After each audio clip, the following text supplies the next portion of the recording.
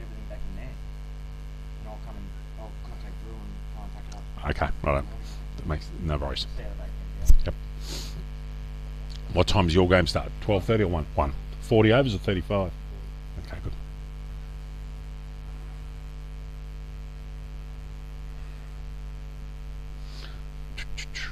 We've gone live. 10 minutes, right on the money.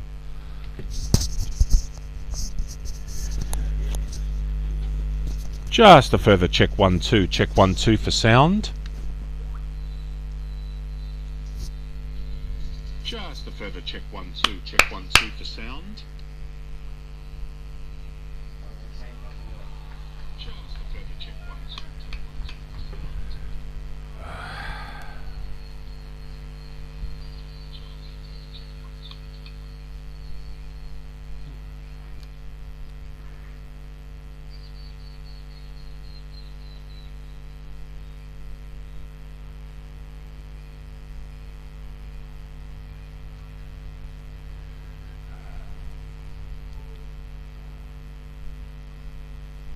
Beautiful, that's off now. Lovely. Well, set to go. I can go on whenever I'm ready, so I might just start in a minute, I think. On no, they can. The fixed microphone still pick it up. I can't. Yeah, that still picks it up all the time.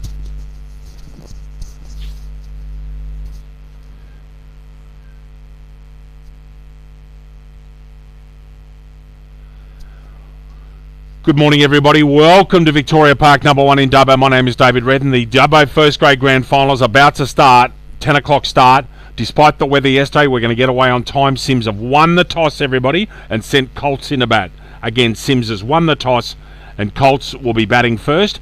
Game time is 10 o'clock. My name's David Redden. We'll go off shortly, and we'll come back just at the start of play. Again, Sims have sent Colts in to bat. Play will start on time at 10 o'clock. See you soon.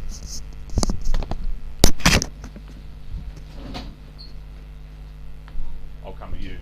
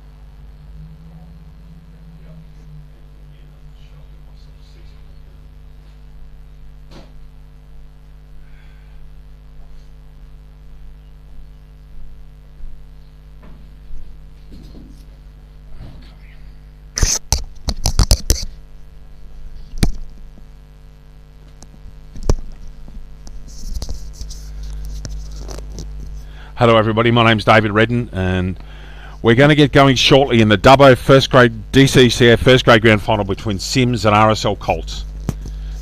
CYMS has won the toss and sent Colts in the bat. The two sides, CYMS, Tom Barber, Bailey Edmonds, Aidan Hunt, Fletcher Hyde, Ben Naggs is the skipper, Patrick Nelson, Thomas Nelson, Ben O'Donnell, Ben Patterson, Brad Pickering, Matt Purse and Jake Setri. for Colts: Anthony Atley, Mitch Bauer, Greg Buckley, Brad Cox, Marty Jeffrey. Those last four players, all either New South Wales country or Western Zone. Chris Morton, Tanuja Mudiansella, Andrew Poya, Brendan Richards, Jason Ryan, Ben Semler, Ben Wheeler, and the 13th man is Preston Beesham. Should be a cracking game of cricket. It's conditions here you can probably see on your screens at the moment. It's very overcast. A lot of that is fog. I drove up this morning from the central tablelands and it was fog almost all the way, pretty much until you got to the outskirts of Dubbo. Hopefully that'll burn off. You can start to see some blue skies to the top right, but it is cloudy. A lot of rain here, up to almost 2 inches of rain in Dubbo yesterday, but the covers were on. The pitch looks excellent. Other than perhaps needing a slight haircut, it looks very good. It's been rolled this morning extensively. Excuse me, I'm not 100%, and I will be doing a bit of coffee today. I'm sorry about that. And just all players are sitting on the side of the boundary, just about ready to go. The whisper is it'll be Sticks Morton and Marty Jeffrey to open the batting for RSL Colts. I'm interested to see who CYMS go with. They've got this serious seam bowling attack. Purse, Nags, Western Zone opening bowler Bailey Edmonds and Ben Patterson. There's four to start. And whereas Colts have got a mixture, they've got three very, very good spinners in Buckley, Bauer and Jeffrey, and other medium paces as well. Be very interesting to see how Colts go about it. Last week they made 180 odd against Macquarie, and they almost got their 50 overs. I think they absolutely have to get through their overs. The outfield's still got a little bit of dew on it. With there's been a little bit of discussion this morning for people. What do you think about the 10 o'clock start, David? Well, you've got to get 100 overs of cricket in, but it's just a little bit dewy. I think it'll dry up pretty quickly. And umpires have come out. Opening bats for RSL Colts are on their way out. Marty Jeffrey on the right-hand side, the Western Zone captain.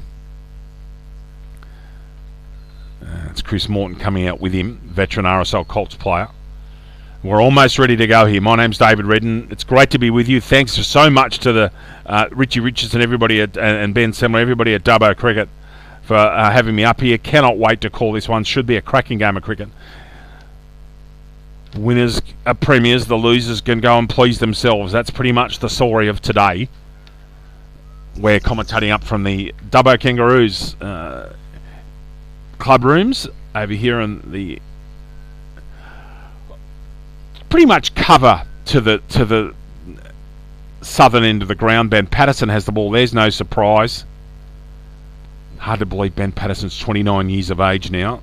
And Australian country. He's got Australian baggy green. He's got Imparja caps. Played first grade cricket in Sydney, and just a superb all-round cricketer. He's going to be bowling to Chris Morton. We'll get the field for you now. Pretty much a standard one-day field. Third man, fine leg, two slips, then point, cover, mid-off, mid-on on his way to do the side screen, and a straightish mid-wicket. Patterson bowling from the city end. And judging by the voice, that sounds like Bailey Edmonds out there. I reckon you could hear him in Wellington this morning, Rich. Bailey Edmonds. That voice is just unmistakable. So almost ready to go. It's a 50 over grand, 50 overs each maximum. One day cricket at its best. 10 overs limit per bowler. There's power play number one being signalled now. And in the background, that is the unmistakable voice of Bailey Edmonds. It's all systems go. Rock and roll time. Enjoy the afternoon and morning, everybody. Doesn't get much better than this. Grand final cricket, overcast and very mild conditions here. And be interesting to see what happens early on with this ball, when it's given a bit of length, if it starts to seam and jag a bit. Chris Morton has strike. Ben Patterson doing his final run through. Don't bowl there, son. That'll be a no-y and a lock and load. He'll get it right. So just again the field. Two slips, third man, point, cover, mid-off. Mid-on, a straightish mid-wicket. That's Bailey Edmonds. And a fine leg. Very much a standard field. Waving to the scorers. All systems go. Enjoy your day, everybody. It's great to be here with you on live streaming on Frogbox. It's the Dubbo Grand Final. Colts batting first. Ben Patterson to bowl the first ball of the grand final. Have a great day, everybody. Enjoy. In comes Patterson. Hooking first ball on a wide first ball. Didn't get anything. Morton would have probably deposited that into the stands, and it's none for one. How unusual for Ben Patterson to start off bowling a short one. Doesn't mind bowling a short ball in his own half there, Pato. Off the long run today, he's got one of the many players out there with hand towels. So they've got their brain in gear. He's very dewy out of here. That ball's going to get damp. Morton facing Patterson. Short. Whacked it, cut shot. Let's have a look at this outfield. Yeah, a bit slower than normal. It's been let go just a little bit longer with footy around the corner. Lovely back cut from Morton. He's 2. Colts are away. None for 3 off 1 ball. 2 short ones to start from Patterson. And I would think that given these conditions, the idea is to be trying to hit it the top of off stump and get them off the back foot. A lot of these Colts players do love playing on the back foot. Brad Cox and Marty Jeffrey in particular. In comes Patterson. Short again. Bounced short. And because of the soft hands, he gets away with that. Morton shuffles through for a single. A little bit better length. Interesting, that ball died. And again, the soft hands from Morton probably saved him there. Just wondering if the keeper in those 2 slips are a touch too deep. Morton is 3. It's none for 4. Brings the skipper Marty Jeffrey on strike. He's one of the prize wickets today in this star-studded Colts top 6. In comes Patterson bowling to Jeffrey. Better length ball, not carrying as much as I thought it might. I thought it looked like a really good deck. I would reckon that the keeper and the slips, if things stay the way they should probably be about a yard closer, maybe a metre and a half closer. That ball died. Keeper took that at knee height. Still none for 4.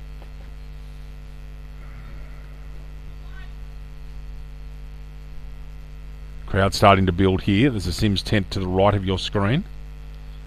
Cars starting to fly in, left, right and centre. In comes Patterson. Jeffrey on the front foot. Better length from Patterson. Well defended.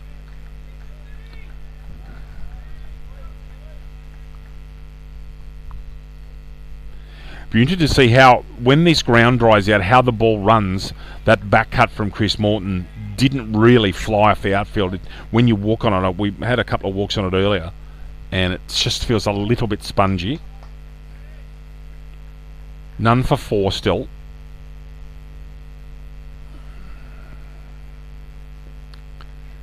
Better carry there from Patterson.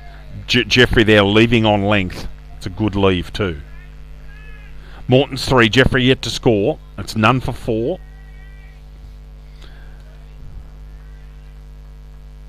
If you can't get down to the ground, make sure you stick with us in commentary and on live streaming all day. Some shenanigans going on in and around us, maybe 150 metres away, but won't go too deep into that. Short from Patterson again, well fielded at second. Right-handed, Thomas Nelson.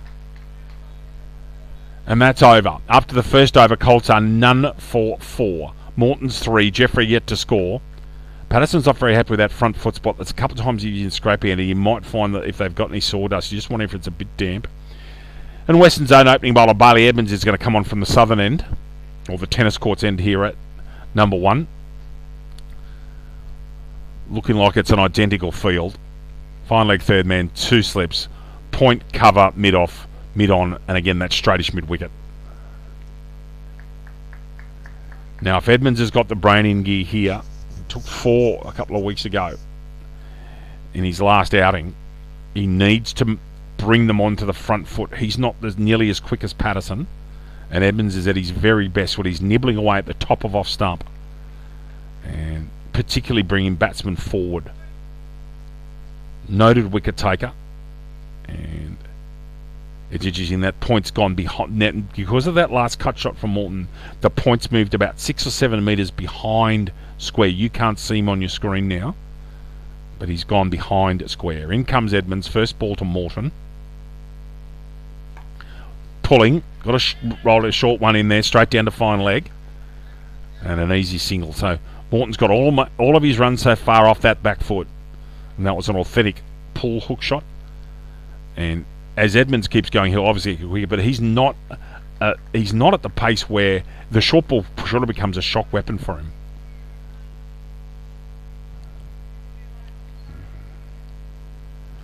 None for 5. Skipper Marty Jeffrey on strike to face his first rock.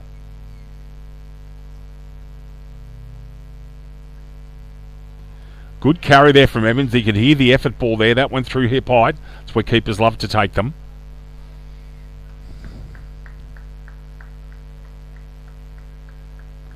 Again, Sims into the grand final first. They had the week off last week. Colts did it the hard way in a cracking game of cricket against Macquarie. I think something along the lines of 182 to 144. About a 38-run victory there. Hard earned. Edmonds into Jeffrey. That ball's jagged a lot. Might have cleaned Marty Jeffrey right up. And he's still there though. Edmonds getting the ball to seam. And that's his biggest asset, is he can move the ball off the deck. Bailey Edmonds. Sometimes he just kisses the service and gets it to nibble. The best bowler bowling I saw him bowl all year was actually in the Plan B final at the SCG. He opened the bowling there and did a really good job. Only had a couple of those, but was moving the ball around significantly on a pretty flat SCG deck. In he comes again to Jeffrey. Short. Jeffrey on the back foot, wanting the single. Morton sends him back. Probably a wise call. Morton not overly quick between wickets. Edmonds remarking the run-up. And he was out there early on, to his credit. They had the tape measure out, but just wanting to get his run-up right. Just wondering if these front foot landing zones are just a bit dampish after the big rainfall we had in the Central West yesterday. In comes Edmonds, bowling to Jeffrey. Short. Right up under the ribs. Defended to backward point, no run. Still none for 5. This fog and cloud has not burnt off yet. It's very mild and very pleasant. Although you can see some sunshine out there starting to burn its way through. But most Dubbo-like conditions, admittedly, it's the end of them. Today's actually the equinox, the 22nd of March, but it is late into March. Edmonds at the top of his run at the tennis court end. Driving. And gets it through. There's one for Jeffries away. Morton had to hold because of the possibility of Edmonds touching it on. And away goes, and Jeffries away. He's 7. Correction, the score is 7. Jeffries 2. Edmonds' first over goes for 3. So after 2 overs, RSL Colts, none for 7 against this much vaunted opening attack of Edmonds and Patterson. First power play, the Dubbo DCA rules in 50 overs are very similar to country champs. 2, 4, 5 are the power plays. You can have two players out of the ring in the first 10, then 2 more out in the next 30, and then you can have 5 out in the last 10. So it's a 2, 4, 5 split. And you'll see the umpires after overs 10 and 40 signal the power play. Morton back on strike for Patterson. Like to see Patterson try and get Morton off the back foot and bring him forward. Same field, and that point is behind point. There's a much better length from Patterson. That Morton having a big swoosh at that one, didn't get anywhere near it. And carried through nicely enough, about thigh height. I still think the keeper's a little deep. For Patterson, I'd have the first slip and keeper maybe a metre closer.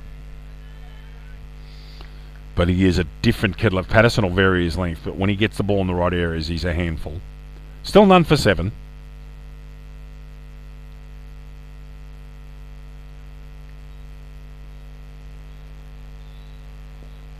Off the thigh pad, should be an easy leg by. Umpire's got the soft signal out. Well run, Marty Jeffrey. That is a leg by. It's none for 8. Second sundry of the day. 1 wide, 1 leggy.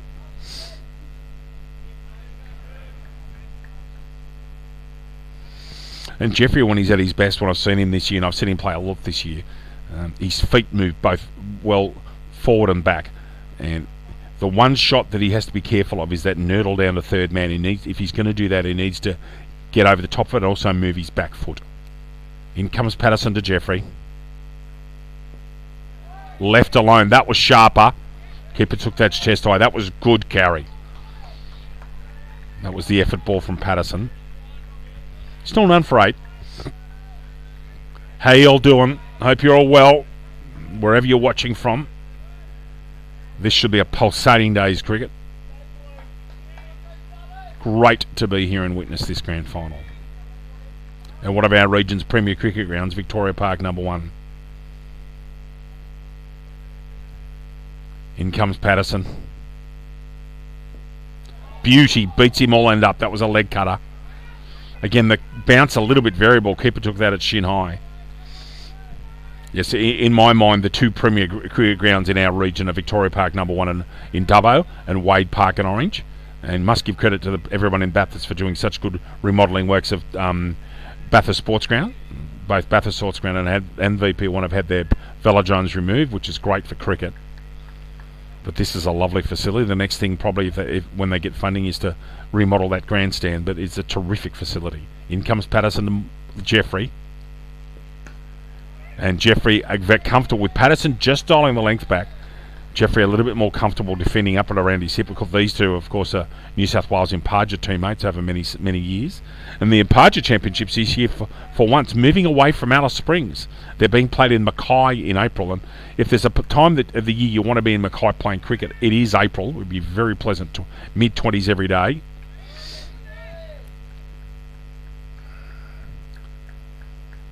In comes Patterson. It's none for 8. Last ball of the 3rd.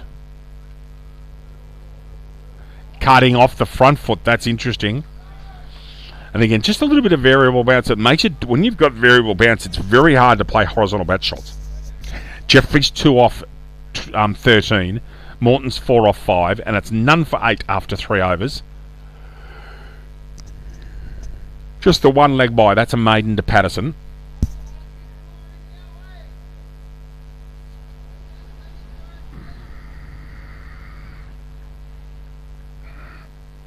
Patterson none for 4 off 2, and Edmonds is none for 3 off his 1 over. Morton to take strike.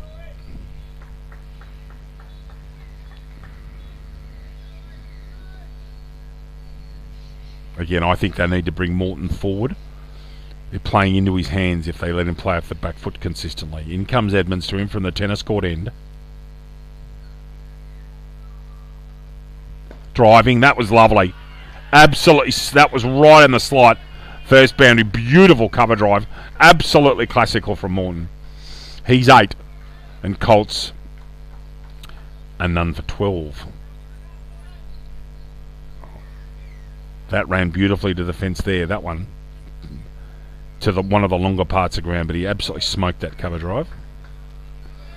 Edmonds just needs to get that length right. That was too full.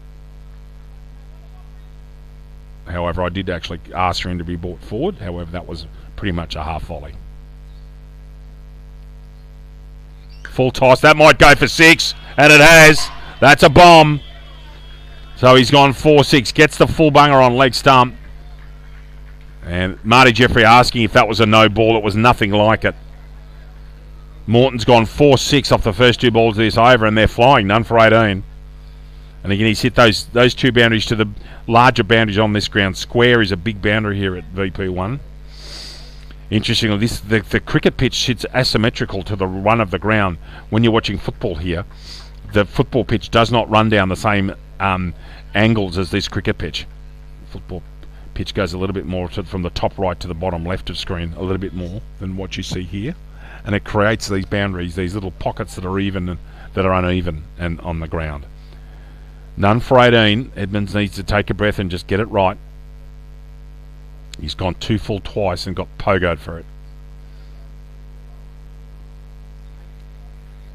Much better length. Dials that back. Jeffrey again looking for a single. And it was actually Jeffrey's call. However, Morton said no thanks. Not interested.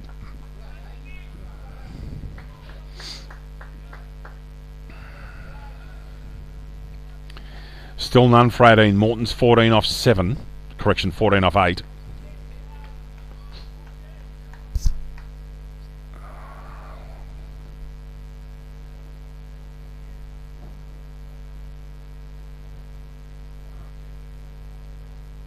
Too short. Cutting in the air. Not an overly convincing shot. Still gets it for a single.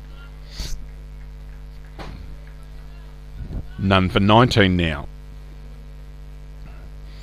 Just the 3 men in the ring on the offside. You're just wondering the way the Morton's playing whether you could either spare one of the slips, maybe into a cover point position,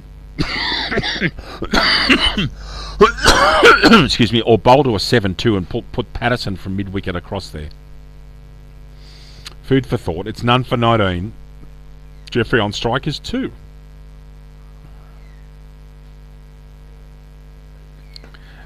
Back foot punch, really. Too short from Edmonds. 1. And it'll just be an easy 2. And plays of this quality, if you consistently bowl short, they're going to put you away off the back foot. That's one of the things that the higher up you go in cricket, the more you've got to become back foot proficient. You'll see Thomas Nelson batting later on, and his whole game is predicated on people pitching short to him. He's able to work the ball into gaps. It's none for 21. What a start for Colts. Edmonds has gone for 13 so far off this over. Driving expansively. Mid-on gets down, keeps it in front of him. Expensive over 13 off the over after 4 overs. RSL Colts are none for 21. Morton is 15 and Jeffrey is 4. Familiar figure of Ben Patterson striding purposefully to the northern end of the ground. If you're on the Dubbo District Cricket Association Facebook page, make sure you check in and come and say hello and let us know you're watching.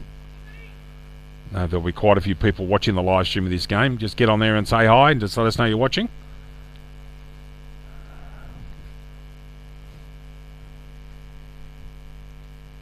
Patterson to bowl to Chris Morton.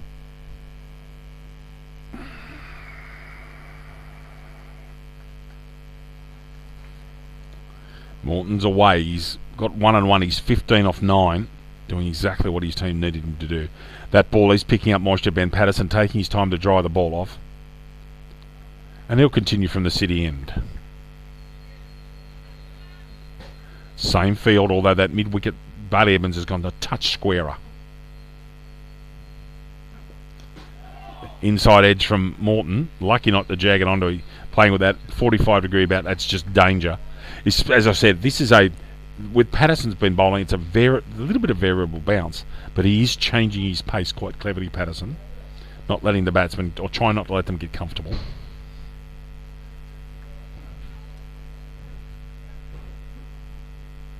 I'm just wondering with Morton playing cut shots whether you'd move Thomas Nelson at second across to a traditional gully and maybe move third man a little bit squarer. In comes Patterson bowling to Morton. That's an absolute jaffa. Big off cutter from Patterson. So there's certainly seam there when you're putting some work on the ball. Absolute seed from Ben Patterson.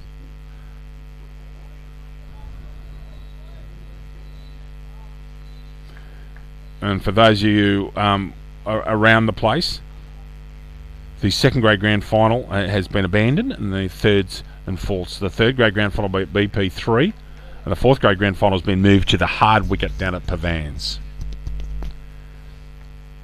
Dubbo Facebook page has got all the information. Dubbo District Cricket. Too short from Patterson. Morton just sitting on the back foot waiting for errors. 1. Just wondering if that's going to roll across for 4. And it does. Morton 19. And again, every time that they let Morton play in the back foot, he's very comfortable. But Patterson's worried him quite a bit on the front foot. It's none for 25 now in the 5th over. Colts would love this to continue. Great man Jason Green in the house. How are you, my son? Very well, thank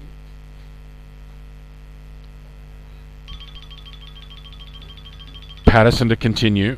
Bowling to Morton. He's got to bring him forward. Does. 2 fall. Morton goes again. This is a bit of a clinic at the moment. Chris Morton's on the fly. He's 23 already, and it's none for 29. It's a good deck. It looked a good deck this morning. It was rolled. Outfield's running fine. It's still a bit damp out there, but that'll dry off. But given the rain that was around about 2 inches of rain yesterday, Gurney, is that about right? About there. And that's a lot before a cricket ground final. The sand base of this, yeah. So when they rebuilt this ground, they made it a sand base for drainage, didn't they? Yeah. And that also would help football in the winter as well. It'll make a big difference, yeah. None for 29 now. 4.4 overs gone. Chris Morton's on a flyer. 23 off 13. That's a good leave. That's his first real good leave today. Patterson getting that in the right areas. We're going to see your comrade at arms, Dean Nash, down here at some stage today causing problems? I'd say Dean Nash will be down here, mate, somewhere, yeah. Three beer screamer, mate, that is. Couldn't possibly comment. None for 29. Last ball of the 5th over. That should be another leg by. Umpire's got his hand out for that soft signal. So they're picking up runs nicely. What a start this is. 6 and over they've gone. After 5 overs, Colts are none for 30. Chris Morton retains strike. He's 23. Marty Jeffrey much more sedate 4. Ben Patterson's still worried about that front foot line. I just wonder if there's any sawdust around. But Patterson's been worried about that front. No sawdust. They guys, they get their own. Fair enough. Change in bowler here. Automatically. Skipper's not mucking around. Big fella Matt Purse to come on at the tennis court end.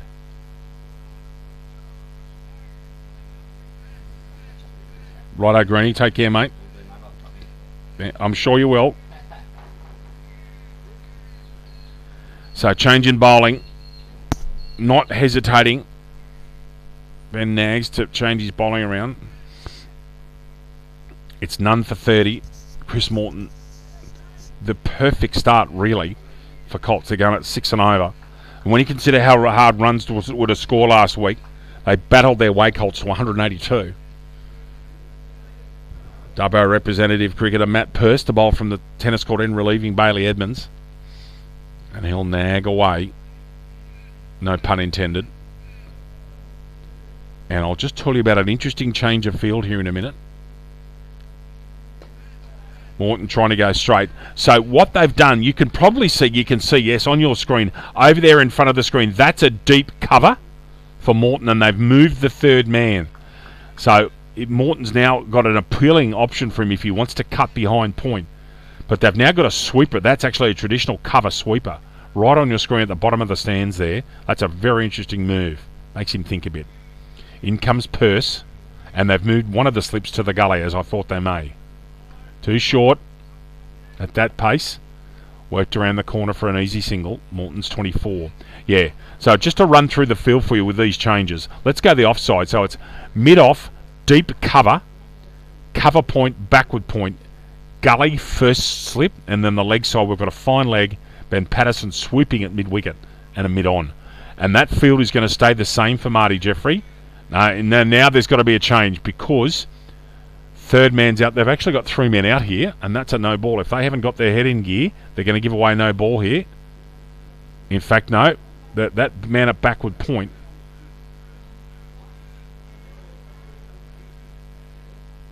I'm just wondering if this is sawdust.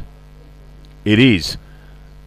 So they're going to put some sawdust on this front foot line. So they've got their own sawdust for the pitch. So this front foot is really worrying Matt Purse as well. So be a slight delay here. A bit of sawdust. You can see Purse putting that right out on the front foot spot, which he's entitled to do. It doesn't change the condition of the playing surface. That's his landing area. And he's just going to get that right. So you can probably just see that. You can probably just see that the sawdust has been put out in that front foot line. Hello, Jodie. How are you, darling? Hello. Goodness me, doesn't she look like a mum? Hello, Junior. I've got the 3 generations of the Patterson clan here with me at the moment. All dear friends, of course. In green as well, Jody is. Goodness gracious, yes. And Ben Patterson's actually taking the opportunity to get the sawdust on. That has been worrying the big unit. And so he's got sawdust on that front foot line down here at the city end as well.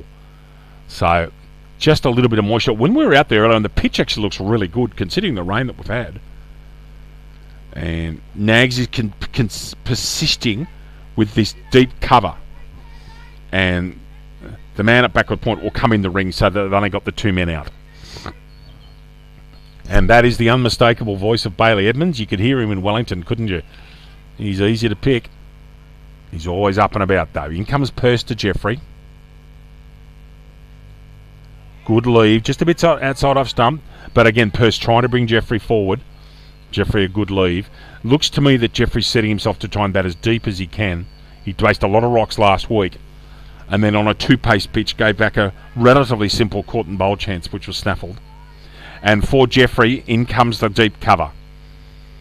So only the 1 man out, and I like having Nelson there at that shortish cover just off the block. That's a catching position, right in Jeffrey's eye line. And outside off stump again, a good leave. Purse trying to bring him forward. So it's the only man outside at the moment is down here at fine leg. Fine leg, mid-wicket and mid-on. And they've got 2 of their better fielders on the leg side, Ben Patterson and Bailey Edmonds. Both of them are very good catches.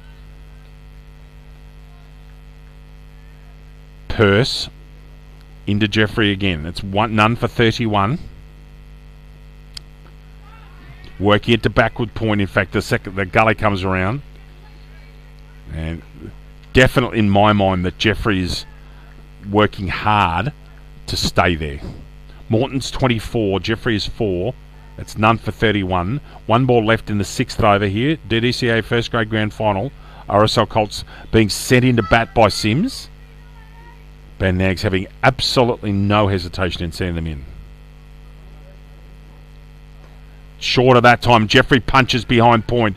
They should have gone straight to a 3rd man, but as there's none out there, it's an easy 2 off the back foot. Everything I've seen about this pitch is we finished the 6th over, it's none for 33. Everything about this pitch shows me that you need to bring the batter forward. If you pitch short, it's just sitting up and waiting to be hit. Good luck bowling to Ben Patterson if you bowl half trackers at 115 clicks later on. None for 31, none for 33 after 6 is the score. Jeffrey is 6, Morton's 24. Just the perfect start for Colts. And Patterson has worried Morton. When Patterson's gone fuller, Morton's not the 1 ball he bowled 2 for. Morton deposited him over here to the cover fence. But when he's got it in the right areas, Morton's not as comfortable. When he gets it on the Morton's back foot, he's much more comfortable. Patterson for his 4th this morning has none for 12 from the city end. Full, nice length. Morton's got the hands and feet working comfortably, punches to cover, no run. Messages flying in from cricket all over New South Wales at the moment. This one's from this one. I got another one here. I've got one from Canberra. I've got one from Townsend Oval and Merriweather.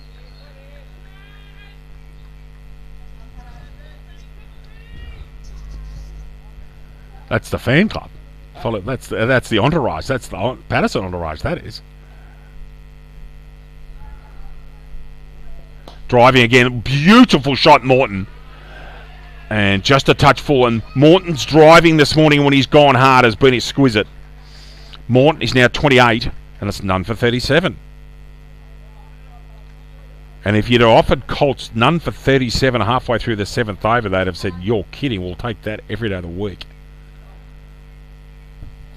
Patterson's gone back. And interestingly, the 3rd man for Patterson is very fine. He's about 20 yards finer than you'd see for most 3rd men. That's probably due to Patterson's speed. None for 37. Morton's 28 off 19 rocks. In comes Patterson, taking his time, just getting set. Much better length, lovely from there from Patterson. And all 3 balls this over, he's brought Morton forward. He looks a bit more confident in that front foot area at the moment with the sawdust on it. Both front foot ends for the right-handers have got sawdust now.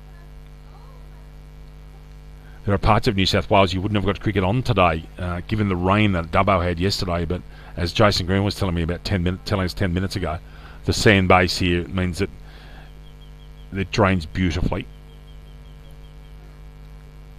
None for 37. Asking for LBW, that hit thigh rather than pad. Way too high. Country panel umpire JD Lyle giving me the go ahead there, saying I was right on the money.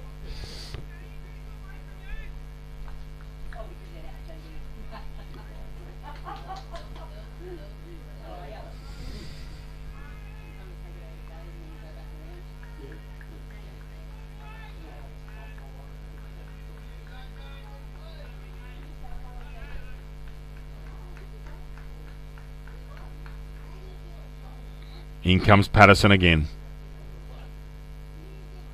Driving, 2 full again. This one won't go, it'll hold up. 1. Should be Jeffrey was thinking of 3, but Morton just a bit slow between wickets and Jeffrey. Jeffrey is quick. Just the double. Morton's into the 30s. He's 30 now. And Colts 39. 1 ball left in the 7th. I reckon the Ben Patterson might bowl 5 in his first ball and get to the power play. He's such an experienced bowler at death that they'll probably want to keep him back.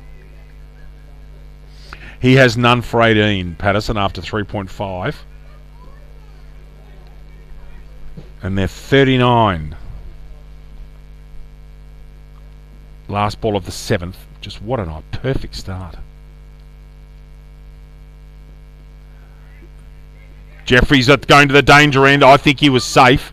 Another leg bye. So there's been 3 leg byes, all off Patterson and all off Morton. And after 7 overs, what a start this is. Colts are 40, none for 40. Morton's 30, he retains the strike, and Jeffrey's 6. Patterson's got none for 18 off his 4 overs. The big fella Matt Purse to continue at the tennis court end. See you later on. You shall. Take care. Hello, little one.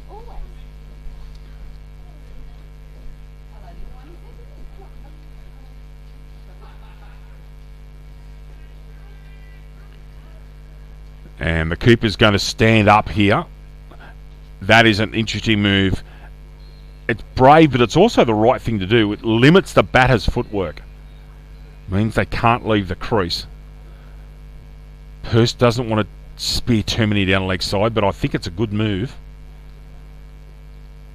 And still with the slip, gully, backward point cover sweeper, and mid off on the offside. In comes Purse. Driving straight to the sweeper. They're getting benefit from that already. Just a single to Morton. He's 31. Colts none for 41. And as I said last week, when you can compare this with the way how hard runs to score with last week, like Colts battled to get just over 3.5 and over off almost 50. Probably goes to show the standard of this wicket. Morton playing drives, particularly with confidence. In comes Purse to Jeffrey. Good leave, well kept. And again, Thomas Nelson sitting there at that short cover catching position, right in Jeffrey's eyes. The first team I saw do this were actually the ACT Aces in the old Plan B regional bash. They always go in T20 cricket with a short mid-wicket and a short cover in those box positions.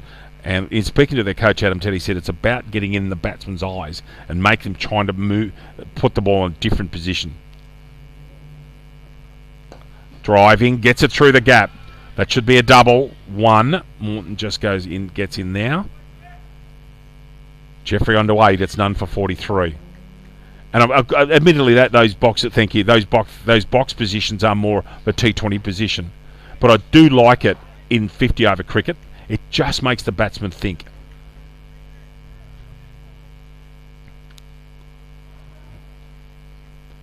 What it does mean without a third man is it means that Purse really has to bowl relatively straight, and he can't afford to let Jeffrey punch or cut off the back foot. Driving, Purse gets a hand on it, but that's a perfect example of Purse bowling to his field. He's got 5 fieldsmen in front of the stumps. He's got a cover point, short cover, mid-off, mid-on, and Ben Patterson mid-wicket. And he does have protection on the drive. And Percy isn't really quick enough to be bowling too much short stuff. In he comes again. That's short, beautifully taken at chest height. Jeffrey trying to lash a cut shot, didn't get any of it. That was actually a yard quicker from Percy. He's really dug in deep there. Still none for 43.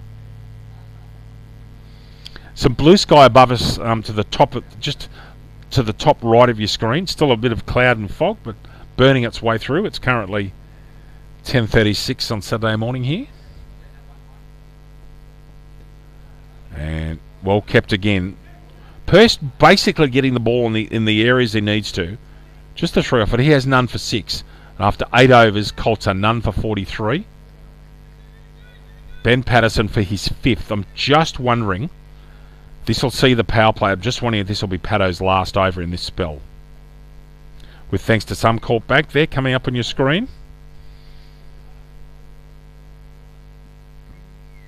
My name's David Redden. It's a pleasure to be here with you. In fact, it's a privilege. Commentating cricket's one of life's great privileges. It really is. Morton, who's 31. Both of them have faced 24 balls. Morton's 31 and Jeffrey is 8. Patterson in again from the city end. Clipping beautifully, actually. There was a thought it was going to get him. This is Edmonds. He's going to have to fly. Morton. And he gets there. Well fielded from Edmonds, but the throw was slightly errant. It might have been interesting if he had got the throw perfect. A double to Morton, just clipping off the front foot. It's 45 without loss, and Morton is 33.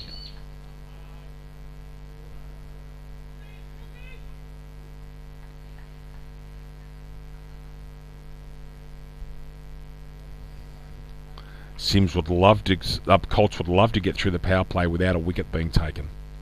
In comes Patterson. Driving again. Absolutely gorgeous shot. That should go. And it does. 4 runs Morton again on the drive. He's got more and more fluent on that cover and off drive as the day's gone on. Morton is 37.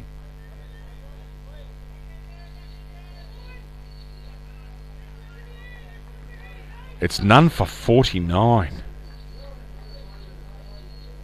That outfield looks like it's almost dry now. And having spent a lot of time in Dubbo in much hotter weather than this, is actually very pleasant out there at the moment. And Tom Nelson comes out of that second slip. I think that might be a little bit late. But he's going to go into that extra cover position. So Morton's now got more protection to get through. And Patterson's got more protection outside off stump. And on the drive. In comes Patterson again. On the thigh. I wouldn't have picked that ball up if I were you. I'd have asked anyway.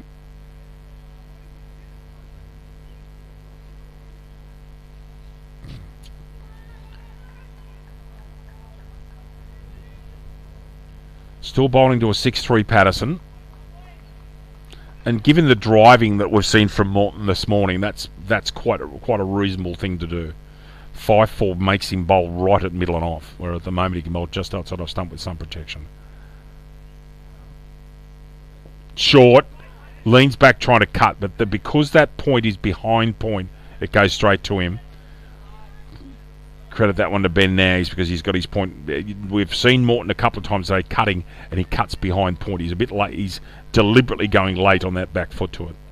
Didn't get anything like all of that. He's still 37. It's none for 49. 8.4 overs gone this morning.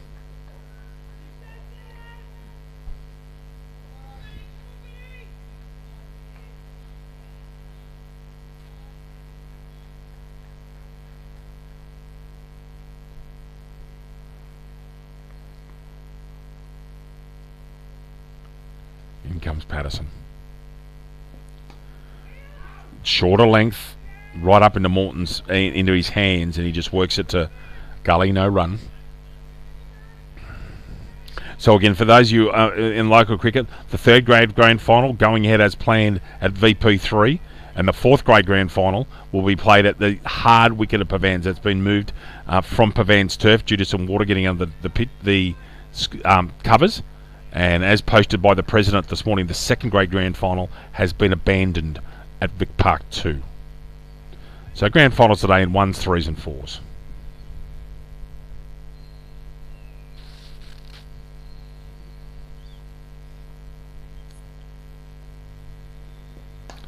Beautiful cut shot, Morton. Probably looking for 2, is he? No, just quite happy with the 1. It's a beautiful technical cut shot there between right through to third man. And that's the 50 up. After 9 overs, RSL Colts are none for 50. Chris Morton's 38. Marty Jeffrey is 8. There's 4 sundries. Drinks coming out. Good to see you, mate. And this will be the last over of Power Play 1. Matt Purse to continue. Just wondering whether Patterson will have a spell now, with thanks to Regional Auto Supplies also coming up there on your screen. Suncorp Bank and Regional Auto Supplies. Thank you for your support.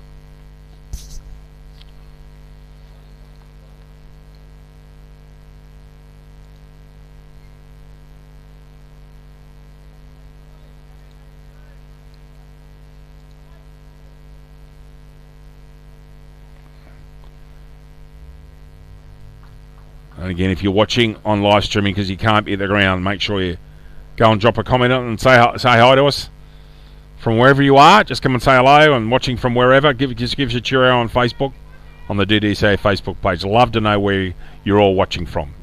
Purse into Morton. Keeper still standing up. That's the old draw shot, going for the expansive cover drive. And almost unstoppable. Down to final leg. Morton's 39. It's none for 51. As I said, this is the last over of Power Play 1. After this over, Ben Nags can put 4 men out if he wishes to.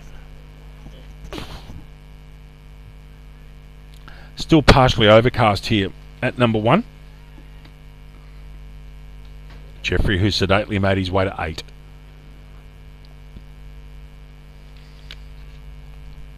Driving straight through the gap. That's a lovely shot from Jeffrey. 1. And that's gone. Lovely from Jeffrey. Beautiful cover drive. That's his first boundary. He moves to 12. And it's none for 55.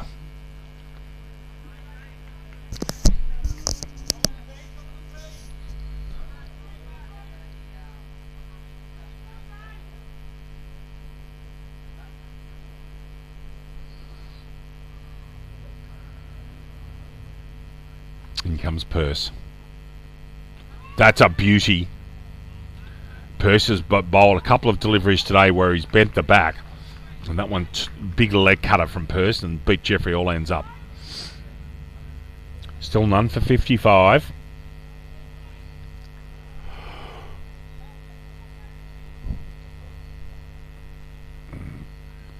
Today, the 22nd of March, the equinox. Everywhere in the world has 12 hours of sunlight today. Jeffrey gets it between first slip and gully. It'll be another easy double. Jeffrey under 14. It's none for 57 Colts. And Sims have got a deep side. They won't be panicky at the moment, but goodness me. Some captains and coaches I've been part of sides under, will always talk about who won the last 10 overs, who wins these sets. And at the moment, Colts have won these first 10 overs comfortably. None for 57.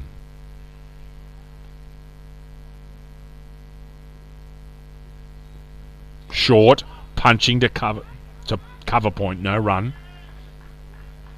And again, when Jeffrey's really going, he moves forward and back comfortably, can play off either foot.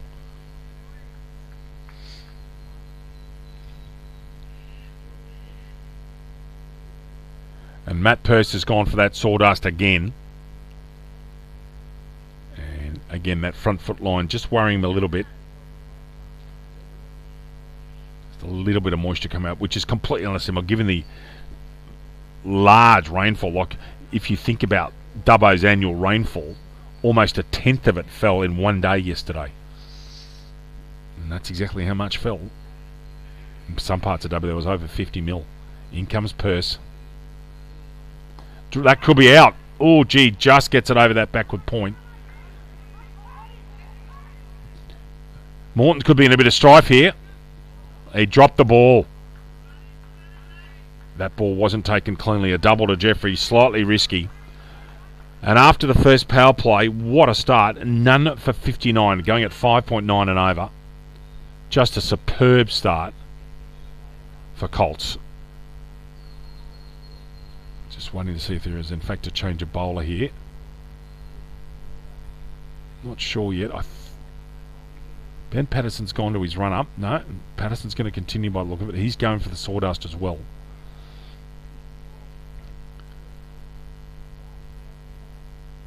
Just a slight delay. Morton's 39. Jeffrey's 16. It's none for 59. 47 minutes for the first 10 overs. A little bit slow, but there have been a couple of stoppages, particularly, and there's now an extra stoppage. I think they're changing the ball. Well, that's interesting. Yeah, the umpires are talking to Marty Jeffrey at the moment, and I think they're changing this cricket ball after 10 overs. So that will be a delay, and we'll go off air for a couple of minutes, just have a quick respite, and let you stop listening to my gibberish. We'll come back as soon as there is play on.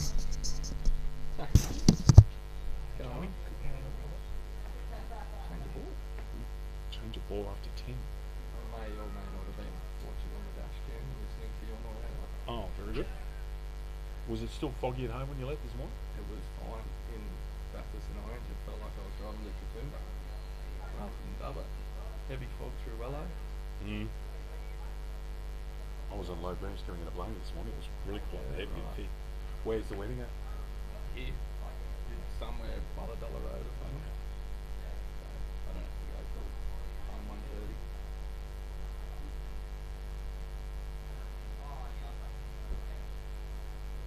Interesting day in Canberra, Greg. Yesterday they had a delayed start. Queanbeyan made 112, and North Canberra Gangala and none 2 for 18 chasing. And that's a 3-day grand final. So Oh wow. and it rained deluxe in Newcastle yesterday, but the first grade grand final can be played over 4 days. They've just got to get 180 overs in. So there's a reserve weekend in first grade. So what happens with the second grade side here? Do they just play tomorrow? They're not playing at all. The games were abandoned. Grand final abandoned. Who wins? Team on top. Which was? RSL Colts. Who are they with? CYMS. Oh no. These microphones still on, so I'll back off what I'm saying. But that's why my language is nice and polite. Your Broncos satisfactory last night at best? Payne Haas is a difference, man. Well, he's world class. He's so good. Did Hunt move into 9 at some stage, or did he play at 6? 6, I think. Is Reece Walsh in trouble? He just needs to stop making all these errors. He's got. Yeah. He just needs to be in the right spot at the right time rather than. Yep.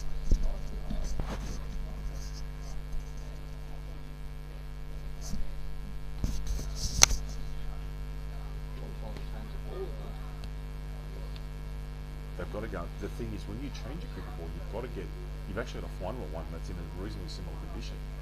Yeah, true.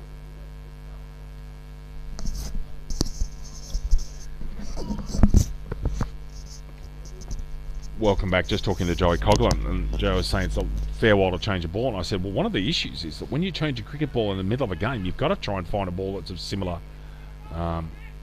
quality. I've seen country games. There was a game between Central Northern and Central Coast a few years ago, played at Tuggerah, Joey, and they changed the ball because it got damaged, and the ball's... Really? And there is a change of bowler. Ben Nags is going to come on. I would find it astonishing if that is a brand new rock. That would be unbelievable.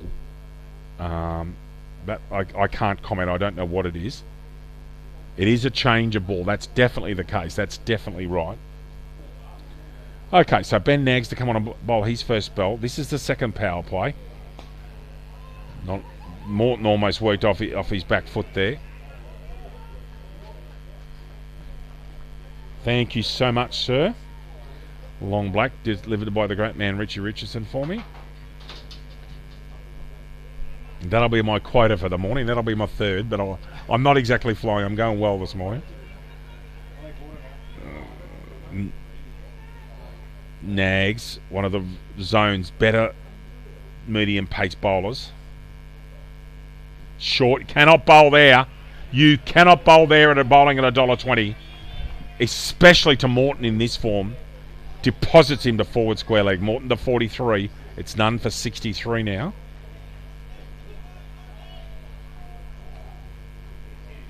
It's remarkable. It's 7 days away from a preliminary final, and the two innings just do not resemble one another in the slightest. Morton and a superb 43 off 33. He's setting a very big base for Cox and Bauer and Buckley. Short again, dropped it backward point. That he was diving to his left. I don't think really in first grade standards that was overly difficult. There's the first chance of the morning. Morton dropped it backward point on 43. It's now none for 64.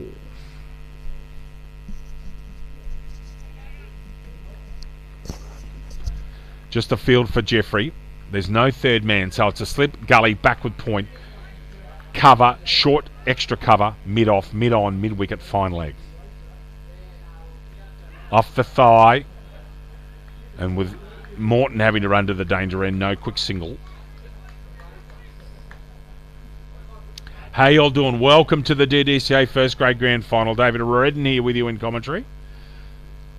Absolute privilege to be up here. Second time we've commentated from this spot this season. Had the Western Zone Premier League Grand Final a couple of months ago.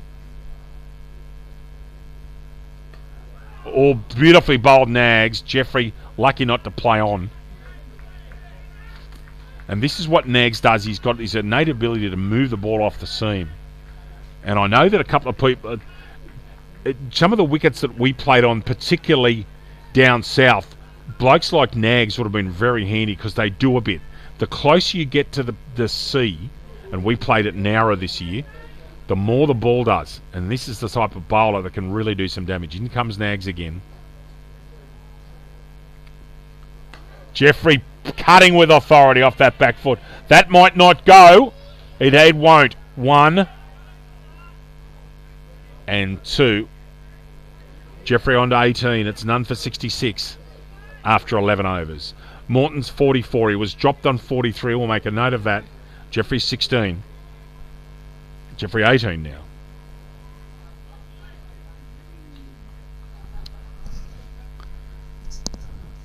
Just wondering if Purse will continue. Yes, he will.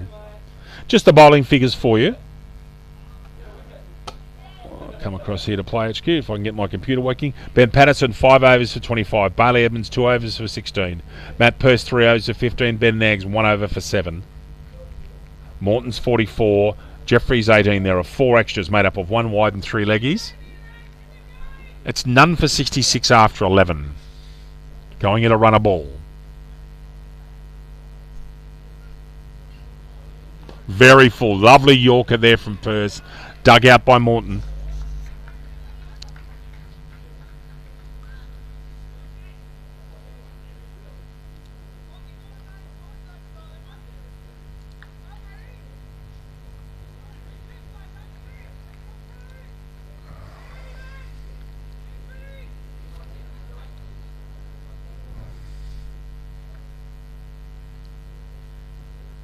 Driving again.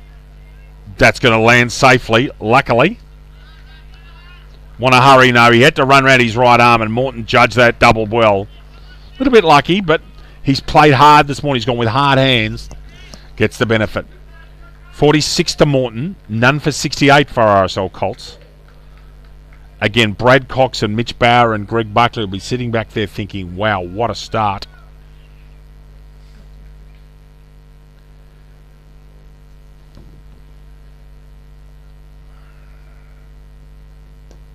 Punching.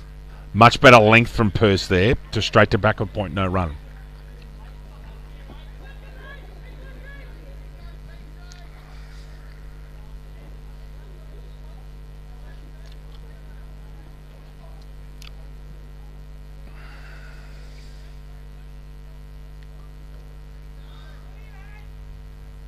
Purse in again from the tennis court end. Dead ball there. And for Morton, they're persisting with the cover sweeper. Right in your screen there at the bottom of the grandstand.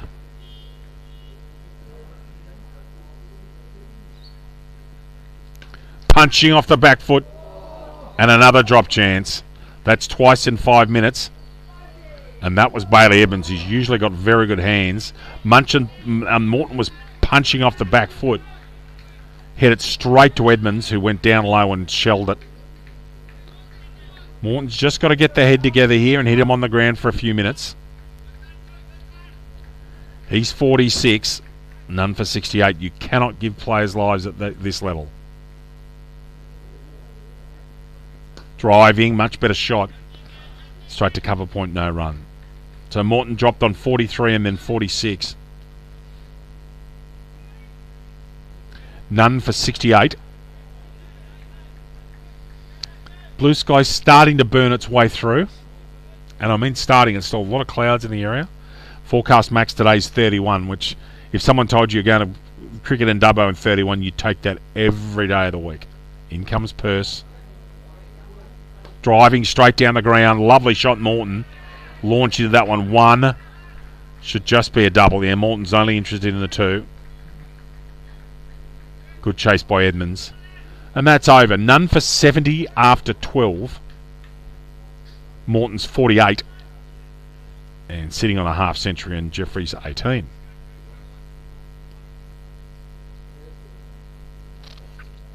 What I'm going to find is interesting is when the trifecta of spinners from Colts get going as to whether they get any grip and purchase on this pitch. And Marty Jeffrey is actually in wicket-taking form. He took wickets in the State Country Final at Pratton Park in Ashfield a few weeks ago. Took 4 last week as well. Jeffrey on strike now to Nags. Good leave. He's done that well today, Jeffrey. Ball's being bowled in that 6th and 7th stump area. He's just left them alone. And clearly the tactics from Colts this morning is for Jeffrey to try and set anchor and for Morton to play with comfort and with expansively, which he's done. Morton's got 6 and 1. 6 boundaries and 1 enormous 6 over square leg. Driving. Straight back to Nags. No run. And Nags will just drip away, trying to drive the scoring up. And with the start they have, Colts can easily afford to just play them out, look for 1s and 2s. Still got this short cover in, which I like, to Jeffrey. Nice length, Nags, right at the top of the stumps. Jeffrey comfortably defends to point.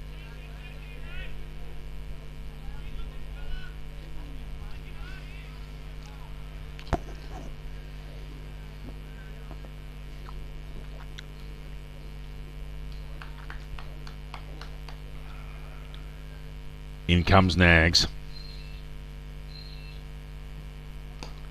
Well defended. Lovely bowling, Nags. He's got the brain in gear this over.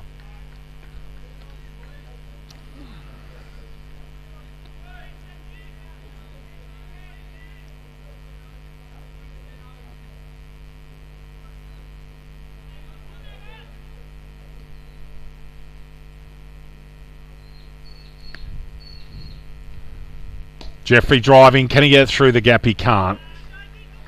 Good field. Good sensible field there.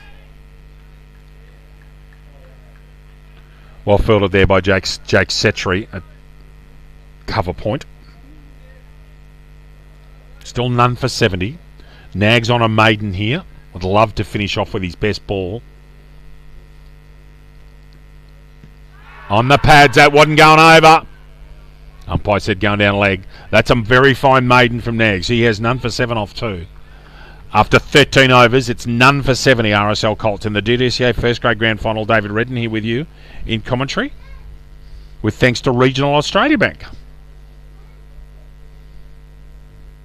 And you're in the heart and soul of regional Australia here.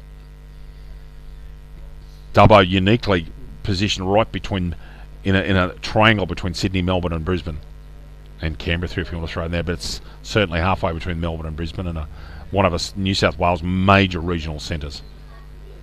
People come from a long way around to do their shopping and business in this part of the world. Morton on strike, trying to get himself to 50. He's 48. So the change of field just looks like they're going to get Patterson into slip, I think, at Purse's request. Edmonds moves around to mid-wicket. Now Patterson's going to... He's done more kilometres than Burke and Wills to get there, Ben Patterson. He's now on a shortish cover, I think. And the deep cover's being moved squarer on your screen. You'll see this come in now. Patterson's gone a touch straighter, and the deep cover's over there, almost near the RSL Colts players and officials over there on the sidelines. In comes Purse. Mid-on's deep for him. That should be 50 for Morton. And an easy double gets Chris Morton 50 in a grand final. 50 off 41 balls. What a start for Colts this is.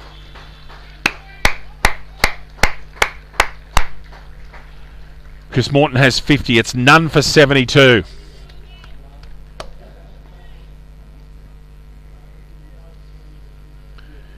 And the question I have here is, can he make them pay?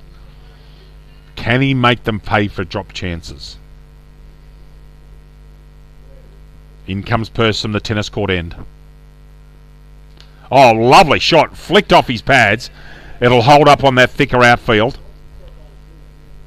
And be an easy double to Morton. None for 74 now. Morton to 52.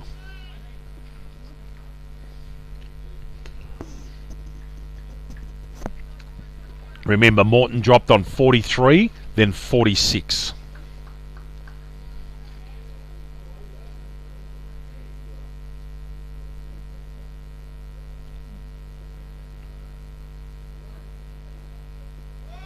No ball. And that's going to be expensive. It'll be a lock and load too, I reckon. So that's a 5-run no ball. Just waiting for the umpire. There should be a lock and load symbol coming here, shouldn't there? And as soon as Morton faces up, he'll get a free hit. So there's the lock and load symbol. I might stand up for this because the way he's hitting him, he's 56. This ball could go anywhere. And of course, under the rules of cricket, Morton's still on strike. He can't change. They can't change the field. It's a freebie, remember? It's a freebie for Morton. Where does he go? I'm thinking somewhere over here on the leg side. Doesn't. Lovely bowling from Purse. Bowled the Yorker outside off stump. And just a dot ball. So the no ball line, it doesn't cost him.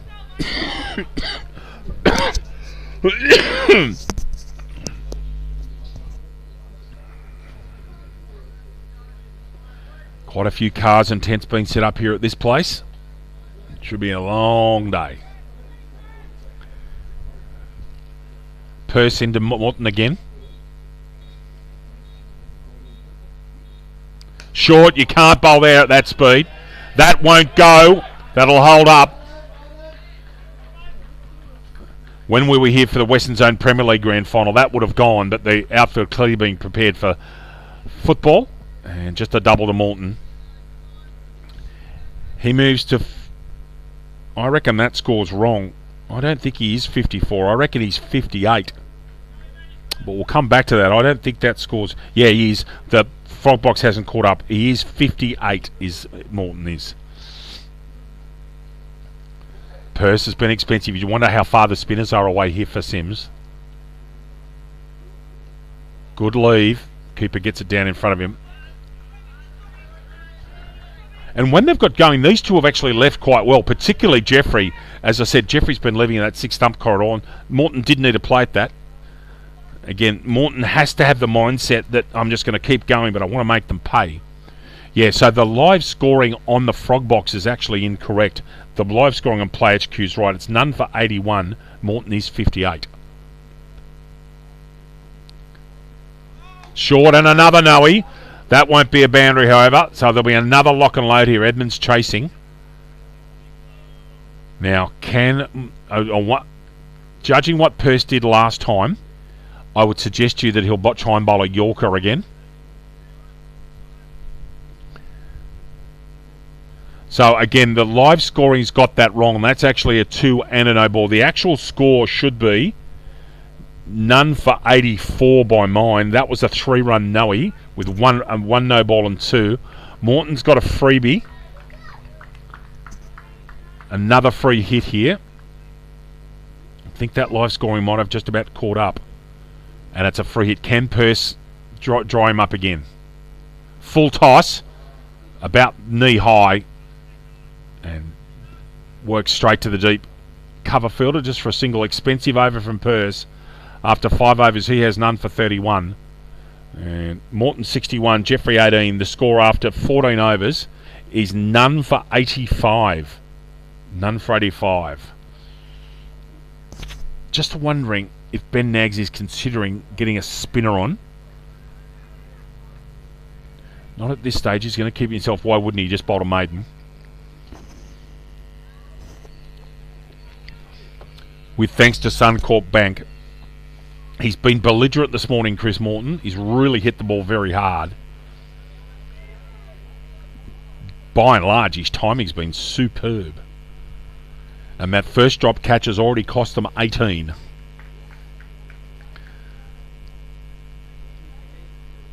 No slip, just a gully. Tom Nelson's at gully, backward point cover, short cover, mid-off.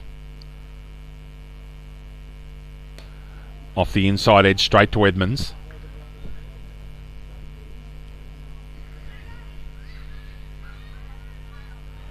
Richie and Joe, I was saying just a couple of minutes ago that Nags on those pitches that we played out down south this year would have been very useful because of the way he moves the ball.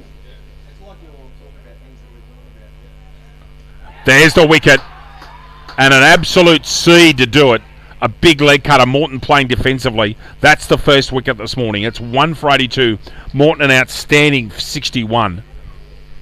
And he's set the platform for his side to make a big score. Well done, Nags. We'll have a short break and be back with you in a minute.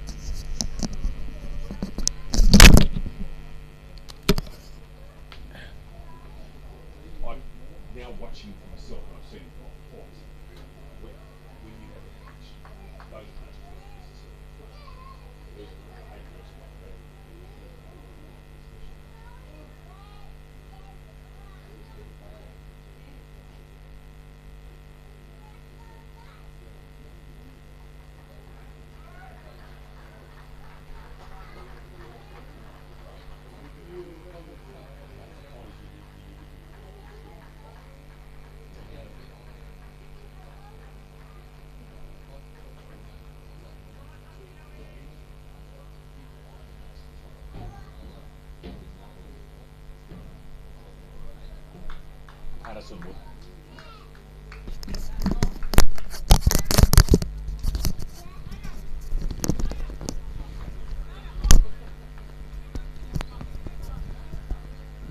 talking about Western Zone royalty on his way to the crease now.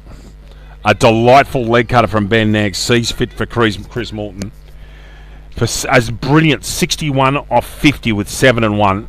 And as I said, Western Zone royalty with thanks to Regional Auto Supplies. Brad Cox comes to the crease. They've actually got the wrong bowler. If anybody's listening over there, you've got Pearce bowling this over. And I don't think that's the case. I think you find it's Ben Nags bowling at the moment. And the field goes back to a little bit more attacking. Slip gully, backward point. Cover point, short cover, mid-off.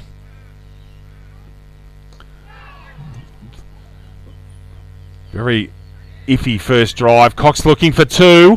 Have to hurry. Just got there.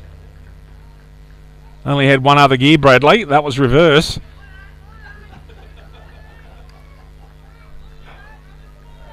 He's 2. 1 for 87. So, yeah, that's better. They've just updated Frogbox and they've got it spot on. Well done, guys.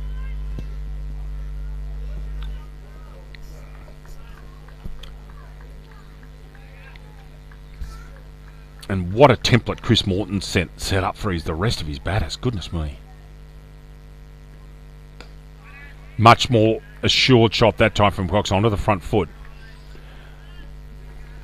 And we were up here, I reckon, for representative cricket. And I came on a Saturday cricket and watched Brad Cox playing on an absolute popping seamer after it had rained. And he was the only batter that day that could handle the popping ball, and it's because of his ability off his back foot. Everybody else is in trouble, but Cox was just brilliant. He has been a superb cricketer, Brad Cox. Nags is moving that ball around. Cox decides to leave. Safe enough. 1 for 87. Again, Morton's innings, 61 off 50 with 7 and 1. Strike rate of 122. Quite brilliant this morning. But Ben Nags in the middle of a very handy spell. Cox, lots of time, dry, punches to mid-off.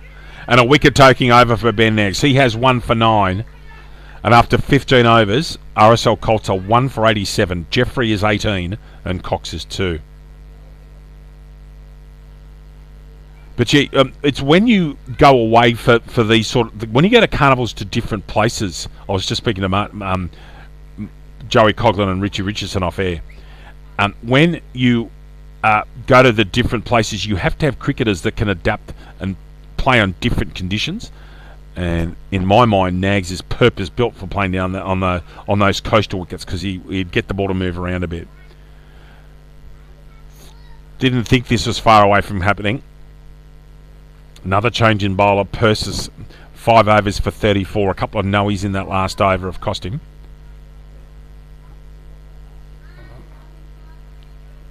So let's go. Let's have a look at the field. We've got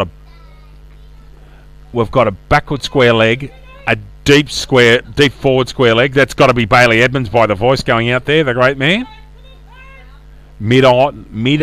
Short mid wicket. That's Patterson. Long on, mid off, shortish cover point, backward point, and an interesting position here. It's basically a deep slip. It's or either that or extremely fine short third man. Nelson to bowl. This is Pat Nelson bowling his off spinners. And once Jeffrey gets a look in, he'll use his feet to Nelson. And Jeffrey's one bloke he's had a lot of coaching from a man called Jeff Cook, New South Wales country coach, first class cricketer. And Cook's one of his mantras is make sure you hit your sweepers low, flat and hard. If you're watching Cookie, hello, great man. Oh, that's a waste eye fully. That'll be a double, I reckon. Will he get back? Yeah, he will. And that's going to, because it's a chest high fully, that's going to be a freebie for Marty Jeffrey. So there's the no ball. And that'll actually be a warning, I reckon. So Marty Jeffrey gets a lock and load here. Field can't change. But remember, they do not have to walk in, the fielders. They're not compelled to do that. But they have to maintain their position. Jeffrey with a free hit at 1 for 89, 1 for 90. Oh, beautiful Yorker from Nelson. That's 2 really good Yorkers this morning on free hits.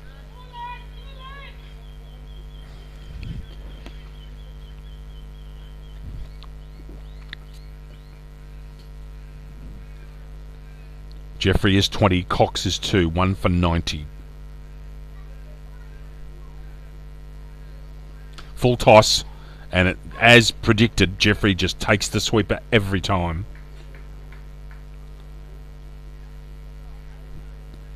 Jeffrey is sedate, 21 off 42. Cox has just got to the crease, he's 2. And RSL Colts will now think to themselves, right, we've got to 15 overs at 90. They'd be thinking 250 plus at least, I would have thought, if this keeps going. Full toss, straight back to Nelson, no run. Cox won't make that mistake again if he gets a fully, I'm telling you.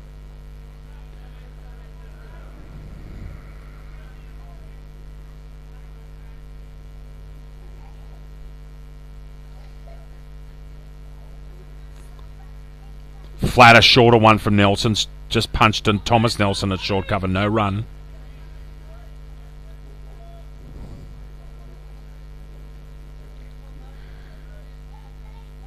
Interesting field. 4 men in a ring from short cover to short third man on the offside. Another Yorker from Nelson. Off his first over, Paddy Nelson's got none for 4. After 16 overs, RSL Colts are 1 for 91. Jeffrey is 21 and he'll have strike, and Brad Cox is 2. Blue Sky still continuing to work its way with, thanks to Regional Australia Bank, Bet Nags to continue. Why not?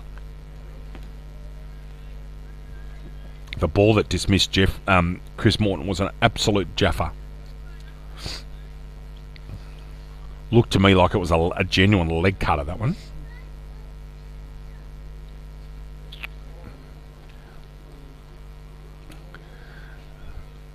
Very interested to see what cricket's going on at the moment around the place.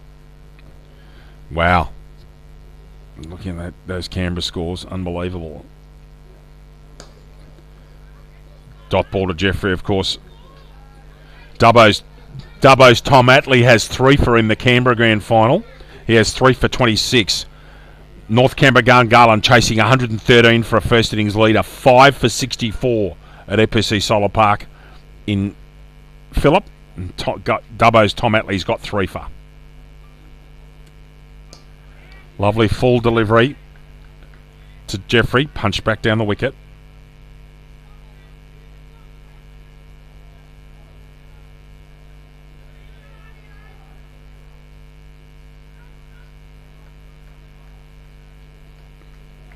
Still 1 for 91. Marty Jeffrey looking quite comfortable and unhurried. Another good leave. Nags just getting the ball in the right areas consistently.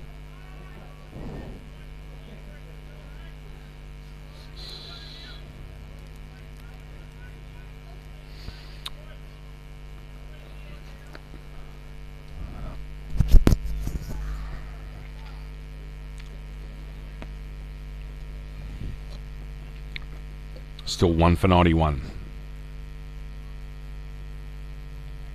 A little bit shorter from Nags. Jeffrey leaving on length.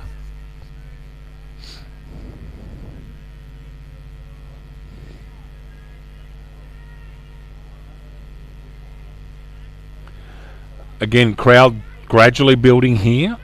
Not too many car spots left in the ring right around the ground. It's particularly at the city end or the right-hand end of your screen. Lovely full ball Nags. Jeffrey watching carefully, and Jeffrey's clearly said to himself, "I'm going to try and bat through here." Not worried about scoring quickly. Probably thinks in his mind with Nags on the cusp of bowling a second maiden to himself. Nags is the one danger at the moment. And that's another maiden for Nags. Beautiful bowling from Nags. Off 4 overs, he has 1 for 9. And when you take that out of 17 overs for 91, you see how well he's done. We'll have a short break now. That's drinks. After 17 overs, RSL Colts are 1 for 91. Back soon.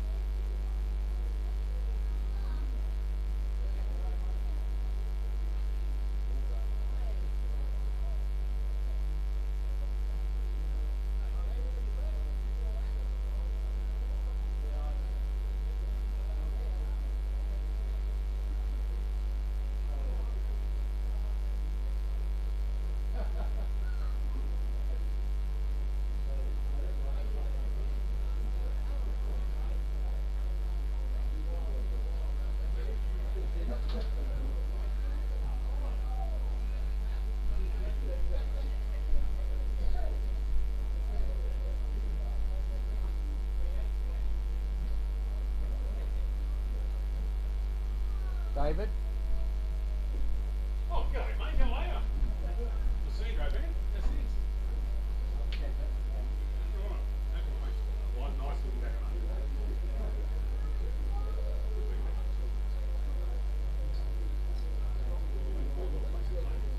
Our daughter bought a property just outside Bunny's Hat.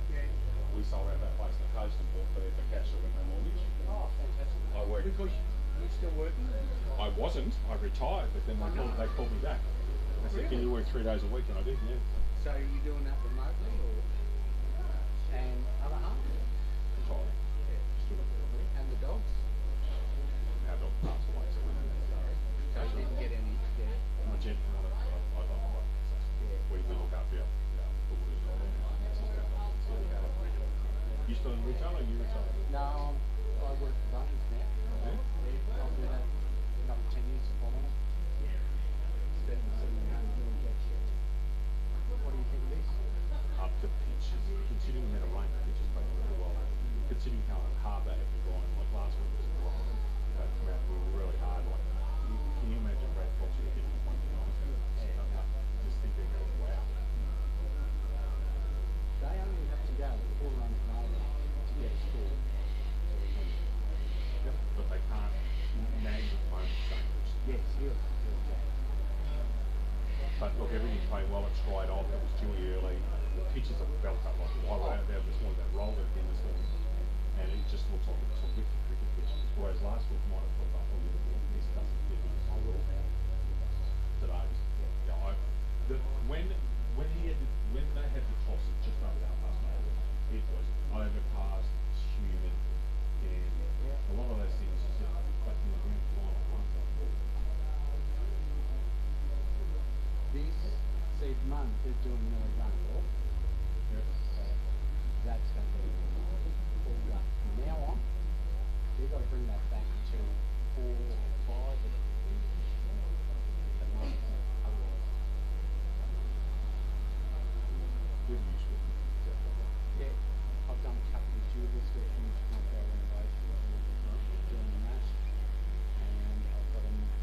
We do respite hospitality for 9 to 10, Okay. and so that's Kept you busy. yeah, which is good. I've done a bit of scoring in Sydney this year. A couple of big bash games, stuff like that.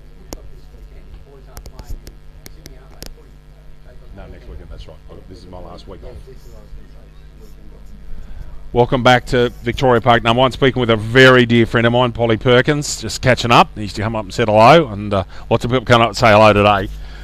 I hope you're enjoying our coverage of and live streaming of this game. RSL Colts, what a first session that was. 1 for 91 off 17. I think if you'd have given them a script and told them they'd be 91 off 17 with 9 wickets in the shed, they'd have said, Donny Nash, the great man here, they would have taken it every day of the week. I'm just waiting for Jason Green to start sledging Donny Nash somewhere in the background. There'll be some sort of sledging going on at some stage. Paddy Nelson to continue. Cox is on strike. Brad Cox is 2. And Marty Jeffrey a sedate 21. He's got through the first session, 21 not. And that's 1/3 of the mission from what I can see that Jeffrey's set himself for. Cox working off his pads to Edmonds. Picks up, it wasn't Edmonds, I do, but hits direct. Beautifully picked up left-hander, but still Jeffrey, who's very quick between wickets. So a single to Cox. He's 3. We'll just run through the field for you when they get set. So they've got this really interesting position, which I haven't seen very much of. It's almost a deep slip. It's the finest short third man in the history of mankind. Then a backward point, cover point sweeper, short cover mid-off. Long on, mid-wicket in the ring, that's Patterson. Deep forward square, that's Edmonds. And backward square leg right in front of us on your screen. Jeffrey defends down the pitch. 1 for 92. Bailey Evans sitting over there talking away. I think that bloke could talk underwater with a mouthful of marbles, that fella. Indeed. Lovely drive. Jeffrey beats the field. Just wondering if that's going to go. And it has. Lovely, expansive drive, Jeffrey. Beautiful technique. He moves to 25. And Donny Nash is sitting over my shoulder. I'm sure ruminating on those missing 30-odd runs last week, Nashy. Yes. in what was a tight semi-final. Totally different. I can't believe how different 2 games of cricket can be in 7 days. As I said, last week's attritional final in which 20 wickets fell. This morning, it's just been all Colts and looking comfortable. Full toss. Can't beat cover point. Setri diving and saving a single. Nelson's just having a couple of problems. He's over pitching regularly here, and with these two here, you can't do that. They will make you pay. He's got to get his length right. Again, full. Brilliantly fielded Ben Patterson, who's always been a good fieldsman. But I reckon this is Nelson's second over. I reckon he's bowled 5 fullies, including a waist high fully. Just needs to calm himself down at the top of his mark and just start hitting that length. That ball may be still getting a bit damp. He's wiping it on his hand towel there. Much better from Nelson. A quicker ball. 5 off the over. It's 1 for 96 after 18. Yes, mate, please do. Nelson has none for 9 off 2.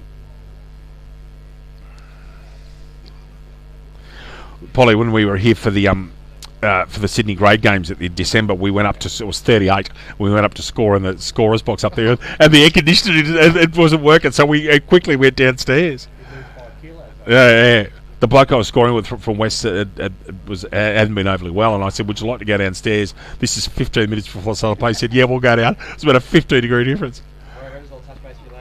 Thank you, Richie. Take care. Good. Righto, mate. No problems. I'm not a fast bot. I'll manage. Nags in again in the middle of a brilliant spell. He's been superb. But he can't bowl there to Cox. Not on his pads. No fine leg either. That's 4. And he's just... Brad Cox is almost languid at times. He's such a good pick. It picks up length and line so quickly. The first time Nags has really erred. Cox is 7, and it's 1 for 100 now in the 19th over. And John and I were speaking off air a minute ago, Polly. It's the temptation when you get into grand finals always to get runs on the board, isn't it? Always. There was... Yeah, you can. That's right. Nice length Nags. Right at stickers. Cox defends. As an example, I've just been looking at the scores. I was talking about Thomas Attlee taking wickets for Queanbeyan this morning. Queanbeyan only made 112 on a rain-shortened day in Canberra yesterday, and North Canberra 5 for 60. That's a 3-day grand final. That'll go to 4 innings, no matter what happens. And Queanbeyan and Attlee's got Dubbo product. Thomas Attlee's got 3 of those 5 wickets this morning. Cox onto the back foot. No timing. Straight to Nelson, a backward point. No run.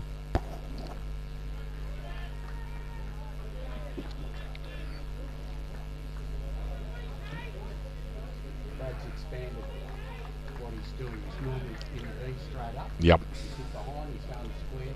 So he's doing his 360.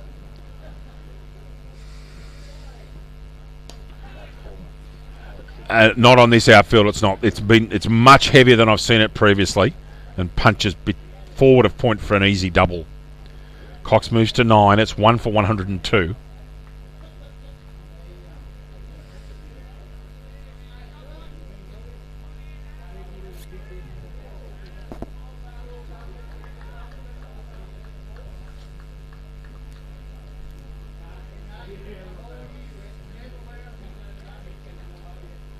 Full from Nags, driven to short cover, no run. And as John said, Cox not looking, especially when he's got a decent length, looking to play calmly in the V. And if you give Brad Cox a chance to play in the back foot, it'll take a lot of time. He's such a master on his back foot. Chris Morton was very deadly on his back foot this morning, but Cox is a superb player on the back foot. Good leave. Reminds me of the temperament of country Mark Wars. Just iconic shots. After Nags, 1 for 15 off 5, still very serviceable. 1 for 102 off 19 overs. Cox is 9, and Jeffrey, the skipper, is 25. Nags continuing with Paddy Nelson, and Nelson's got to get the head in gear now and say, right, I need to bowl 6 balls in the right areas. If they hit me straight to a sweeper, so be it. But if I keep on bowling full tosses, I'm going to go yard. Jeffrey on strike. Nelson from the tennis court end.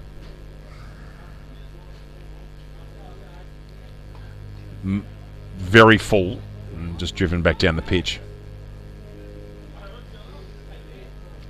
I think he's deduced that he can't bowl slow on this pitch. He might have to push them through. That will suit Mitch Bauer later on if that's the case. Again, very quick. That's like 100 km/h, 96. Very full, and it's not giving Jeffrey a chance to play too many shots at that length and speed. Just erring down the leg side. This will be a double. Jeffrey efficiently just working that, noodling it down to fine length, for want of a better term. Jeffrey to 27, 1 for 104 now.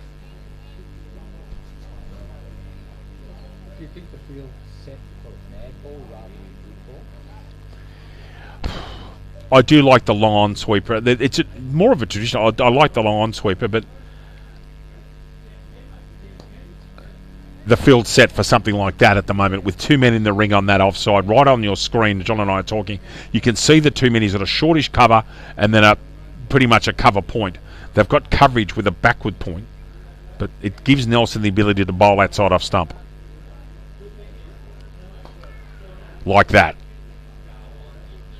Not giving Jeffrey much flight at all. Three balls this over have been quickish Yorkers. At least he hasn't bowled a full bunger. He's got the length a bit more dialed in this over, Nelson. That's very nice length. And accordingly, it's just punched a wide mid off just for a single. Jeffrey to 28. Cox is 9. Nelson got the length much better than over. Just the 3 off it. It looks as if he's coming into. With thanks to Suncorp Bank.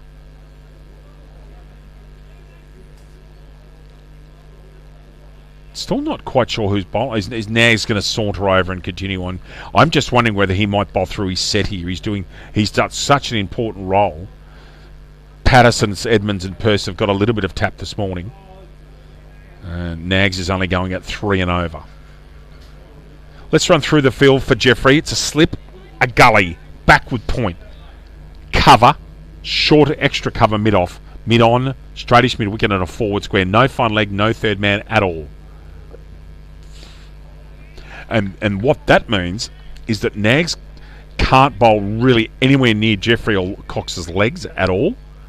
He's trying to get them to hit what he wants. He's got his protections all straight, all of it. No fine legs are really interesting. Well, that's brave. I would like him to bowl one side of the wicket. I'd consider having a third man, but he's out there and he knows what he's doing. Ben Nags. Drop short. Nice soft hands from Jeffrey, saved him. Just the last second played that was lovely soft hands, and it went nowhere near carrying. Again, Nags. They're working that leg cutter.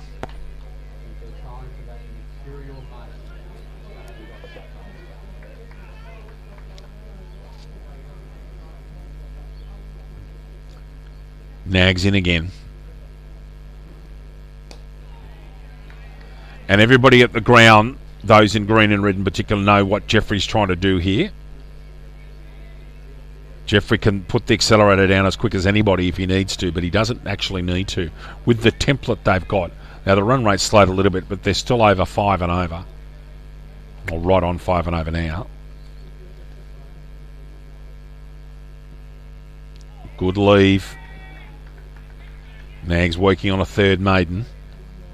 But he's done that well today, Jeffrey. When that's been outside the line, he's been good enough to let it go. Now, keeper comes up. And that will change the footwork. Can't go so far forward. Nags in again. Can't bowl with any width. And he does. Jeffrey, a forceful cut shot, but well fielded by Nelson, who bunts it down in front of himself. Stops the boundary. A rare loose one from Nags there.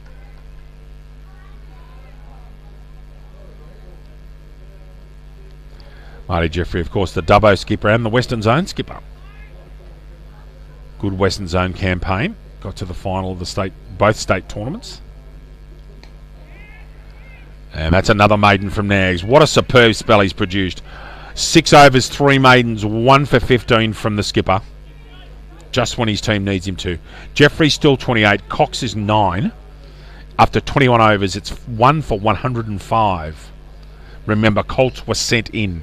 This is something with thanks to regional auto supplies. This is something that John and I were talking about. It's a brave team that sends teams in. And look, even when I got here and the pitch was being prepared, it looked like a new strip, and they've clearly worked on it. Looked good to me. Nelson into Cox. Paddy Nelson, that is. And Cox takes this, will hit that sweeper all the time for the single. And for mine, Nelson has decided to pretty much bowl slow, medium paces here rather than flighted offies. Trying to reduce the amount of shots they can play. 1 for 106. Jeffrey trying to play a drive. Fielded at cover, no run.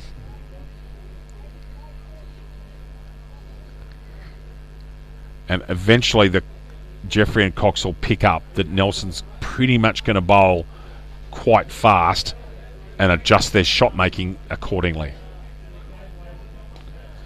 There's a full toss and Jeffrey hits the sweeper again. The one thing Nelson hasn't done is bowl short. They haven't swept him, and they haven't played pull shots or cut shots to him. But these two are clearly well versed in hitting sweepers. 1 for 107 now. Fully can't bowl there. Squeezed very fine through the third man area. Jeffrey running quickly, but he's quicker than Cox. Just a double to Bradley. Cox is 12, Jeffrey 29, 1 for 109.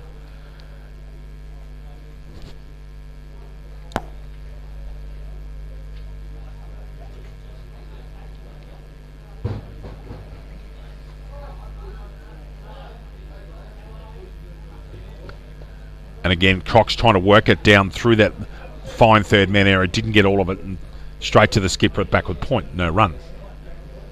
Correction, that's not the skipper. The skipper's over there at mid-off, I reckon. Paddy Nelson inning into Brad Cox. And easy. That's as comfortable as it gets. So that's 3 runs this over where they've just hit that long on sweeper. And as comfortable as you like, that's a 5-run over. 1 for 110. Cox 13. Jeffrey is 29.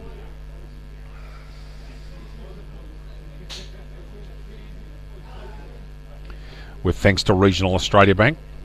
The DDCA First Grade Grand Final. David Redden here with you. Absolutely in heaven commentating this 50 over 1 day Grand Final between CYMS, who won the toss and bowled, and RSL Colts. CYMS first team into the GF.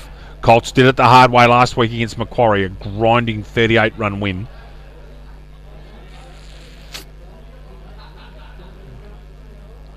In comes Nags. Well, that's a genuine outside edge. It should be a double. Again, soft hands saving Cox there.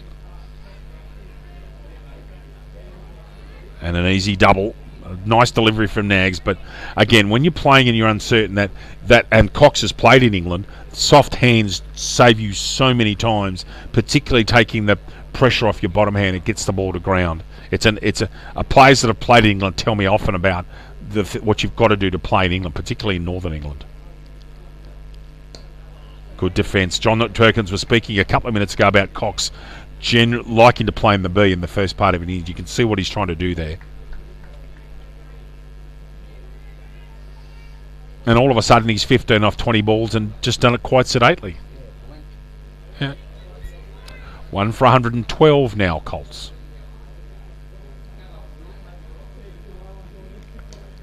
Nicely bowled Nags. Just worked to short mid-wicket, no run. It's a real ring around the field at the moment. There's no one deep.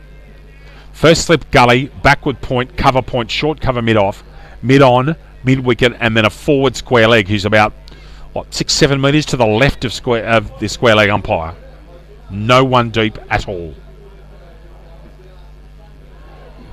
Bit quicker from Nags. Cox leaving on length. Well kept. Actually, it's a really pleasant temperature at the moment. Sometimes you come into this part of the world and get bombarded, but it's actually looks like it's going to be a nice day. The forecast max is 31 up in this part of the world on the Macquarie River, and it's 24. That's why it's so pleasant. It's glorious here at the moment. And again, a good lead from Cox. Nags going one side of the wicket. One ball left in his 7th, and I think Nags will bowl through now. I think he's in a good place with his bowling at the moment. He's bowling one side of the pitch. To bowl with this field, you have to know exactly where you're going to bowl the ball. Any doubt at all, you've got to put one back. He's got everyone in the ring. Cox defending, a long way in front of himself, gets it to point. Again, play with soft hands. Another good over from Nags, just a 2 off it. After 7 overs, Nags has 1 for 17. And after 23 overs, Colts 1 for 112. Cox is 15. Jeffrey, who's been there since the start, is 29. Pat Nelson to continue from the tennis court end.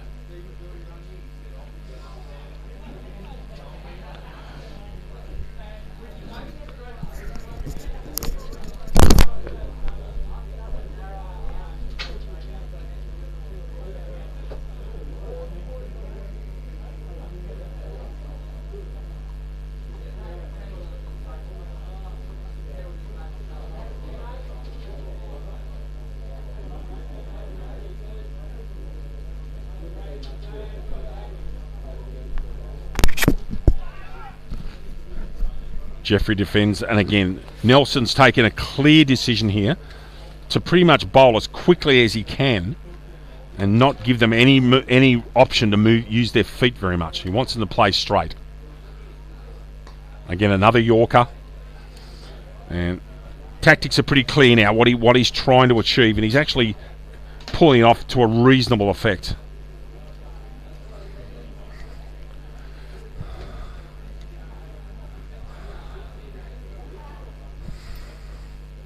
Bit shorter that time. Jeffrey under the back foot, not quite as certain. Pretty decent seed, that one. Still no run. Still 1 for 112. Crowd building underneath us, and they will get louder as the afternoon goes along. Especially if Nash and Green and Skinner are there. It could be quite a big afternoon. Bumped into Matt Skinner a minute ago. Fine cricket in his own right. On the back foot. A rare short ball from Nelson in this spell. Jeffrey can't take advantage. Still for 1 for 112.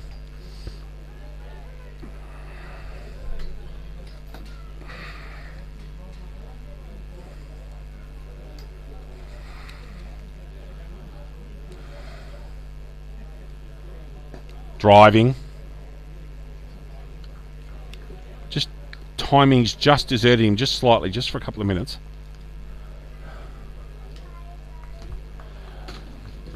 Getting John a microphone in the background there. I'll get him to come on and say a few words. Always good to speak to John. Just want to get it all connected, Polly. I'll get you set up. Driving this time, trying to get it past that point for Elgin. No joy. We'll have John on at the end of the over for you. We'll just do a bit of a switcheroony with some microphones and setups.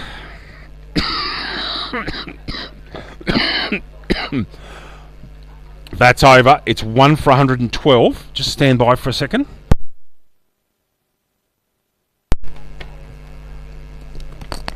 John Perkins, formally welcome.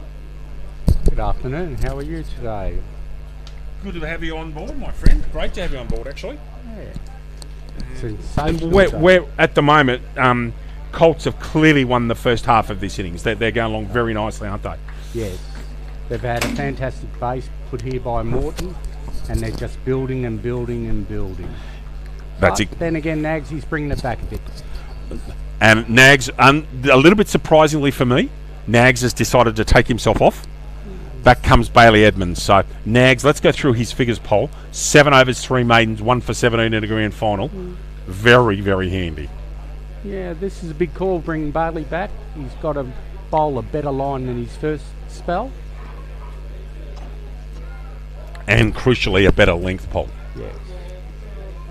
John Perkins and David Redden here with you. VP number 1. Oh, Cox, the old draw shot, and just all inside edge. Edmonds going full. Yep. This morning he just gave Morton too much width and the length was wrong. Like he's gone. Morton just peppered him with boundaries. One particular over, to be fair. Yeah. I think Bailey was a little bit tentative with his run-up and wasn't getting his... And he's not the only balance. one. You could see by the amount of sawdust that's on that front foot landing spot. Although Edmonds does have light feet. He doesn't have heavy footwork. If you look at him, he's very light-footed. Full toss. Cox, deliberate outside edge. He'll get a double here. Outfield a bit slower than normal here, with it getting prepared for footy. Now, this is Dubbo Kangaroos' home ground. Do any of the league sides still play here, or they all play at Apex? Do Macquarie or CYMS play here? No, neither of the teams now since Apex Oval's been finished. Okay. So, but this is definitely this Just the is rugby Roos. rules. Yeah. Yeah. Okay. 1-for-1-1-4 the score. Cox is 17. Jeffrey 29. And a fine leg's gone back now, which I think's sensible. I'd also have a third man out, to be honest. Full toss. Well fielded now. Nelson saved at least two there. Doesn't look his normal self, and I've seen Barley Bowl a lot this year, John. But he just, I think you said it a minute ago, the word was tentative. Not sure if he's comfortable with his foot where his feet are going. In a grand final, you've got to back yourself to be your best. And do what you do best.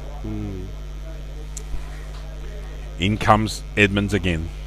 Jeffrey, beautiful off drive. Slightly uppish, but fielded comfortably at mid-off.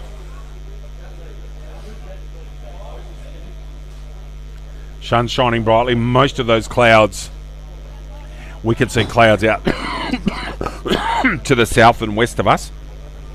But worked into being a very nice day here on the equinox, the 22nd of March, GF day here in Dubbo. And he's done that well today, Jeffrey. When he gets that ball and he doesn't need to play it, John, his shot selection's been almost immaculate. Yeah. Patience and then taking toll of the loose ball. He's done it sensationally today. That being said, Sims will be happy with this little 15-20 minute period since Cox has come to the crease. They haven't stopped scoring, but they've certainly reduced the run rate. It was going over sixes at one stage, but Colts do not need to rush.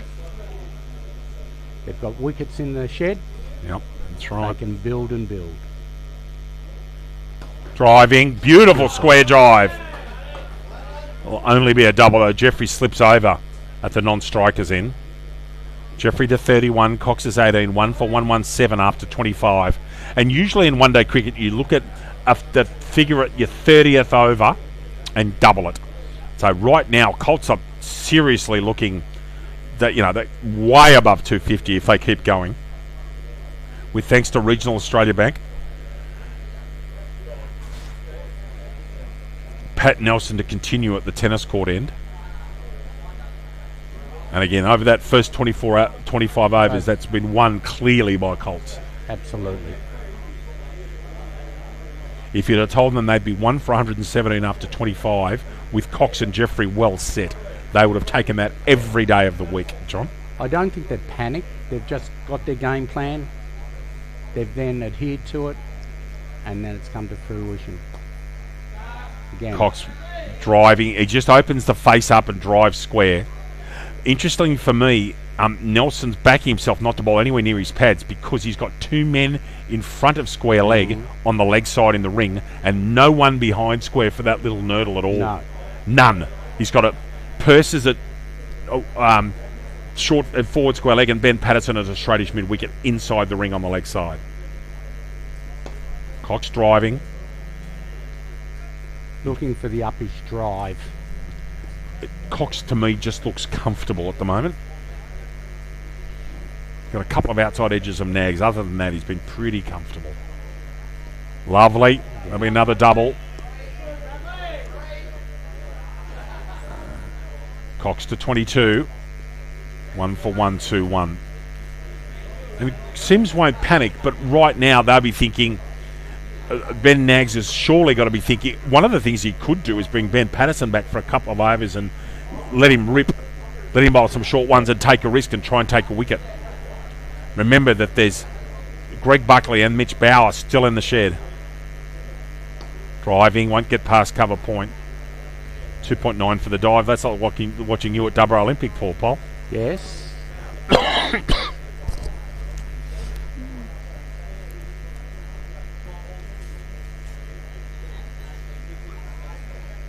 Speaking of rain yesterday, it was important for our whole region to get a drop of rain yesterday. Oh, it's beautiful. It was. Cox driving it uppishly, but straight to the sweeper out there in front of the RSL Colts players on the sideline. Single to Cox, he's 23. Jeffrey's 31. 1 for 122.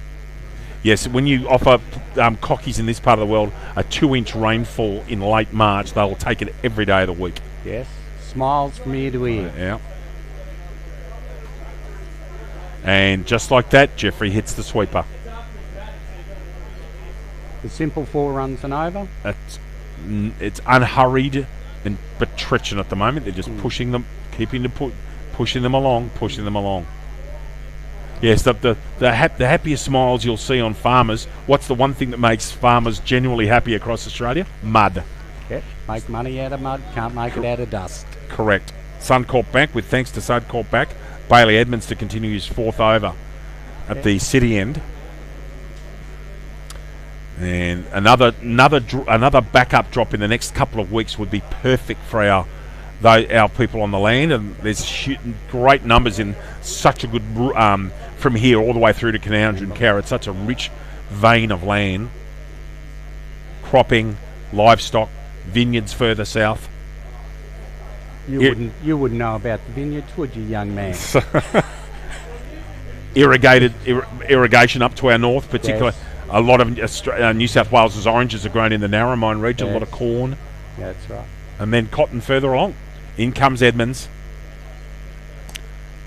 Nice. Jeffrey not driving with any great confidence.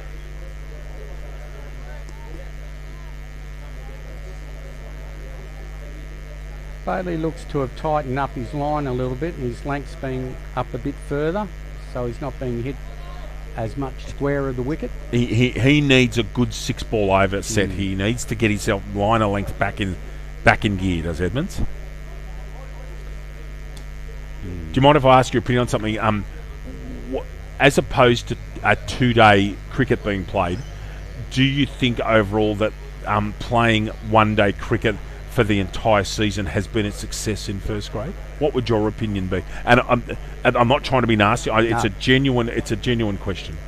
I find, like any purist, if you're going to have a transition for any under 16s, under 18s, and Colts going through, they need to be able to have time at the crease. I do find that's an exquisite shot from Jeffrey. That might not go. It will not. It should be a triple. And it pulls up. That's the longest boundary on the ground. Easy triple to Jeffrey. He moves to 35. Polly, back to you. But I've also found that over the last 2 or 3 years, the batting of our players has also been hitting the ball a lot more often to spaces. They're getting there. They're trying to get there quicker. They're getting their 50 and 30 balls instead of their 50 and 60 balls. So that's rubbing off what's happened with T20 cricket, etc. But I feel that when you keep on going up through the list, like you're saying, Australian Championships, and you've got those sort of competitions, that's all 2 days and 1 day. Well, the Australian Championships is now all 50 and 2. They play 9 games. It's all 50 over cricket. So there's 4 T20s and 5 1-dayers. So there's no red ball cricket at all. We're basically doing this to accommodate the working person because of our economy. That's the way the world's gone. That's the interesting thing. I'll come back to that point in a minute. Full toss to Cox. Lucky to get away with that. As an example, some of the biggest cities that are much bigger than Dubbo, without disrespect to Dubbo, Albury-Wodonga's got 180,000 people. They play 50 over cricket religiously. Wollongong, city of 300,000 people, same. Bathurst Orange is an anomaly. They play 2-day cricket. Newcastle plays 90 overs each. They play 2-day cricket, right? But the majority of places in the state now play 1-day cricket. Very fine from Cox. It was a shout for a caught behind. Just wondering if... No, he hasn't got the hand out. That's off the bat. I thought it might have been off thigh pad. No. But it's a double to Cox. He's on 25. Score check, Polly. 1 for 128 after 27. Jeffrey 35. Cox 25. Yeah. Over to you. I think because of the players at the moment can only accommodate playing one day, right? So it means that they're available consistently, one day here, one day there, one day there, but they can't do the whole season. Cricket now is becoming less. I'm more tied up with the juniors. Yep. And we have got our bases getting smaller and smaller. The only... Caught behind, I reckon. Yes. And gone. Nelson strikes. Jeffrey playing a cut shot pretty much off the front foot. And that is a big wicket. Paddy Nelson strikes. Caught behind. A lovely catch. Jeffrey gone for 35. It's 1-2 for 128. Keep going, Paul. Is that with the junior cricket at the moment, we're getting less and less players. And the only thing that's holding some of those competitions up are girls. They're coming in. So... Well, female cricket and female Australian rules are the two fastest growing sports in New South Wales. They're enormous. And the advent of the Australian women's cricket side and the women's BBL being so big, now you can be a 8 and 9 year old girl from Dubbo and think, gee, there's a pathway. I want to be like Elise Perry or Phoebe Litchfield or Alana King or wherever it is. Yes. And they've got the exposure on TV as well, which has helped. Massive exposure on TV. And women's sport, NRLW as well, it's a fast-growing sport. Interested that McDonald's Megahit seems to be a very successful concept playing that in the Friday night. I know that a lot of people around New South Wales look at that competition with envy because it's always been a good comp. And it's played on the Friday night, and I think it's a very successful one. Greg Buckley comes to the crease. What a replacement. Lovely catch from opening bat and keeper Fletcher Hyde.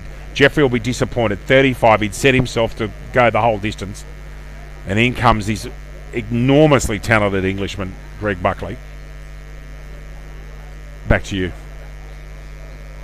Greg has had a really good season this year. He's hit the ball well. He's been disappointed in some of his knocks, but I think he's a really big game player. He should stand up today. The first time I saw him at length, we played a game against Riverine at Wagga Cricket Ground in 50 over cricket, and he made 70 off 48. Jordan had set us up, and then he came in and just finished the innings off. And some of the shots he was playing were effortless, hitting balls over mid-wicket, cover drives. He could seriously play. And in those days, he bowled leg spin. He doesn't anymore.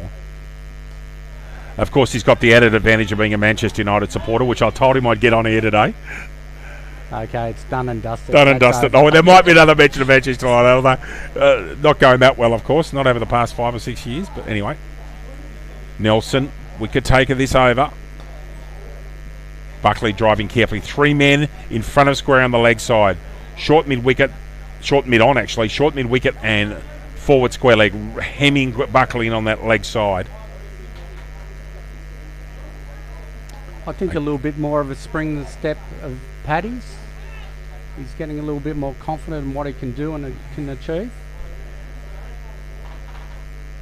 Nelson's dialed it back. He's 1 for 23 in his 7th over. He's done a good job. He's figured out what he's got to bowl. It's as simple as that. He's put the ego in check and said, right, I've got to bowl full, straight, pretty quick, no flight, and this is the best way I can. He's got Jeffrey with it. Bowl for the team. Cox has been more comfortable against him because he can manoeuvre the ball, and the forward square leg goes out the fence the last couple of balls. I like that. He's happy to give a single. He's also happy for Buckley to play across the line. Working on a wicket maiden, Patrick Nelson. Maybe be able to waste time fully in his first over.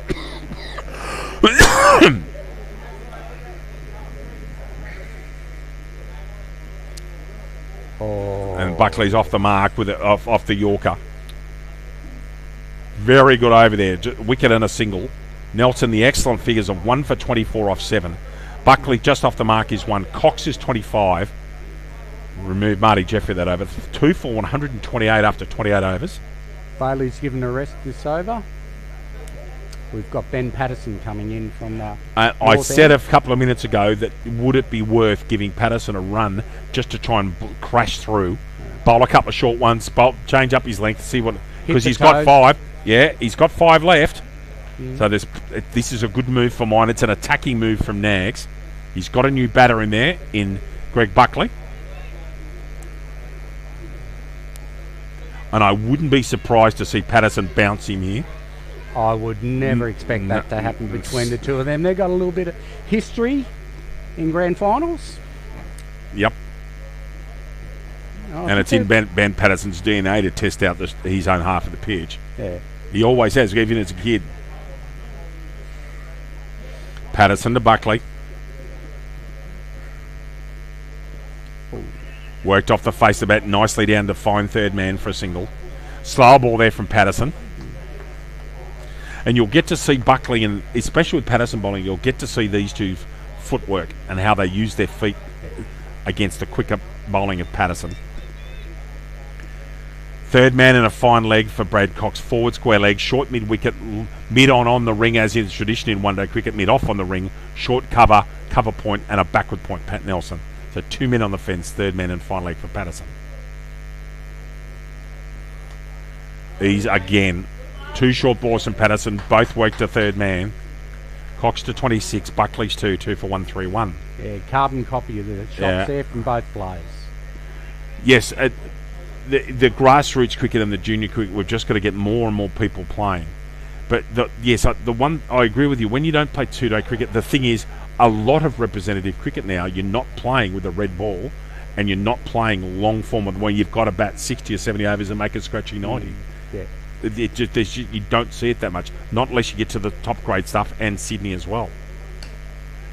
I know, for example, from Western cricketers that have gone to play cricket in Newcastle, it's a different. The Bathurst Orange cricketers, not so much because they play 8 overs, but it is a different step when you've got the captain says, you're right, it's 36 degrees in the western parts of Newcastle. I need you to bowl a 13 or 14 over spell straight in a session because that's what your team needs you to do. It's not easy when you are attuned to bowling 10 overs each and someone says you want to bowl 20. Yeah. It's a different kettle of fish.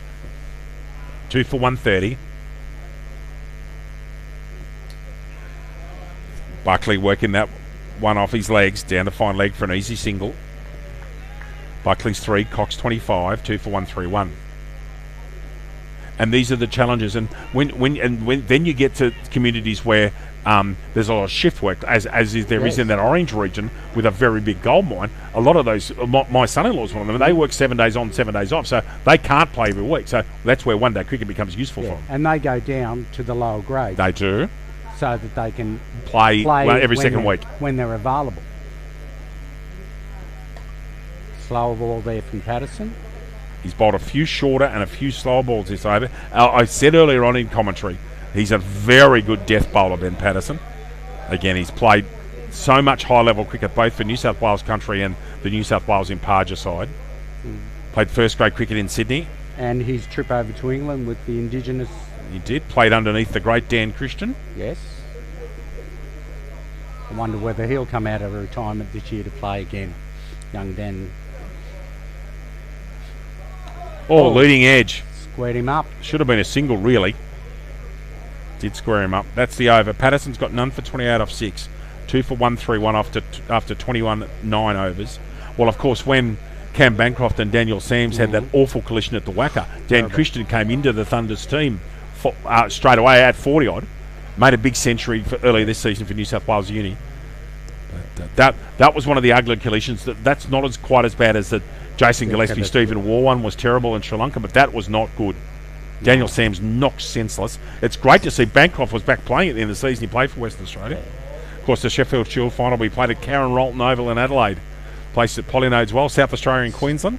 It's good to see the Redbacks back up there. Oh, it's great, especially having something to do with both managed sides with Henry Hunter and Jason Sanger in them. It's fascinating how many New South Welshmen are in their side, though, that South Australian side. They have recruited well. There's a stack of them. Manenti, McAndrew, Hunt, Sanger, McSweeney's a Queenslander. There's a stack of them. Sanger, there's just plenty of them. But they've all come together and they've taken their opportunities and they've done an excellent with aggressive job. Cricket. And they're playing. Wes Agar's a local player. Lloyd Pope's a local player. Reminds me of when Hooksy was there that they went out, we are winning this game. We are not drawing the game. That's right. That's what we're here for. That's why David Hooks didn't like Victorians very much. Careful I'm not there. being rude to Careful Victoria. there. Yes, well, yes, I know, but in the old days, Victoria would actually much rather play for a draw. They just didn't want to lose. Yeah. Shelby's fascinating field for Buckley. 3 men in front of square on the leg side, or within 20 metres of each other, just off your screen. Buckley hits Purse with one of them there, so they're clearly targeting Buckley. Or is Purse hurt here? You get that on the chest or the hand? I think it might have just winded him. He's very sore at the moment. Let's just... Oh, it's his shoulder. shoulder. He was exposed on that left side. Let's just hope the big man is all right. It's a long way to get down for him. Built like a centre-half forward, isn't he, Paul? Yeah. Oh, he's moving around, moving Just the arm speaking around. of country championships, had the pleasure of being in the Barossa for the country champs in January. What a place the Barossa Valley is. Oh, my goodness. Gorgeous part of the world. Absolutely beautiful. Lovely weather. God's country. And After the Central West. And Buckley hits a sweeper again. He's 2 for 133. Get your money out in Tanunda. Holy cow, there's some money in that joint. But there's some of the little towns like Yadunda and Kapunda and Noriopta. Yeah. We had a ball. Anguston we played it. And they feed you well too, don't they? They do. Greenock there. Lovely people. Oh, that one's just jagged. Now, that's hit the helmet. That's actually should be a check of the helmet. Under the laws of the game, just wondering if there's going to be a quick check here done of Cox, because that ball's just reared. He looks okay. Bailey's come over, Edmonds come over, just to make sure everything's okay. Yes, in first-class cricket, it's totally, if it hits the helmet, there's automatic stop of the game. There's first a concussion check, and then theoretically it's a change of helmet. But that one just reared. Yes. It was a quicker ball from Nelson. Nelson's got he's got 1 for 25 of 8, and considering his first couple overs, he's come back very well. He's really drilled this run, but right back. So at the area where sides normally double their score, Colts are 2 for 133. Slowed them down. They have a lot, but they haven't lost too many wickets. I think that's only about 15 odd runs in the last 4 or 5 overs. That's about right. Hasn't been a boundary in a while. You'll have to tell me the story. You'll have to tell us on air if you can. The Patterson-Buckley story from a grand final. But some bounces or things? Bounces. Doink. Oh, okay. Because Buckley can hook and pull a ball. I'd be very surprised if Nelson's bowling at that speed, you can't sweep him. But Buckley being a pom, they're the best sweepers in world cricket, Pommies. And as you're watching this, if you notice that Greg Buckley's helmet has a nice patch in the middle, and that's what the bowler aims for. Yes. Lovely doing their bounces. Lovely Yorker from Patterson there. Buckley gets a little bit of bat on it. Still 2 for 133. And they'll be confident as long as these two can. Colts just need to avoid losing clumps of wickets. Sims would love a couple of quick ones. In comes Patterson to Buckley. Lovely length Patterson, right at stickers, defended down the pitch. And the thing is in South, when we're in, if I can just go back for a second, everybody, if you can just bear with me, they loved having us down there, and people know their footy and cricket, these great clubhouses and people involved with footy and cricket clubs, and they served up a terrific country championship done on the smell of an oily rag. It was a great place to be. Yeah. And the function centre at Tanunda Football Ground, if you ever get a chance to go to the cricket ground at Tanunda, go to the function centre. Oh my goodness, what a setup it is. Patterson in again. Oh, Buckley pulling. He was almost hitting that before it was bowled. Had to slow down his shot. Just wondering if that was almost a drop chance. It would have been an absolute bullet to take. But Buckley was anticipating a short one from Patterson and got it. Buckley to 6. Cox is 26. It's 2 for 135. This is certainly one place where you could have a country championships the next time New South Wales hold it, with the climate, the grounds, the ability to play night cricket, and the fact that men's and women's cricket are now separated means you only need a couple of wickets a day. Yeah. We've got the grounds here, and the grounds are all good grounds. We've got 3 in this precinct down at Victoria Oval, and then we've got now 5 down at Lady Cutler and including the including Pavans. Pavans, that's right. And then, if you need outlet grounds, you've got Kale and McGrain as well. If you need them, Yes. you've got them as well. Yeah. And the beauty of coming here is that there are flights here from all around, from different places Correct. in Australia. You've got a decent airport, huge amount of accommodation, pretty good climate. It will be very hot, but that's life. But it is the scenario that you could set up a country champs at, I think. And we're now getting a lot of the veterans. We've got our own veterans here, over 50s and over 60s are playing. We had the over 70 New South Wales Championships this year. So we're getting those sort of things because of our climate. And the facilities and the fact that it's in the middle of New South Wales, you can invite people from the North Coast and Riverina. What's halfway? Dubbo. Yeah. But I just think it's something that it'll be great to see people have some strategic planning and think, right, the next country champs in New South Wales are 4 or 5 years away. The next championships are in Busselton. And this community, now I'm going to bring this back to this community. This community has clearly the ability and the infrastructure to host. Remember, they only need 3 pitches a day at men's country champs. How good's this ground? Yeah, nothing wrong with it. And when you consider that grandstand's probably due at some stage to redevelop without being nasty, being nasty. No. Oh. There's a sneaky Trouble! one. Cox might be out here. Oh, my goodness. No. Fletcher Hyde's throw only had to be fair, and it went 15 foot high. Cox was at least halfway down. And interestingly there, John, that was Brad Cox's call. It was behind square. It was clearly... wasn't even close. I'm going halves with his Tats Lotto ticket this Saturday night. Still these 3 men in the catching positions on the leg side. And you can see them on your screen there. There's at least one of them you can see. And when they walk in, there's this fascinating field. I've never seen anything like it. Short mid-on, mid-wicket, forward square, all catching for Buckley off Nelson. It's a field like the B-ball in England. And so they're clearly targeting Buckley, and they're going to bowl straight and full to him and say, Greg, if you're good enough, go through us or over us. You'll go square. At this speed, that's dangerous because he's not going to miss with... He can't play across the line because he'll get picked up LBW. He's not turning it because he's bowling so quick, John. 2 for 136. Driving to mid-off, who is back on the ring. I tell you what, Nelson's done a great job. He's got 8.4 overs, 1 for 25. And in Sims dragging back this scoring rate, he's been pivotal. 1 for 25. It was 1 for 23. So he's bowled 2. And that's what we were talking about. Buckley had to take a risk. He did. That's 1. It should be a triple. 2 coming back for the 3rd. Buckley, for one of the first times today, using his feet. He moves to 10. Cox is 26, 2 for 139 at the end of the 1 ball left in the 32nd. Buckley taking the gamble and working that one efficiently over mid-wicket. Same field for Cox, which is interesting. He won't want to bowl outside off stump. Cox will work him out there. There he does. And that's exactly what happens is you can't bowl there to Cox because he's so clever at manoeuvring the ball into gaps. An easy double. And the score check for you at the end of 32 overs. RSL Colts 2 for 141. Brad Cox is 28. Greg Buckley is 10. And again, when you talk about how to set up an innings, you bat sensibly and you don't lose wickets in clumps. That's 2 things you can't do. And last week, both Colts and Macquarie, there were 20 wickets for 330 last week.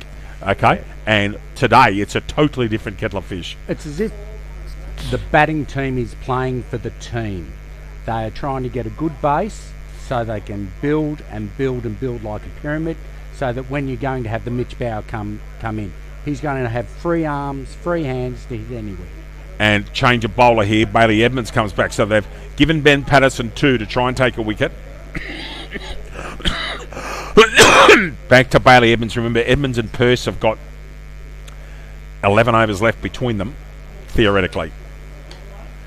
Brings that ball back in. Polly, is there a 5th bowler in this? Is there a 6th bowler in this Sims side? O'Donnell, Pickering, Setri, Hunt or Barber, any of those going to bowl? I know Thomas Nelson won't bowl. I'm not being rude to Thomas. No. Ben can... Bet. Which one? O'Donnell. He can roll O'Donnell. Okay, fair enough. That's a better ball from Bailey. And just a bit iffy running these two. That was, Cox was gone if that hit.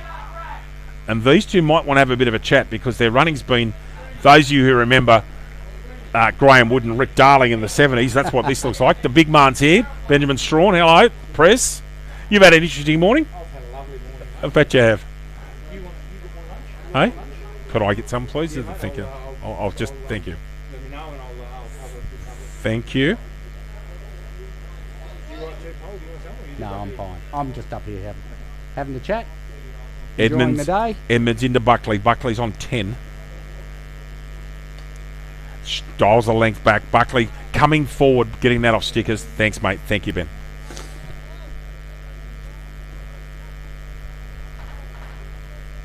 I just think both of these are probably wanting to up the ante.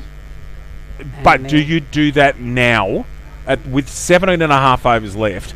Do you do that or do you keep cruising till, say, 38? Or at some stage they'll put the foot down, but they don't need to. At the moment, they're setting up a very good base. I thought they'd be looking at 275s, 280s. Maybe that's not possible They've now. come down now. 250, 230, I think, at Well, the moment. after these two, you've got Bauer, and then who would Jason Ryan could score quickly. Yes. But this scenario with Mitch, theoretically Mitch Bauer coming in with 10 or 11 overs to go, that's scary. And also, Bauer's more comfortable with the pace coming on. Nelson will probably be finished by the time Bauer gets out there. If Bauer's got a slight weakness, it's coming in straight away to spinners. Yes. Edmonds, 4 dots this over to Buckley. Very full. And going for a quick signal, very comfortable. He hit that to the left hand of a right-handed fieldsman. Good call, Buckley. And off and running as soon as he hit it. Had to. And that's knowing your fieldsman. That's why you often try to have left-handed fieldsmen at mid-on to a right-handed batsman because the ball comes into him a lot. And it's the same as you have a left-handed fieldsman at backward point to a right-hander because the ball slides into their hand. Cox is 28, Buckley 11, 2 for 142. Last ball of the 33rd. Nice length again, Edmonds on the stickers. 1 over before drinks, the second drink break, and Colts are 2 for 142. I think this will be Nelson's last. And Edmonds none for 27 off 5. Cox 28 off 42. Buckley 11 off 28. Has not looked hurried at all, other than a little bit of iffy running. These two have looked relatively comfortable. This will indeed be Nelson's last. He's going to bowl his 10 set in one hit. It also looks at the moment that Sims are sticking to their plan. They haven't panicked. No, they haven't actually. They'll hit around early. Buckley will be annoyed with that. He got one on his legs. What he was trying to do was work that around here, and he just couldn't do it. He's still working with these 3 men just to the left of your screen in an extraordinary field. I don't think I've seen a field like this for a long time. I'm just wondering if you're going to see Greg walk across his stumps and try and flick Here. to Down us. towards us, that's right. And I'm ready for the catch, Greg. Easy. Just a bit short from Nelson. Worked Oh. comfortably. Yeah, Cox wasn't in a hurry. And that just skimmed, the throw-in skimmed the top of the stumps. It did. Buckley is 12. Cox 28. 2 for 144. Correction, 2 for 143.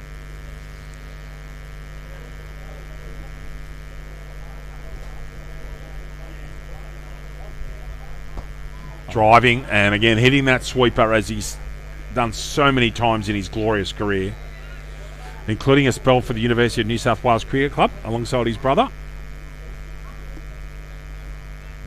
And there's a gentleman who is going to be a bowler and ended up being a great batsman. Oh, very clever Buckley. This might be a triple. So I wonder if Cox has got enough to get back. He hasn't.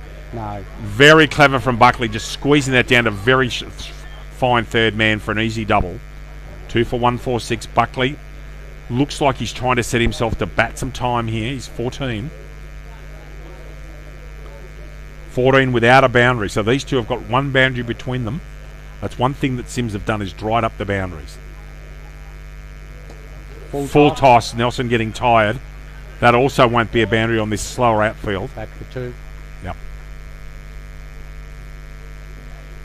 Nice throw in. Nelson about to finish his set. He has 1 for 36 off 9.5. Pretty tidy figures, especially after his start.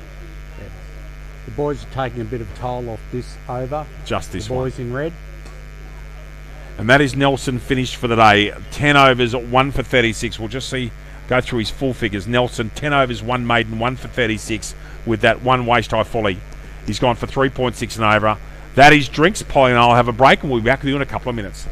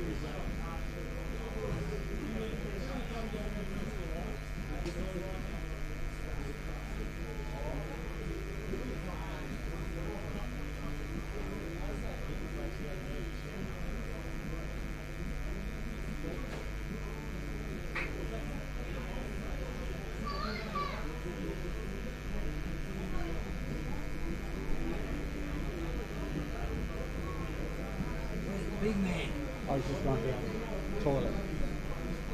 Going downstairs. How you doing, mate? What have you been up to?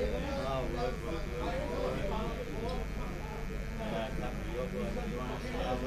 Last one. I've got one ready for a while. Young Richie. Yeah.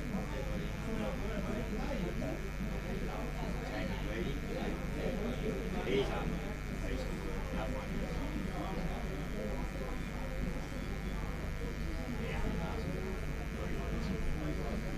I'll probably, yeah, I'll leave that.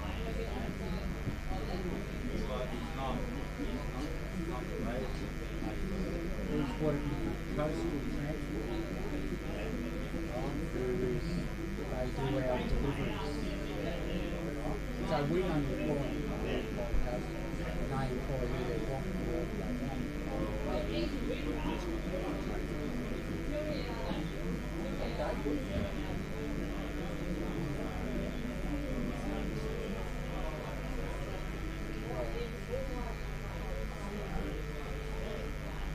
What do you think of this?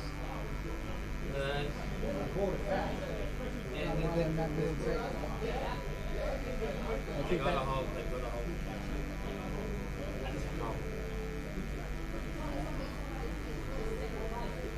session would have been half and half. Well, again, 9 22 to 30 times.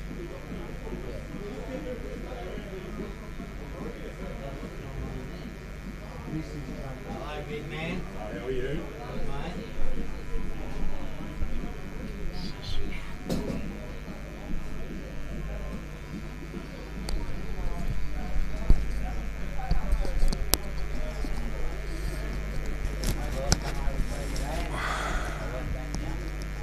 Thank you.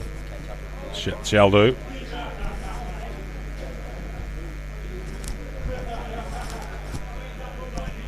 Welcome back to Victoria Park number 1. The crowd's building underneath us. You can hear him in the background. Like all scallywags every few hours. Just got up with the great man James O'Brien.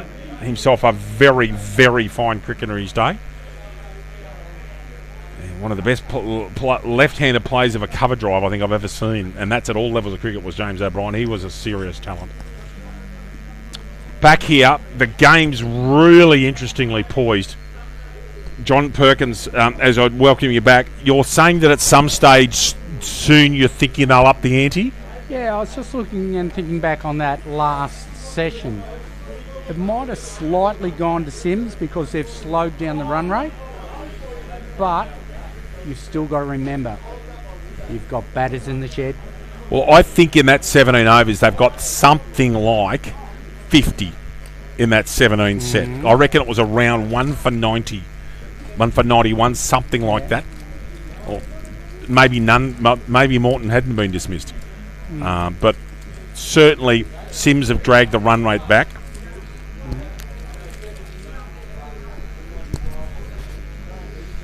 Bailey Edmonds from the City end. Cox on that back foot. Paddy Nelson's been very busy at backward point today. He's been peppered.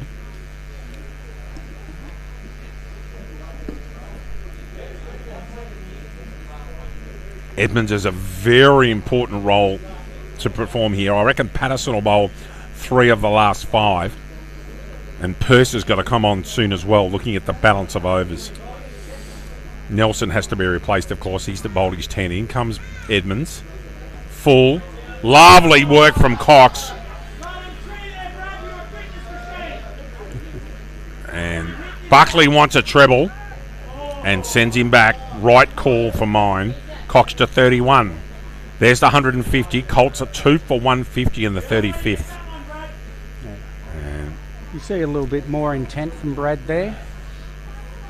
Still, it wasn't a high risk shot. It was a full ball out. So he's hit that on the ground. When he starts hitting him in the air, then you know that he's put the foot down. But he's casually got himself to 31, has Bradley. Oh, that's a Jaffa from Edmonds, just coming back into him. And Cox didn't know much about that inside edge. Lucky not to play it on. That's a good dot ball. It is. So, Edmonds has 4 after this one. Purse has 5. And Patterson and Nags 3 each. I'm just wondering whether it'll be Purse and Edmonds to bowl some of the next overs, leaving Patterson and Nags to finish. I think they'll try and sneak 2 out of Purse, at least, and just see if any damage is being done, whether he can come back and keep it as tight as it is now. Otherwise, he might have to get Nags come back in just to tighten it back up.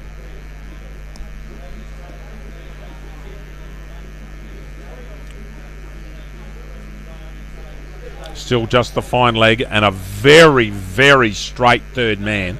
He's almost a deep first slip. He's very fine. He would be 50 yards finer than a traditional if he was any third further man. back, he'd be an orange.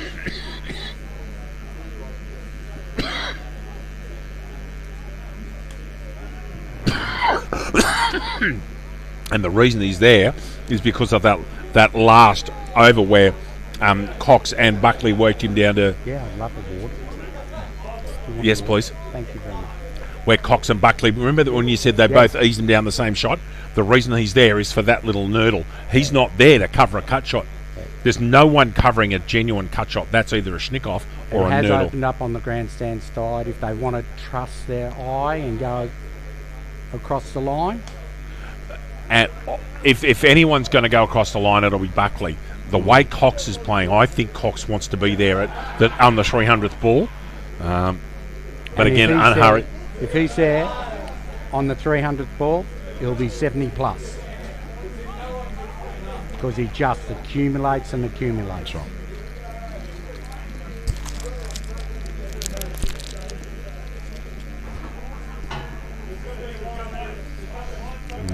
As we thought, Matt Purse to come on. So I reckon here, in these overs, in the 30s to early 40s, it'll be Purse and Edmonds.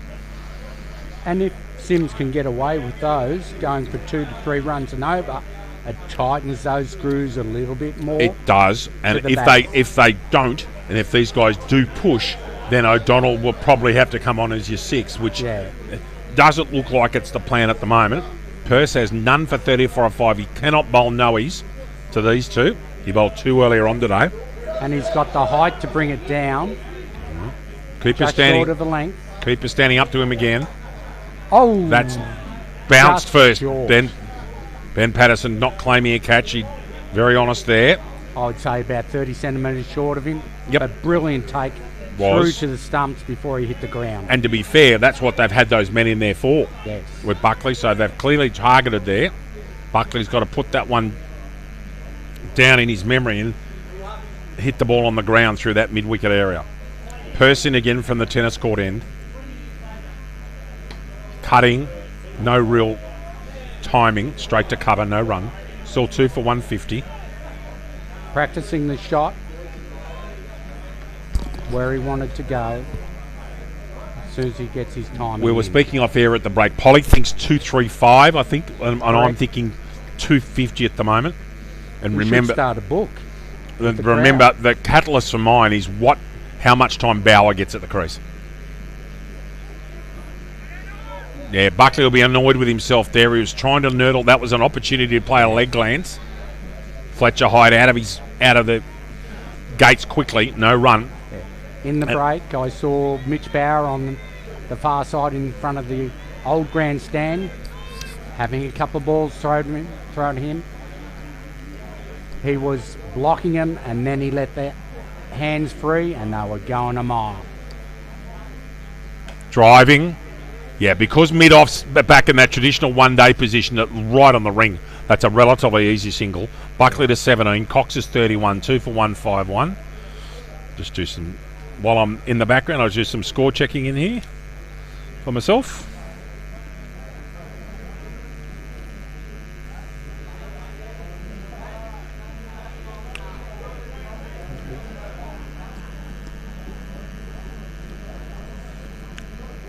Cox going aerial safely. First time he's gone in the air. Only 3/4 got it. Comfortably down to long on for a single. 2 for 152.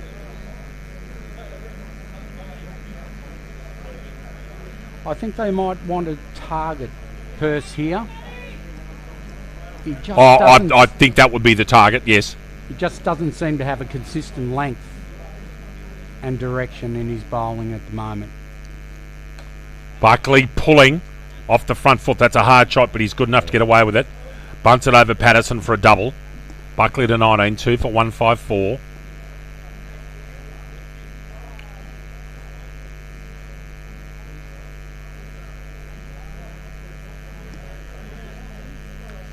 And that's over.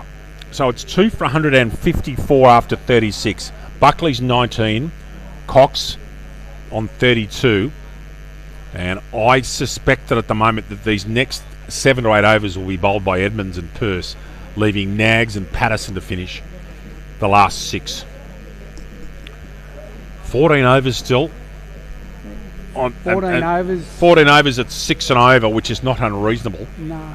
14 sixes are 84. 84, That's that's getting to 240. How many? 200 and how many? 204, around 240 at 6. Oh, nice from Bailey there. The reason I'm thinking 250 is a couple of things. They've got they're explosive. There's no spinner left, and it's a credit to the Dubbo Council. It's an excellent strip. It's a terrific strip. Honestly, you'd love to be batting out there at the moment. And it's even coming from 2 scorers, isn't it? Indeed. I learned a lot about scoring from the man next to me, John Perkins, I'll tell you right now. Oh, pulling. Nice Back on little his stumps. Patterson chasing quickly. You won't be able to watch the throw. Usually pretty good. Over the stumps. Uh-huh. Cox to 34. Buckley 19, 2 for 156.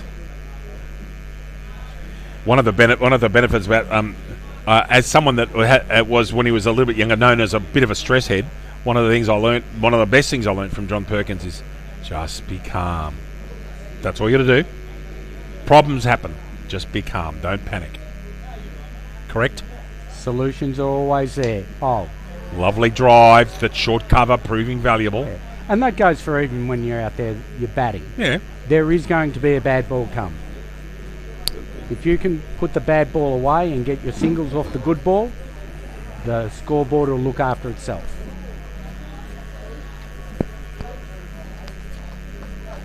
Yes, I owe a significant amount of my scoring, the games I've scored, is some of the lessons I learned from the bloke standing next to me at the moment.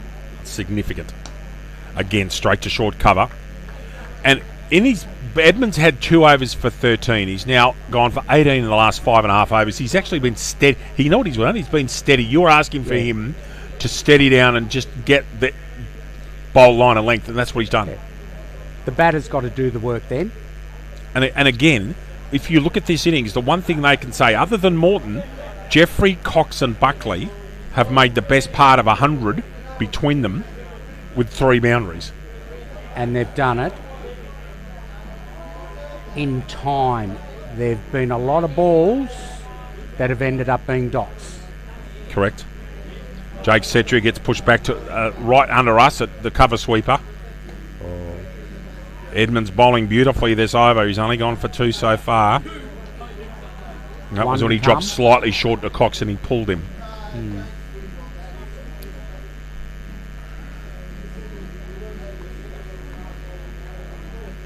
You've been here a long time in this part of the world. Is he in the top 3 or 4 cricketers that you've seen, Brad Cox, over that long period? Is that fair? Yes, that's fair. Brad's taking some time off. Obviously, he's on the farm, and they have harvests and things like that. But he would be one of the better cricketers. Jason Green is another one. Very good over from Manchester to Jordan Moran. 2 for 156. Jordan Moran that have come through. JC, John Colwell. Tim Cox. Daniel Hughes, the Dubbo version, the right arm medium pace and not the left-handed bat from Cowra. Regional Australia Bank, thank you for your support. Matt Pearce comes on again. The great Andrew Zell, he's right at the top of that list. Absolutely. If you're listening, Zelly, hello, great man. One of my great privileges in life is being off-field staff when Andrew Zell was captain of Western Zone. It was an experience. Chris Sargent, another very good cricketer, played for New South Wales country. Mitchell O'Connor. Oh, that's a beauty from Pearce. Tell you what, Hyde's got a big job here today, keeping and then opening in a 50-over game. I mean, he's very slight, doesn't carry any weight. Yes. 2 for 156.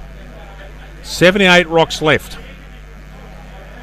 It goes to the Powers concentration that he's got for someone so young. Yep.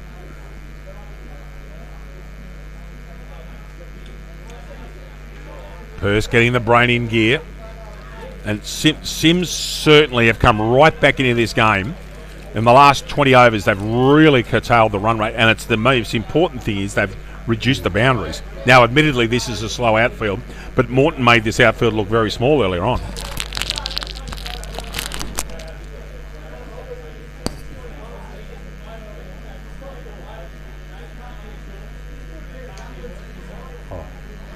Buckley hits long on sweeper for an easy single. Bread and butter there. Yep. 20 for Buckley. Cox is 34. 2 for 157. And given all their drag of the runway back, you'd much, at the moment, if you're offered these 2 spots, you'd take RSL Colts every day of the week where they're at. Runs on the board is going to 100%. play. Oh. Cox, one-handed, Working that one to Run backward it point. Had to. Would have been Well fielded by close. now. That would have been close. Nelson's dropped his head over. Nelson thinks he might have had him if he hit. Great throw then. Well, he didn't Paddy. slide his bat either. He put his bat over the line, Polly. I think he'd given up. 2 for 1, 5-8 now. What Again, do they Colts, say? Colts You can't avoiding put losing young wickets. legs under old heads. Colts avoiding losing wickets in clumps here. Oh, Buckley going across the line for one of the first times. Let me just have a look at that.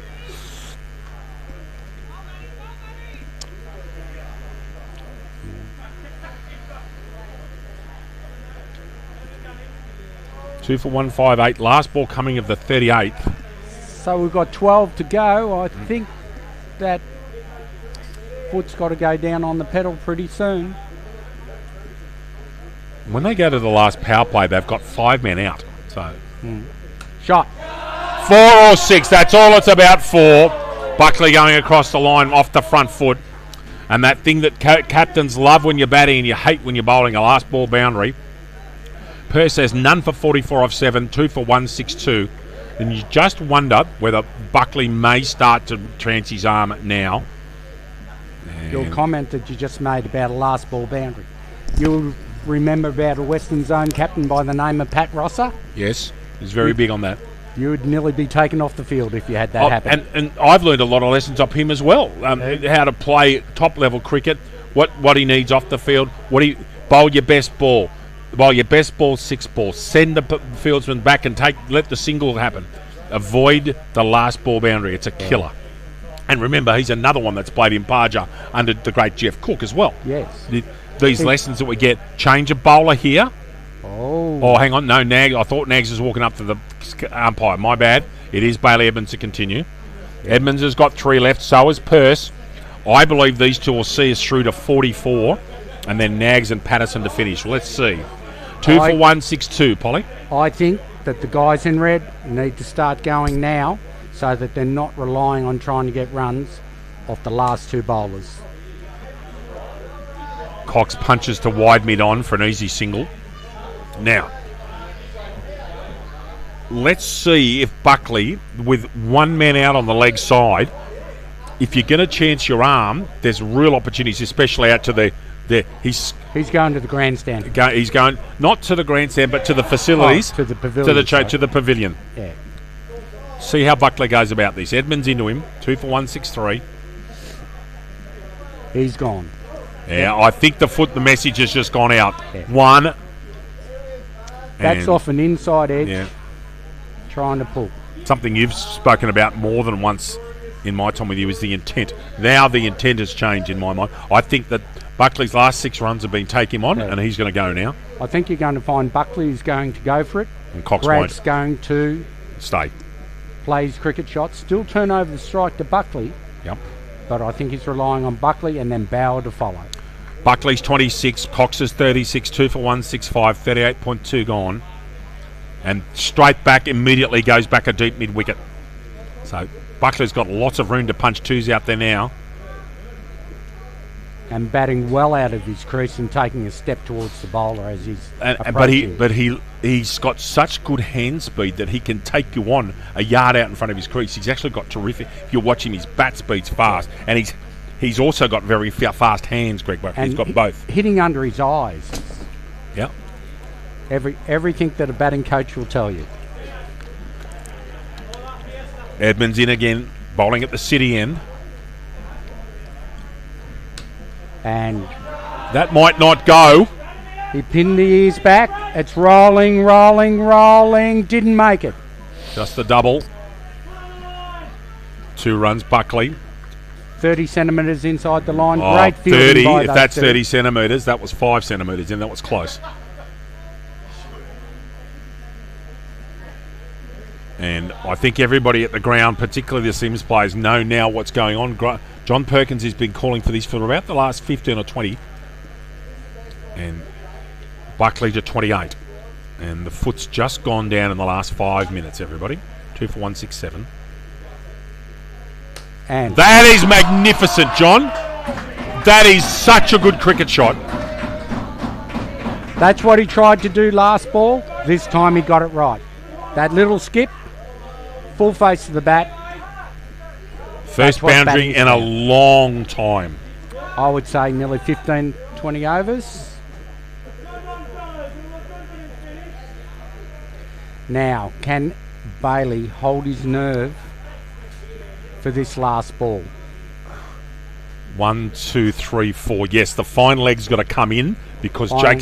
Jake Setri, I think, is underneath us somewhere. There's the 4 out. I Cow, think mid-on, third man, and underneath us at cover. I think you're going to find Greg's going to come more towards us now. He's going to square a little bit further. Probably needs a single to keep the strike. And he's got it. Good call there, David. Hit the sweeper. That's a very big over. 1, 2, 3, 6, 10 off it. 2 for 172. Still 11 overs left. So 1 over left in the second power play. And after this over from Matt Purse, everybody, Ben Nags can have 5 maximum outside the ring. 5. John Perkins and David Redden here with you at Victoria Park number 1, commentating the Dubbo DCA first grade grand final between RSL Colts and CYMS. CYMS sent Colts into bat. Colts with 66 rocks left are 2 for 172. Buckley on 33, starting to motor. Cox pretty much a languid, relaxed 36. He hasn't looked hurried at all. Just the outfielders for you: deep cover, deep long off, deep long on, and deep forward square for Buckley. So he's got all sorts of room to hit sweepers straight if he wants it. Purse can't bowl outside off stump, by the way. That is... Oh, goodness And me. he's out on a wide. Oh, my goodness me. Out on a wide. That is brilliant work by Fletcher. Oh, goodness me. Brilliant work by Fletcher. Yeah, I actually politely disagree. But I don't think Buckley's back foot. The scorers haven't seen the wide yet. The scorers still... Now they have. I think there's a hand going up. So Buckley stopped without... He actually didn't think he was out. Umpire's giving him out, so be it. Yeah, unfortunately, what's written in the book is what we're going to talk about tomorrow.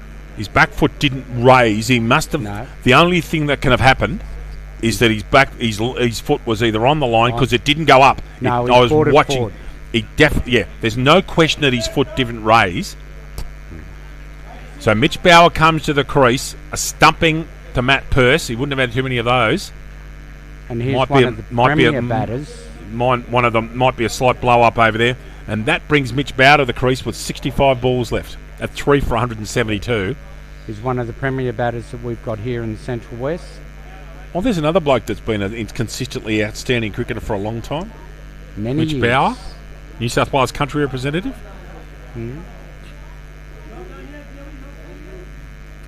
Mitch is someone who can actually destroy an attack in the blink of an eye. He can. And he loves to walk down the wicket. He early. can't walk down the wicket with Hyde standing there to him. Yes, but that's what he loves to do. And he doesn't have to face, theoretically, any spin bowling at all. Yeah. So, interesting time for Bauer to come in.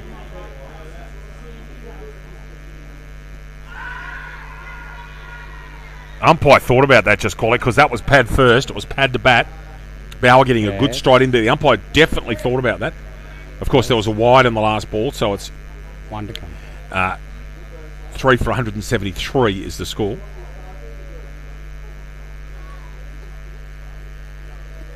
Fletcher Hyde was in no doubt with that stumping. Absolutely none. So He would have been running to the No. pavilion. He knew he was that confident with the result. Bauer going off the length there, and he hasn't scored yet. But You can see his intent. yeah, well, I'm still thinking that 250 would be their target. That's a fair way away. That's 77 runs away. John dropped 235. I do think that right now they've got a competitive score. Right now. Yeah. Okay.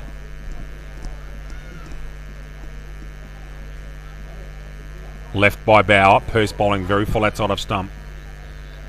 Hyde hasn't necessarily been clean standing up, but he hasn't let any buys through. He's done enough to keep the ball in front of him. Cox is 36. Bauer yet to score. Still 3 for 173. And he's worrying the batter because he's standing up.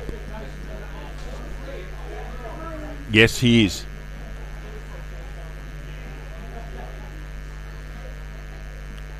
Bauer driving, squeezing it to backward point, no run. Very good over so far from Pearce. Don't worry about what it says. For those of you watching live streaming, I do not know what the scoring is doing down here, but it's amalgamated overs and all sorts of things. It's all over the place like a madman's breakfast. Apparently there's been 9 or 10 balls in this, 11 balls in this over. Oh, no ball and runs. So that might... And it's a freebie for Bauer when he comes back. I reckon that'll be a... We're just waiting to see if it's leg buys and a no ball, John, or no ball and runs. That's Pearce's third no ball. And it was leg buys. So that's... for those of you that aren't aware of the scoring protocols, the no ball and then 2 leg buys in yours... That wasn't always the rule, but it is now. It is, and a free hit. It used to be 3 no balls, but they've changed it back. So Bauer's got a free hit. Pearce's modus operandi is be to bowl full Yorkers outside off stump. Can Bauer make him pay? I want another one. And the hand goes up. Again. 4 no balls in the one innings from one bowler. That's not good enough. It was a beautiful ball he bowled, though. Perfect. He couldn't get underneath it, which is what Mitch Bauer was trying to achieve. Cost a run. And another freebie, everyone. And it can't be stumped off a no-e. Cannot be stumped. He can be run out, but he can't be stumped. Mitch took the gamble then. That was interesting because Hyde knew what he was doing because he took the stump out. Because he'd taken the bails off for the stumping. Then he grabbed the ball and the stump in the same hand, which meant he was going for a run out. The interesting, under the laws of cricket, you cannot be run out if you're not attempting a run. Correct. And in that case, Bauer wasn't. It's a very interesting rule because if he stays out too much longer, it's an interesting one. Hyde knew what he was doing. If the forward movement is the shot, and then he stops, he hasn't gone for the run. No, he hadn't. And Bauer, there was no intent from Bauer to run at all. No. If he then takes the second step, look out. It opens that window. With thanks to Regional Australia Bank, 3. So this is the last power play. There's the symbol from the umpire. So now they can have 5 back, and I think that they will. Now let me just check our field here. Long off, long on, deep cow. Is there someone underneath us? Are you down there, Jakey? 1, 2, 3. Yep, we got. Yep. Jake. And so there's 3 on the leg side, down straight, a third man, and a deep cover sweeper. 10 overs left. I feel this 10 overs will decide the grand final. Cox driving in the air, and looking for a boundary and gets it. Brilliantly put between the 2 fielders on the boundary.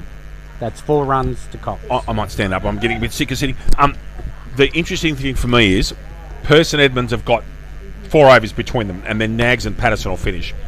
I think you're right. I think they'll target them. And first ball boundaries open up the rest of the over. Now they can put along at 1s and 2s and get their 10 and over. And sometimes that does get into Bailey's head. See how he goes about it. 3 for 181. Oh, short fine leg. Goodness me. A yard either side. That's 4. That was a good comeback ball by Bailey. Did enough. Bowling to his field. Again, that's a yard either side of him, Polly. That's 4. I'd be making the field is set up. You are talking about earlier on about where the field's set up. This field is set up to bowl straight. Correct. He can't bowl square because he's got no coverage. He wants Cox hitting everything straight, everything. And so accordingly, he has to be full. That might be a double. That should be a double. Jake Setry couldn't prevent the double. Brad Cox on the 42. He's just stretching his hammy a little bit there. He'd be a bit sore. Yes. Cox's problems in his past haven't been with his hammy though. It's his back. Back. Whereas Tim's issue was the amount of pressure he put on the groins. I'm not going there, but the amount of pressure, especially in that front foot action of his, he's had a lot of work done through a lot of problems he's had with his legs. The great Tim Cox. If you're watching, Cox, hello, brother. Yes. Oh, lovely. That might be another double. Works that pass backward point. Not sure this time, however. Cox can't get back. Well done, Paddy Nelson. Kept that to a single. And beautiful soft hands there by Brad. That's been a feature of every single time I've been watching him bat for 23 years. He's got lovely hands. And he worked... if you watch Cox bat between cover and third man, the ability to move his hands and manoeuvre the ball. He's got very supple wrists, which is something that Jason Sanger's doing so well for South Australia at the moment. In his second crack at first-class cricket, he's done a very good job. The reinvention of Jason is The reinvention. worked out. Fantastic for South Australia and also for himself. And Australia. Because he has got that ability. It's just tapping into it. Greg Chappell saw something in Jason Sanger as a young man. He's still quite young, and you can imagine him going on tours of the subcontinent with the ability with his wrist. So if he gets it together, now his first-class average isn't good enough. It's only 30-odd. Yeah. There are other blokes in front of him. But if he keeps on making runs, McSweeney's in front, Cam Green's in front of him. But if they keeps on getting runs, Ward from Tasmania is probably in front of him. But if he keeps on getting that, and particularly for tours like Handsome gets chosen for the subcontinent, Sanger could be a specialist choice for the subcontinent at some stage. He's a better bet than Connolly is, I reckon. Connolly's a good cricketer, though. 3 for 184. Bauer driving straight to short minute cover, no run. I don't think Mitch has got his timing just yet. Edmonds has none for 48 off 9. He has 1 left. 3 for 184 off 41. So they only need 51 off 9 to get to that 235 mark. I might just hang on a second. Can you continue for a minute? Yes.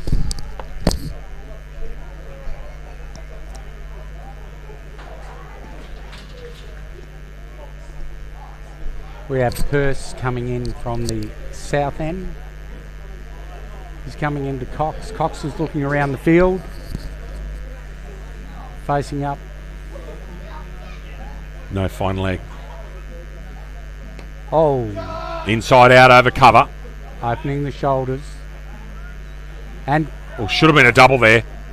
That was so deep, and there, I don't think Bauer saw there was a slight bobble by the fieldsman, and I think that should have been a double. But anyway, gets the single. Bauer's still not off the mark after 10 rocks. Most don't like Mitch Bauer. He'll want to get off the mark this over. 3 for 185.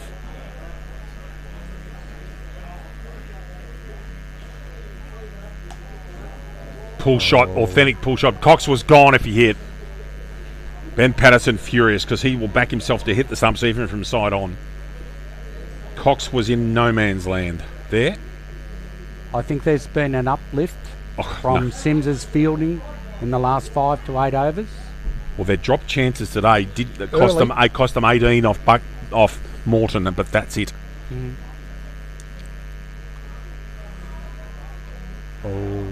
Bauer's just looking, given that he played last week, just looks a little rusty at the moment. Yeah. As long as he doesn't get frustrated, he'll get on top of it and be able to move forward. But take your time. Breathe. It'll come.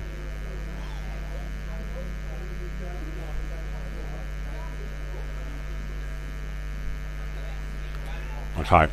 Change in the field. So Purse is changing the field. Short third comes across to mid-wicket, and Ben Patterson's been asked to go to dead cow. There are 4 men on the offside. In fact, there's 5, so they're comfortable with that. Again, Purse with this field, Polly, cannot bowl outside anything like at the stumps because there's no one behind square on the leg side at all. Bauer finally gets off the mark. Oh. There won't be an overthrow, or will there be? Yes, Cox is going to come. Good running from Cox. Overthrow. Bauer gets 2, 3 for 187. That'll clear Bauer's mind.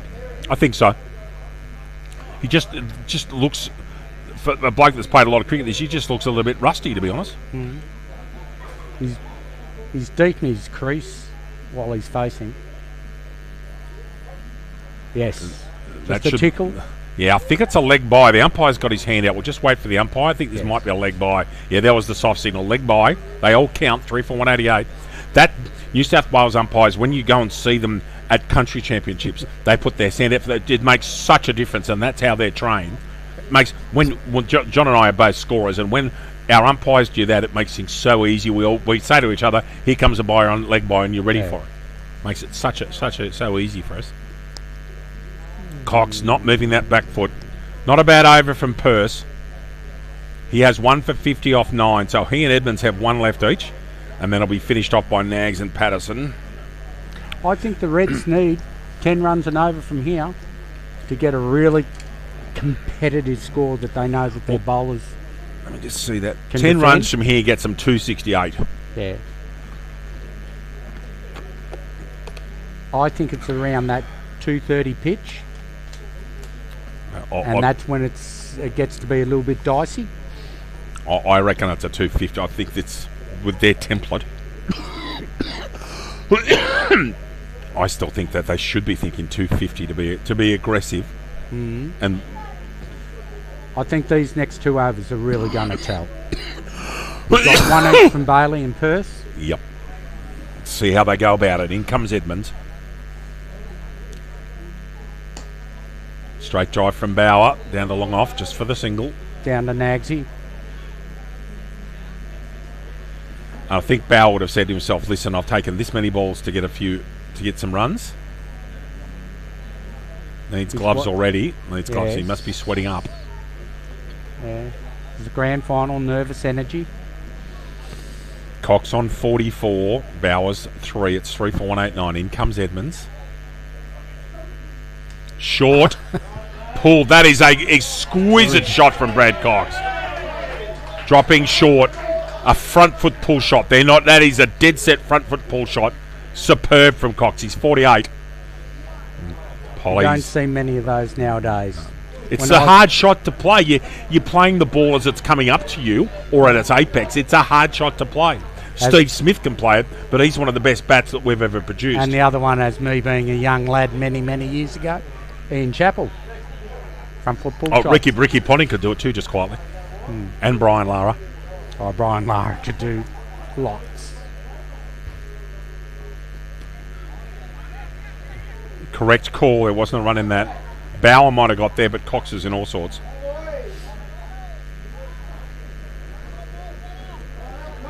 I wouldn't be surprised if the batters asked for a drink at the end of Purse's over, just to get a message from the team captain.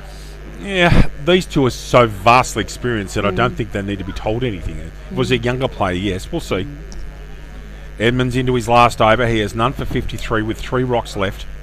It also quietens their thoughts down, having that as well. Cox for a single. He's sitting there on 49 now, Brad Cox. Using his hands to hit it where he wants. You're talking about how to bat in the grand final. The top 4, 61, 35, 48, 9 not out and 33. That's solid and no wickets in clumps again. It is disappointing that no one's gone on and made a big score, which would have...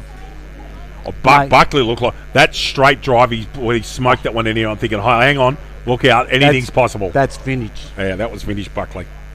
3 for 193. Bauer defending, has to go. Yeah, put enough pressure on the field so that he misfielded.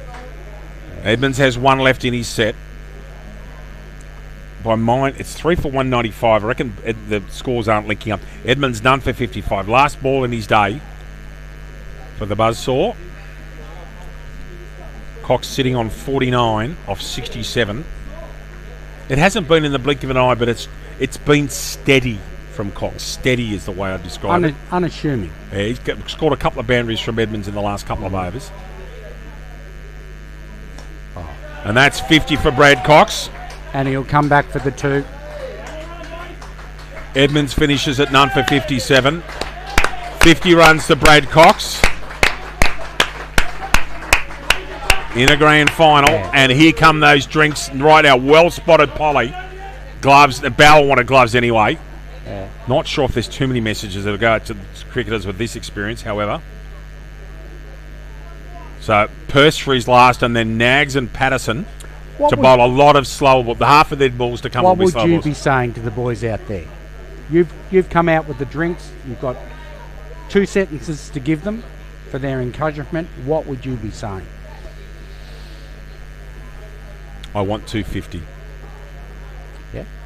Okay, so there's 42 rocks left. 250 is 54 away. That is clearly not out of the realms of possibility. I'll be going for two runs a ball.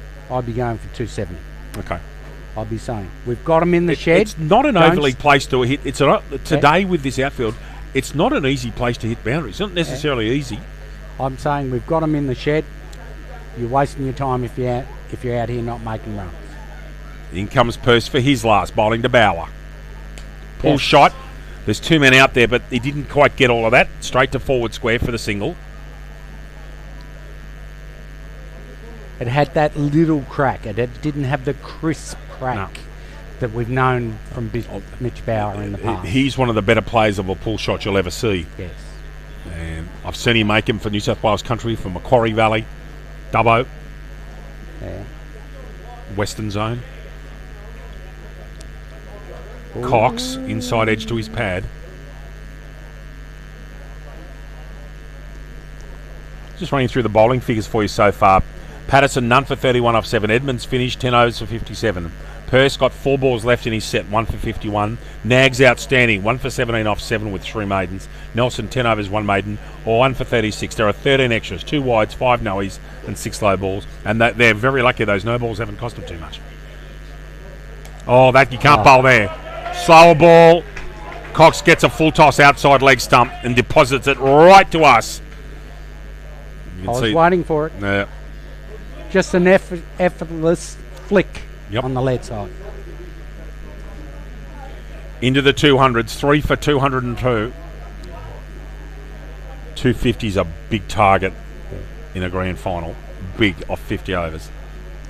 Big enough off 90.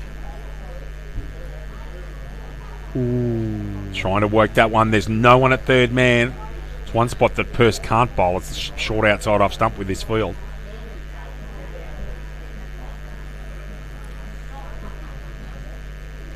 Don't think Purse is overly happy being called for these no balls, but you just got to get your feet right.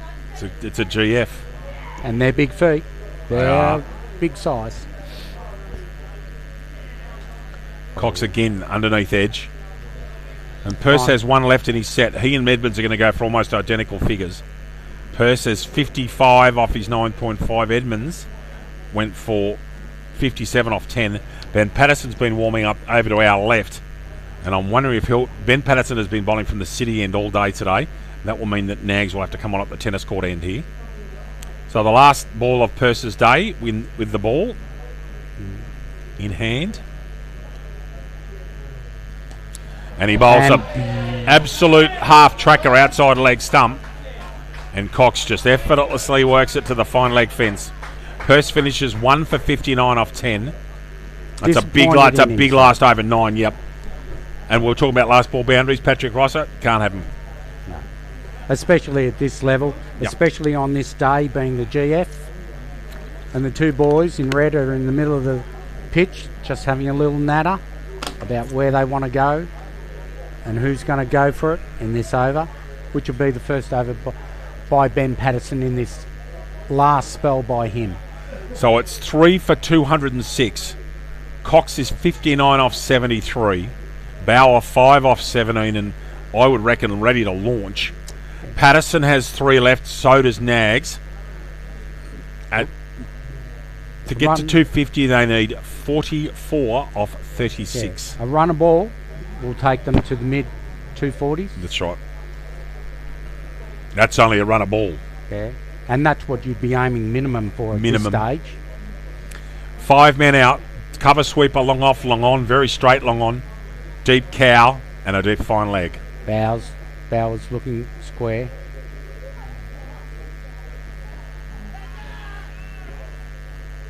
Patterson with the Ronaldo tactics. Can't hit the stumps. Bowling the Yorker. You'll expect to see from Patterson a diet of Yorkers and slower balls here. Just to put the batsman off and not give them any sense of timing or rhythm.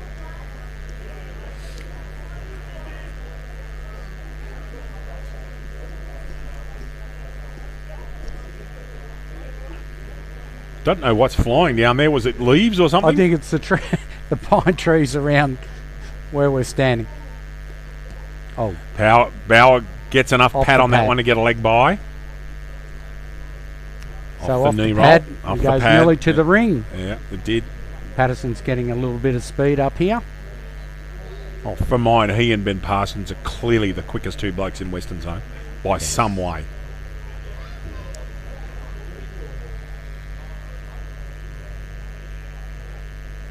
Three for 207, correction. Cox is on strike, he's 59. That might be out. Yes. Oh, that's a big wicket. Down the leg side. Tried to flick. Trying to flick him, they got a glove on it, and that's a big wicket. Patterson strikes exactly when he needs to. And you were talking about before losing wickets in clumps. We've lost these in very quick succession. We'll have a short break at 4 for 207. Patterson dismisses Brad Cox.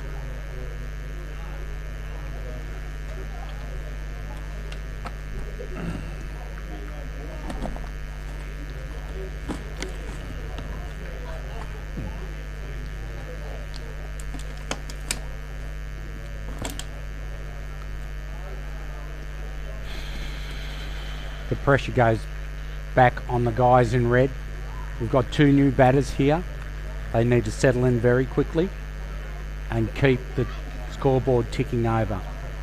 The guys Ben- in green, Ben Wheeler, who alongside Charlie Kempston played one of the innings of his life to get Dubbo home in the Western Zone Premier League Grand Yes. Final a couple of months ago, yeah, comes out in a very different situation. Ben can hit a heavy ball though. Ben can hit a heavy ball, he most certainly can. Hyde has three of the dismissals, Jeffrey, Cox and Buckley. It's 4 for 207. Ben Patterson's first wicket today, and a very important one. Brad Cox was seemingly untroubled. And they're relying that Ben Patterson's going to bowl on the offside to this left-hander. There's no one back on the leg side.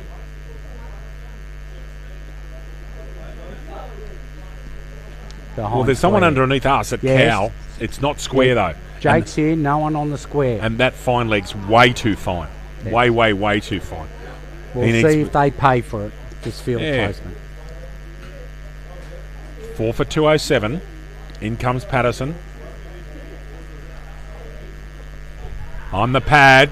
Umpire says no, didn't want to know about it. Patterson going full and quick.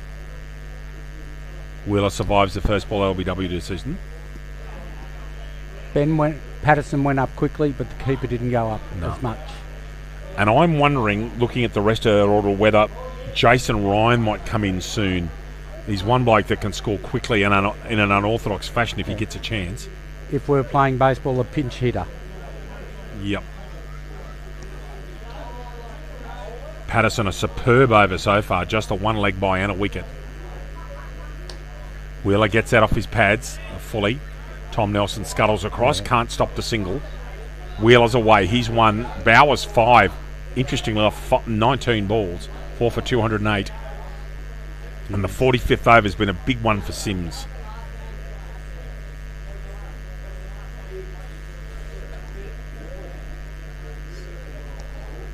So we've got deep third man come up, and we've got now a long on. Long on Cow and deep backward square for Yeah. Bauer. Works that one off his pads, straight down the fine leg for a single. And that's a very good over in the context of the match. Patterson, 2 singles and a leg by and a wicket. Patterson has 1 for 33 off 8. And 4 for 209 now, with Bauer 6, Wheeler 1, and presumably Ben Nags to finish off at this end, and correct weight. With thanks to Regional Auto Supplies. Clouds starting to shuttle across from the southwest here, but not much to it, I hope. I would, not having looked at the playing conditions, I would imagine that DLS would kick in after 15 overs. Is that the playing condition? Our friend, yes. Yeah, I've got it here. If anyone needs DLS, I've got the software. You'd be very surprised to know I've got the software, John. Let's just run through the field for you once it's settled. We have backward point, cover sweeper, short cover, long off, long on, mid-wicket in the ring, deep Cow almost straight behind him, and a deep forward square. So again, backing himself not to give runs away to fine leg. Here comes Nags to Bauer. Full toss. Full toss. That's actually not a bad ball to bowl at this time of the innings. Is a Mitch- low full toss. Takes Bauer- away so many shots. Yeah. Bauer would be kicking himself if he didn't get that a little bit finer. And especially with 2 men inside the ring behind point and the offside, he needs to get that away. Cox would have done it, but Cox was in sublime form behind point. And he's That gone might up. be out. He's gone It's- up. It's Patterson. He won't drop it. Taken by Patterson. That's another big wicket. Sims going hard here at the end. As the boys run in to congratulate Ben. Nags, another wicket. That was beautifully taken in Aussie rules fashion. As soon as I saw Patterson near it, it was red rover. John and I'll have a short break at 5 for 209. Do you think it's turning that little bit in these last overs? We're expecting the 6s, the 7s and the 8s per over. They're starting to turn the screws. The guys It's the first in time green. they've lost 2 wickets in a clump all day. So, Yeah. yes, I still think they need to get themselves... Patterson's put pressure on. These two are clearly the best of their bowlers today. But, Sims are right in this now. They've worked Yeah. very... Remember, they were something like none for 90. 93, I think it was, by memory. And we've got Anthony Atley Atley, coming yep. in. His brother's ploughing away for Queanbeyan in the Canberra Grand Final at Phillip today. 3-day Grand Final down there in Canberra. That's a lot of cricket for a Grand Final. 3 days of 90-odd overs each. Holy cow, they're big I don't days. go that long for holidays. I said to someone once, "What's it like shoring a Sheffield Shield game?" They said, "Long," because I've only ever done like a T20s and things like that. I've done one 4-day game, and yes, it's an interesting concept. Oh man. Okay, Anthony Atley's at the crease. Nags has taken his second wicket. Driving to backward point. Yeah. Wheeler came a long way down, but no run. I think Wheeler has worked out the situation that they're in. They need every single run. Ants Your probably two haven't right switched on to much. now is the first time that 235 that you mentioned an hour ago is quite a reasonable shout. Driving, hits the sweeper at long off. Bounces it at his feet and goes over the head of Nagsy. Atley's off the mark with a single.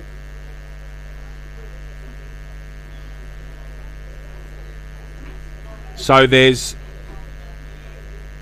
45.4, 26 balls left. They absolutely have to get Run a ball. a runner ball. Absolutely have to.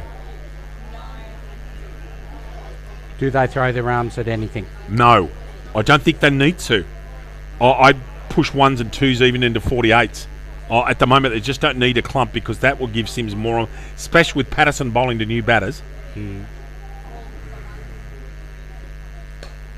Wheeler trying to get it past mid-wicket, can't. Nags has been brilliant today. Again, he's 5 balls into his 8th over. He's had a wicket and a single in this over.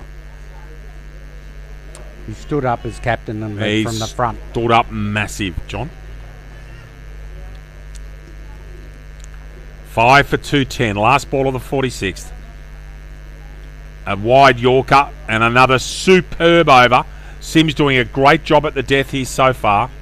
There are 24 rocks left and Colts are 5 for 210. Both Wheeler and Atley are a single apiece. And there is a bounce in the step of the guys in green. Oh, absolutely there is. I think Well, when Morton was going, especially when he got past 50, 280, 290 was on the dead set on the That's cards. 100% it was. I worked it out. They were going better than run a ball.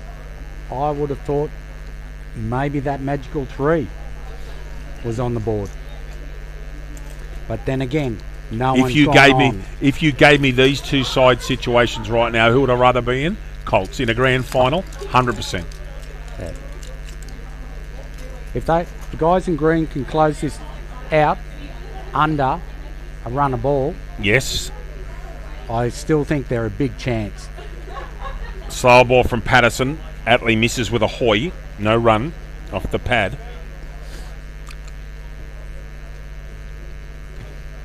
Hope you're all enjoying this live streaming coverage of the Dubbo Grand Final.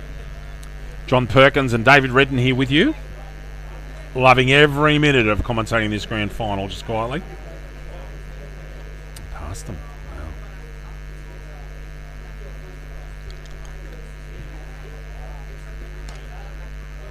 Can't get it past mid-wicket, got to go. He's in trouble if he hit. Again, Patterson bowling superbly. I think he's eased into his bowling today. 100% he has. He's not trying to over-pace the ball. I think he's after more control. The one thing he has not done is bowl short. In comes Patterson.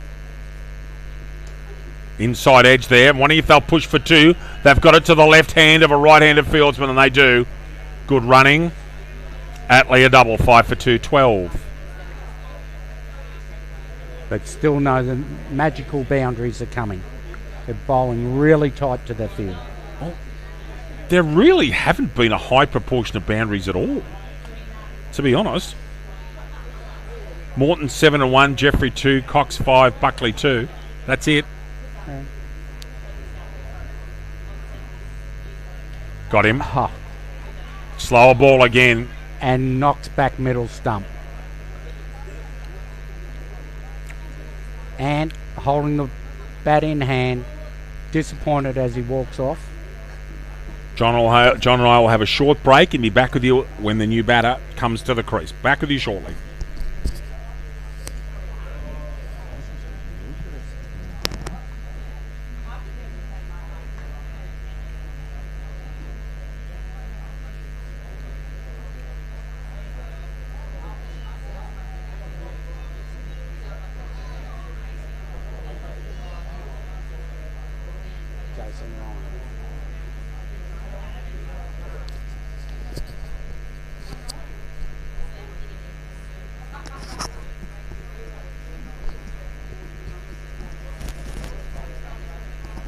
As we welcome you back to VP number 1, Jason Ryan straight to the crease. And a bit like that, the scene from Forrest Gump, you just never know what you're going to get.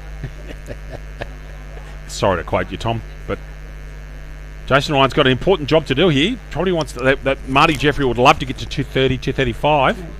Needs to stay there. 3 wickets lost in a clump for the first time today. Ben Patterson bowling superbly.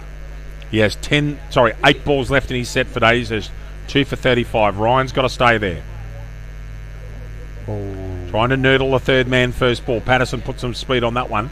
I think the wheels have gone up a little bit further. 100% there.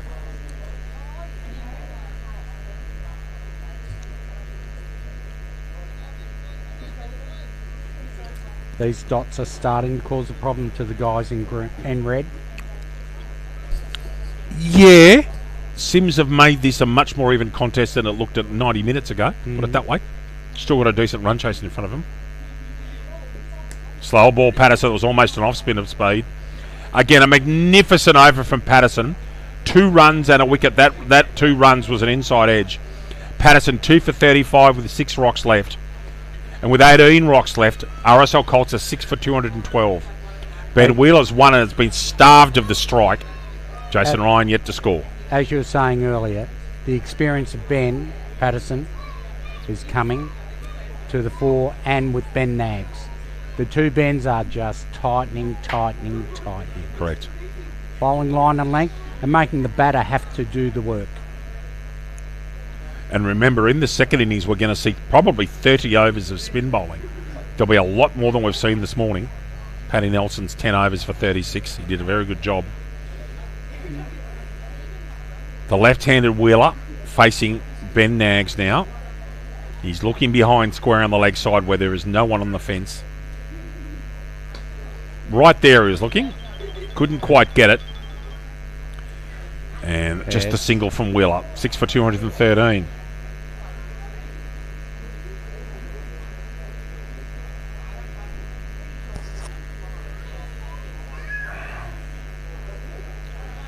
Thank you, Tim Cox, for that message. And yes, I couldn't agree more. Timothy Dennis. The great man's watching. Hello, Coxie. Learned a lot from Tim Cox I can tell you, I owe him a hell of a lot. Jason Ryan, that might be the first buy of today. Hyde's got to hurry. Ooh. And Wheel was quick. That should be a buy, I reckon. And he's Ryan beaten on the inside there. So a buy, 6 for 214. I will say there's some blue bloods in cricket here in Dubbo, and the Cox family have done and have played for many, many years. Dennis, his work here. Wheeler going the Hoy. Nags again, superb. His control of his line of length today has been elite. And I believe that he's interested in playing zone cricket again. And you would know that I know this. He's a. And I'm sorry to sound arrogant. I don't mean to sound it. There's one bloke that should be playing for Western Zone. Should have been playing 4 years ago. That's how good he is. 6 for 214. Wheeler hits the sweeper. Is he going to turn for 2? Ryan was there and ready if there was a misfield. To be fair, he ran aggressively. But as I was saying, the Cox family, for Colts as a club, what Dennis has done for Dubbo cricket, for Western Zone cricket, and New South Wales cricket. It's a life member in New South Wales country. There's not many of them. There's No. only about 30 of them, and he's one of them. Ryan, off his pads. I just wonder if he did get a little feather. I thought I heard bat. I thought I heard 2 noises, just one in the umpire. And Ryan's off the mark. Just a little inside edge onto that one. 6 for 216. So Tim would love to be here watching this game with his beloved RSL Colts. And he'd have it up on the screen down there in the Lake Macquarie region. I guarantee you, Cox, he'd be watching this. Wheeler gets a wide Yorker. Nags again. So Nags' figures 2 for 21 off 9. 12 balls left, and that 235 that John Perkins spoke about an hour ago is looking more and more realistic. In fact, now they've got to get 19 off the last 2 to get to 235. So I think 250, forget about it. And it's interesting what they don't need. They're better off dropping and running off Patterson and getting something off every ball, in honesty. Yeah. Get 4 to 5 off the over. Or 6, yep. And then for the last over, try and have a go at Nagsy. And Ben Nags is sensibly sticking. He's short cover and short mid-wicket are there to stop singles. They'll go back at the end of the over. Everybody else is happy to give away a single. In comes Patterson to Ryan. Ben Patterson's last spell has been quite superb. That's hit the base of off and middle stump. Excellent bowling. Good wheels, good direction. Patterson has 3 for 35, 7 for 216 with 11 balls left. And Sims are definitely working themselves. They clearly worked themselves right back into this game. Yeah. Tactically, I would have thought that the smartest thing to do, particularly from Patterson, is to drop and run. And by that I mean all they need to do is really get singles off him and run hard.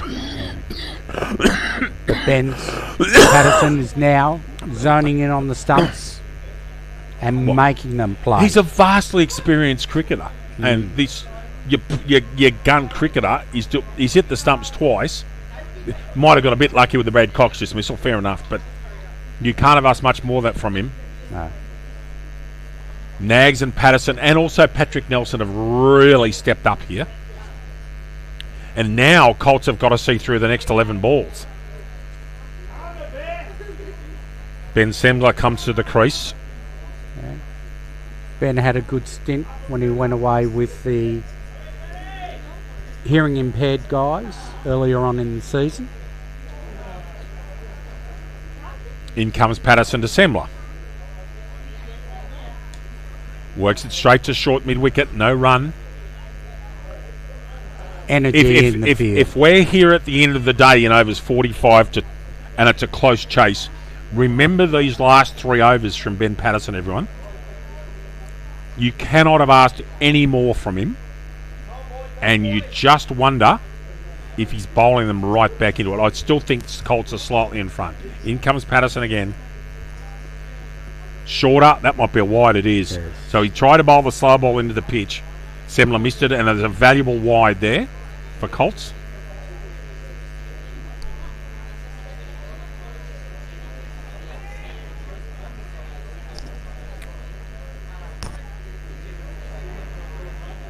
29 degrees. 7 for 217 the score.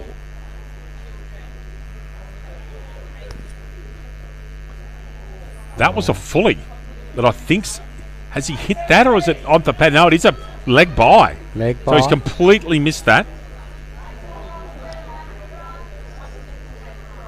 That's not a hard thing to do with Ben bowling at this No. speed.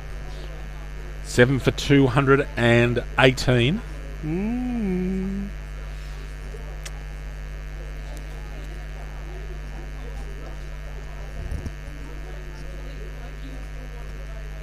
Okay.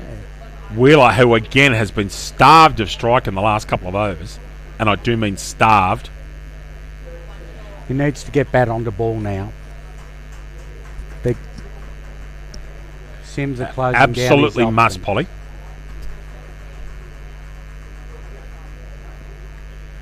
Pull shot. They should be looking. That Yeah. should be an easy double for Wheeler Come because back. he didn't time it. Big boundary down there.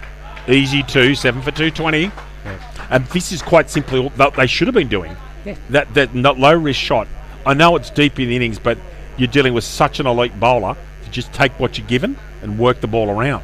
Use Ben's speed. Use Paddo's speed to put it into the gaps. 7 for 220. 8 balls left in the innings. Wheeler will need strike for the last over. That's what he needs. And gets a dot ball on the 5th ball of the over. So now if it Polly, let's see how the brain's in gear. Now, Semler could even sacrifice himself for a run out. Correct. He can, but whatever happens, Wheeler doesn't need to sky a catch, and he needs to get a single. But that score is knowing what should happen rather than batsmen.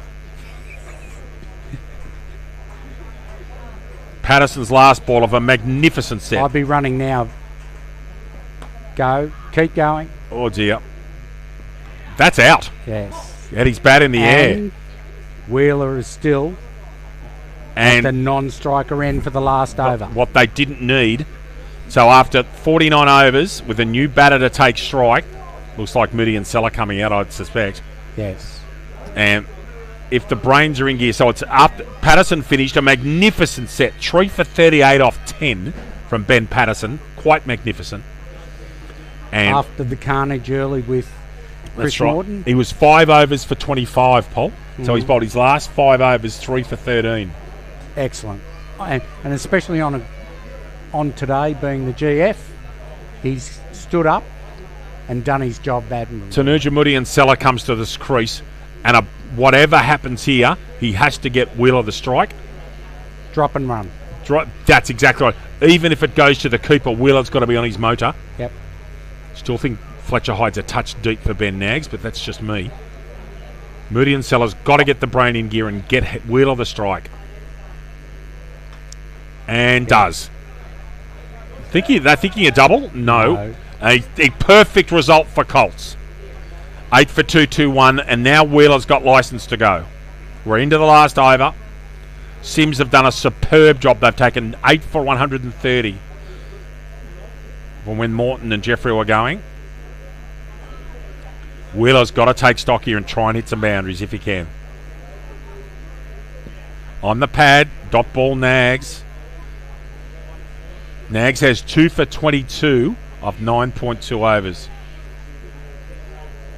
Excellent bowling. Running through the figures because we'll be off air for about half an hour in a minute.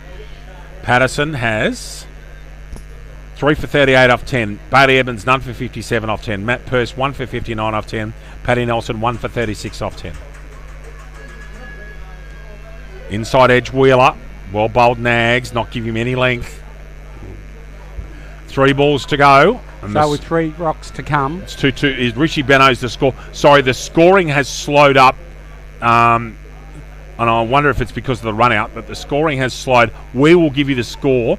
It's actually 222 for 8 now. 222 for 8. Moody and Seller. Yeah, they're happy to give away the single there. 223 for 8. Go on, John. Who's going to be the happiest in the dressing room at the break? Colts. Over 200 score. Sims will be happy enough. but they've got over 200 in the GF. They're 40 runs to the good of what they were last Saturday, and they still defended last Saturday. All right. Oh, that's a leg side wide. And 2 wides. Oh, how big's that? Put that down in the memory bank. Another 2. Very important runs there. Good running, Moody and Seller. Just waiting to see this score come up. I think the score, that's 2 wides, not 3.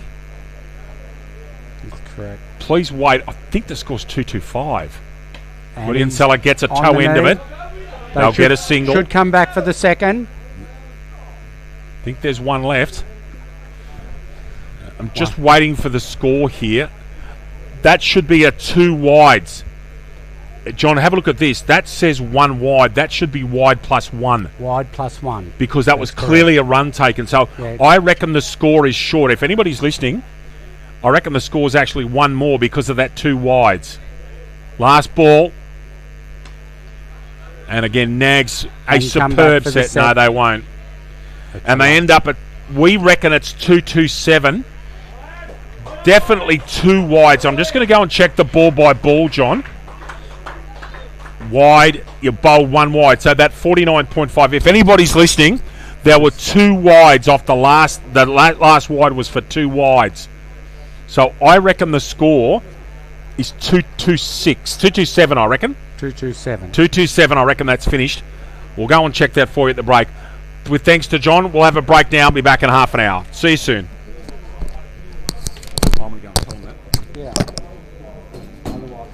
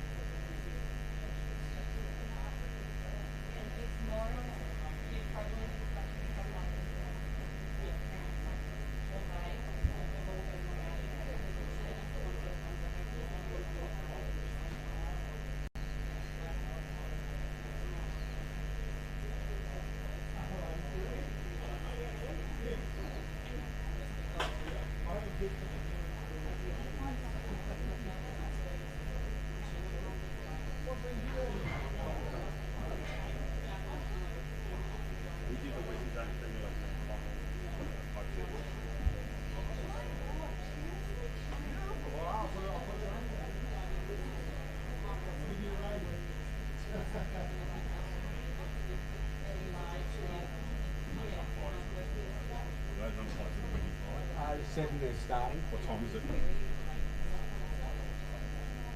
01. We're just going to go to men's room again. If need be, can you start without it?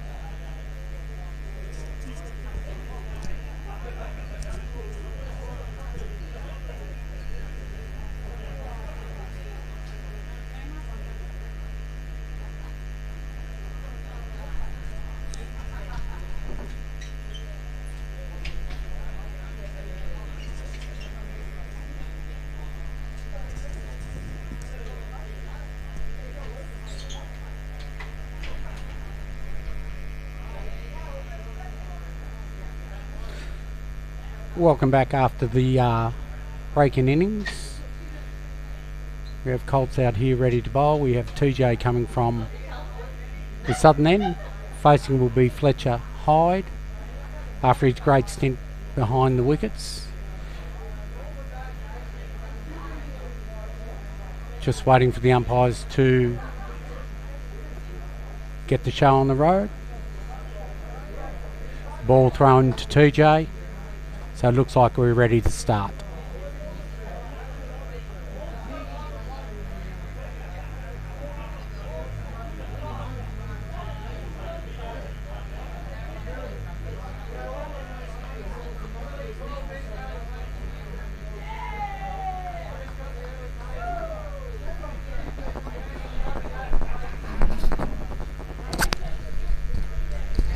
I've just welcomed everyone back. And pleasingly, John, as we welcome you back, the live scoring's got everything correct. 227 the final score. Fletcher Hyde is on strike. Tanuja Moody and Seller to take up the new ball. What a fascinating afternoon. I still think that the Colts are in front. But, John, the next couple of hours will be fascinating.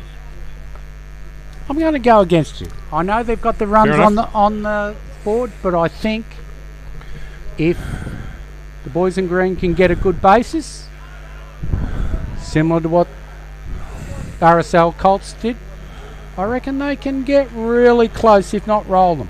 But we've got a couple of hours to find out.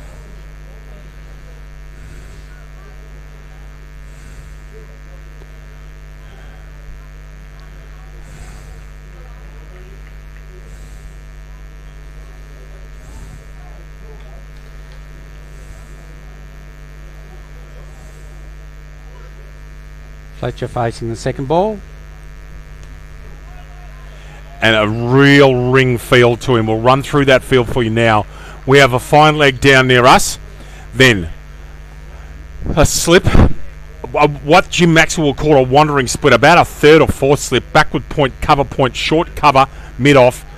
A wide mid-on and a forward square leg. A real ring field, Polly. Yeah. And the old English ring field. They're trying to put pressure on.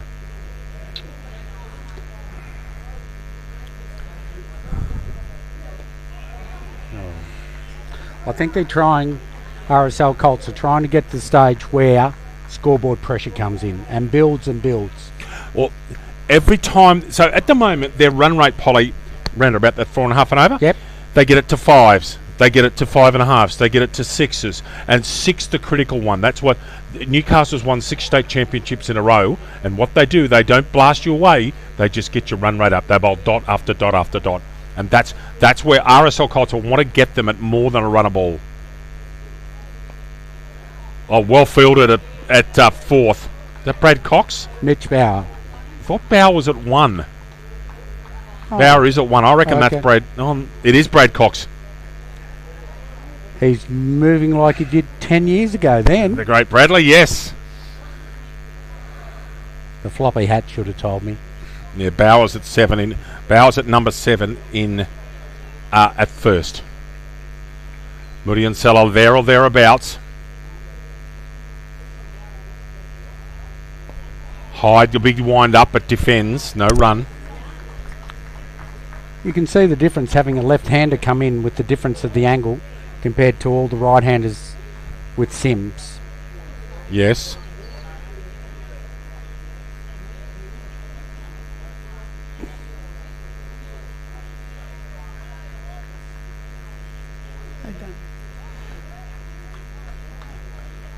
Moody and Seller sitting on a maiden at the moment. Love to get through his first over.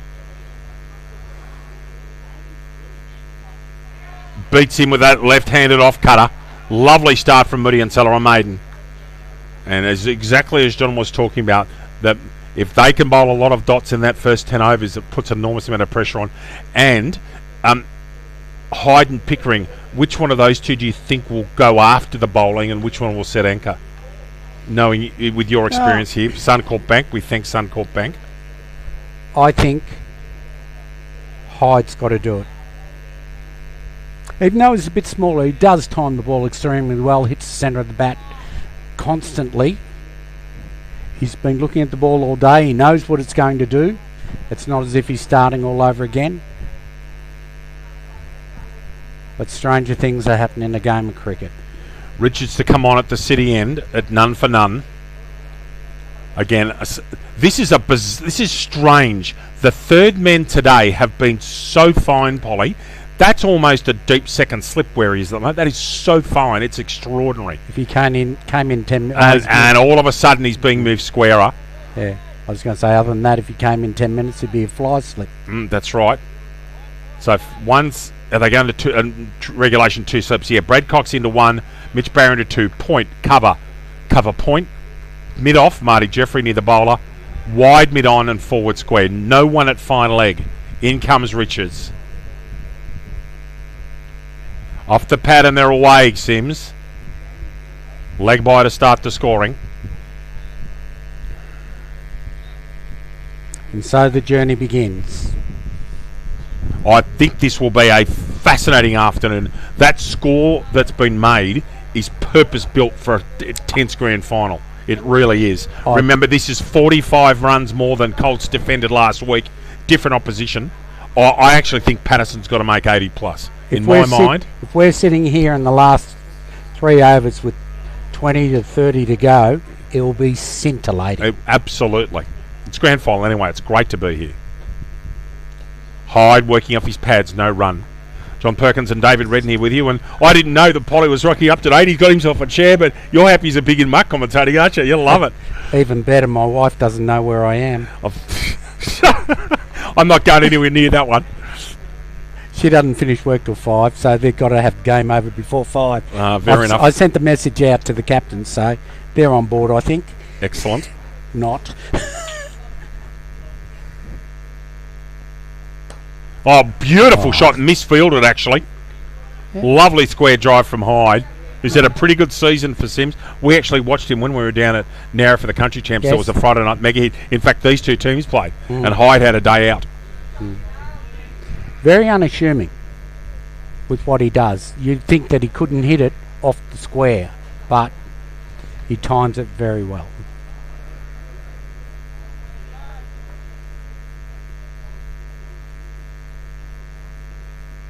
Oh dear, that was a hoy from Pickering. If you look at a lot of Australia's best batters over the last 25 years, a lot of them, other than Matthew Hayden, were short stature. Ponting, not a big man. Justin Langer, very small. Damien Martin.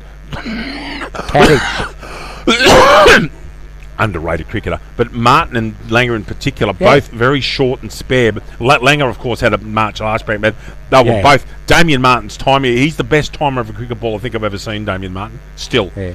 Him, David Gower and Brian Lara, they're the three that struck me.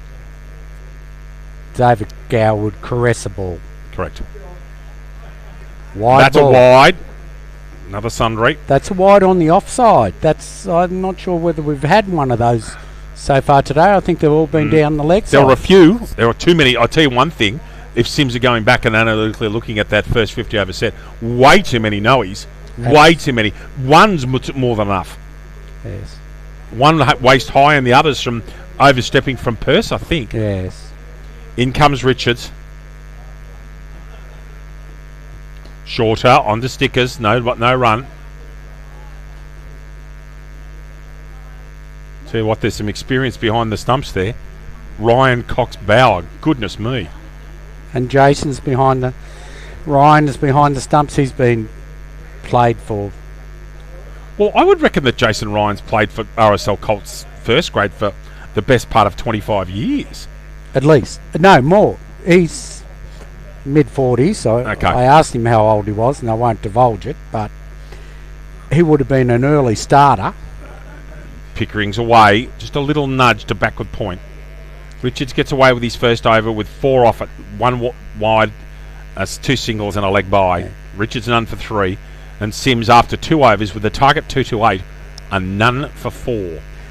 And coming back to Jason Ryan, some of the quickest hands I've seen. Oh, especially, there's one that strikes in my mind that won us a match, playing at Rawlings Park in Wagga against Riverina.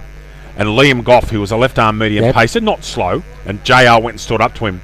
And Goff bowled a leg side wide, and Jason Ryan, who was standing up to him, took the bails off, and the batsman didn't know what happened to him. It was a wide, but it won, that Flick, they flick. were flying. He won, and we won that. We actually won the championship that year. We won 3 games in Wagga, and then went home and won at Wade Park against Central Coast in the final. Yes. But standing up to medium paces, he's unbelievable.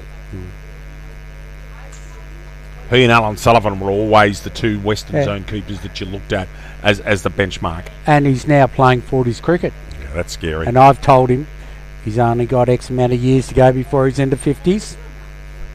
In comes Moody and Seller bowling to Pickering. Just a touch short, but straight.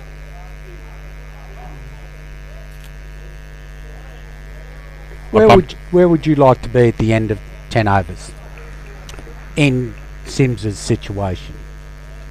45. 45? Preferably none. No more than none 1 and yeah. 45. 45's even money. So it's about a 4.5. 45's fine. Gets some C's off the new ball and they've got wickets in the shed then. 45 for 1. Nice areas to Moody and Seller. Not great carry, but he's not that quick. Ryan takes it shin level. And you? I would say they would need to be, because they probably don't bat as deep as RSL, they might need to be around that 60. Okay. That's a big ask. That's a huge ask, but cometh the day, cometh Who the bats man. at 3, Nelson or Patterson for you? Or situational? Situational. I think Paddo's going to come in either 4 or 5. Okay. Which... Nelly would have to be next though. Thomas. Yeah. Nudged by Pickering to backward point, no run. RSL Colts up and about at the moment. But we're not in the mind of Ben Nags on how things are going.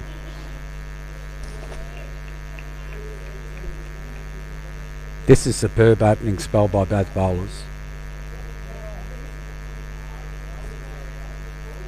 Neither batter taking it. Oh, well, Pickering had 1 hoy at a shorter ball from Richards. Perfect areas to Moody and Seller. He can bowl there all day if he wishes to with this field. Yes. Remember, he's bowling to a set. Hang on. That's fascinating. They've put their second man out. I'm sure to pick this up earlier. I'm very sorry. You can't see this. There's a long on in already, which is most unusual. They've got Inside no the one first- outside. Yes, they have. They've got a fine leg. Oh. So it's fine leg and long on.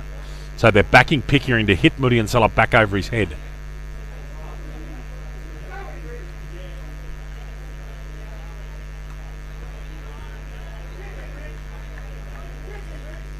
Another dot ball. Hope you're all well, enjoying the cricket. Give us a shout out on Facebook. You want to go onto the Facebook page and say hello, please.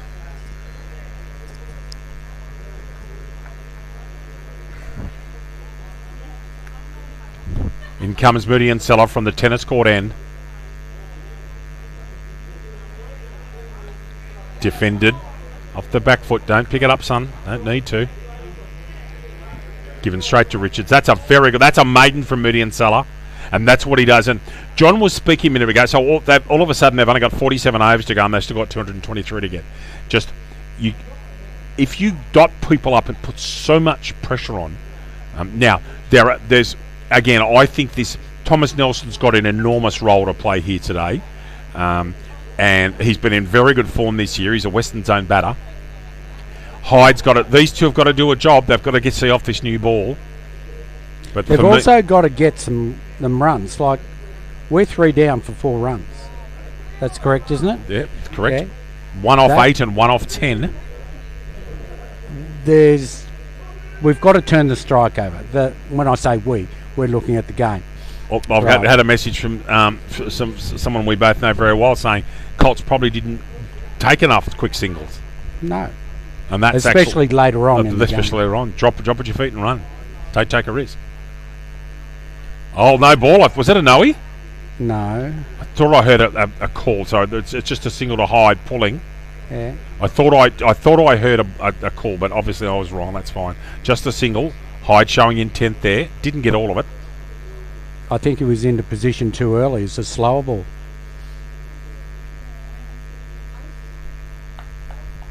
The only man out at the moment is third man. Again, extraordinarily fine. A million seller's being moved wider. He should be 25 yards wider than he is. Another 2 cones around, I reckon, at least. Yeah. In comes Richards. Full. I don't think Richards got a touch on that, but Hyde was backing up properly and watching.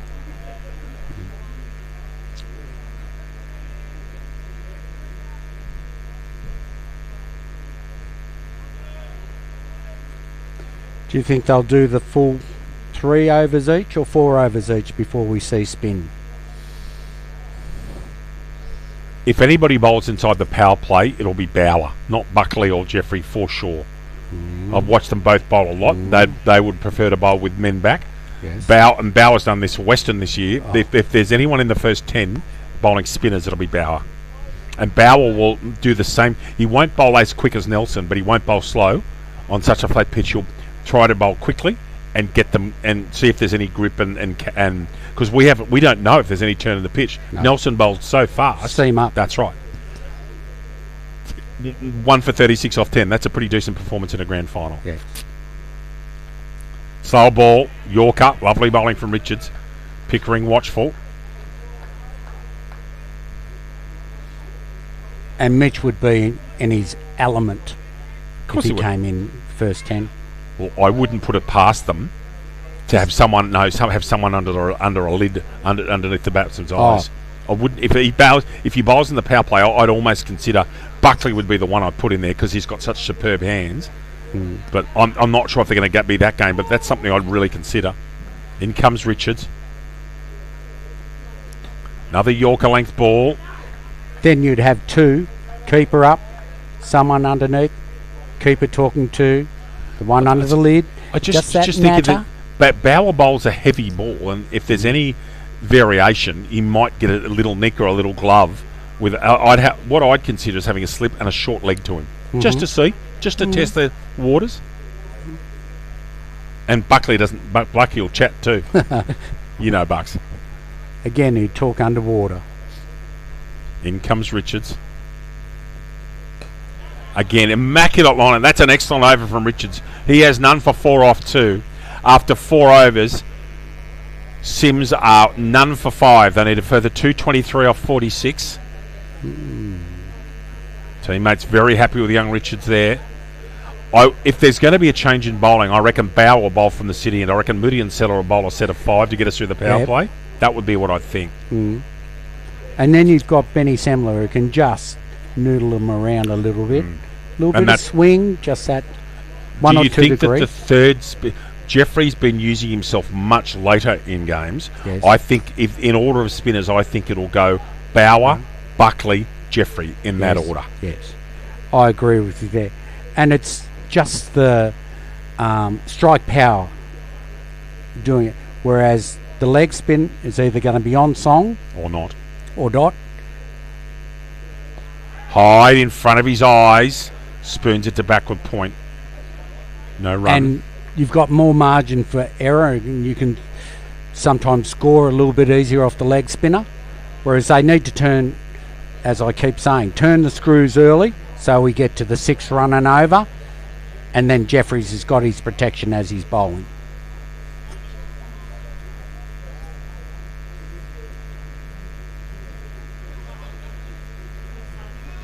No, he called and a leg by as well, I reckon. Reckon this is both. Now, the field can change interestingly here. I reckon that's a no-y and a leg by. Just watching the umpire. No, he's giving that a single. So now the field can change because there's been a change of strike. This is a lock and load. So it's a free hit, everybody. The only way he can get out is he's obstructing the field or run out or timed out. He won't be timed out, but he can be run out. 2 men go back. 1 to deep cow, 1 to long on. Again, you're allowed to change the field when there's been a change of strike. So Pickering gets the freebie. I'd be thinking of going across the line. Oh, this will be a Yorker, a foot and a half outside off stump, I reckon. Yeah. Wide outside off. It's in the air. You got to run, boys. At least cross. Come back for the second. No. Moody and Seller held that one back cleverly, and they only get 1 off the no-y. That was an excellent bowling and fielding, which kept it down to 1.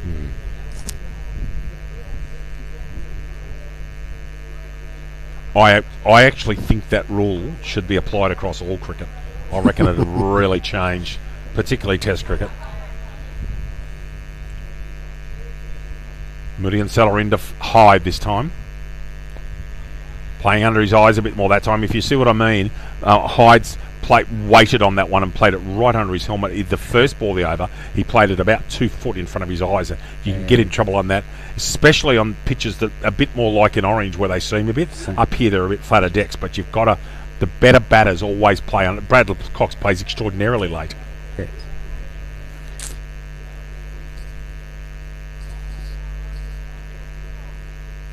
None for 6 is the score. Whitney and Seller varying his pace cleverly. That was not much more than slow medium, that one. And Hyde had to wait for it. So already, Polly, they need 222 off the best part of 45 overs. So it's already at 5 and over. So they've done very well in this. And you asked me what I thought was a good score. Yeah. I said 1 for 45 off 10. At the moment, that's a forlorn hope, to be honest. Yes. However, there are 10 wickets over there at the Sims 10.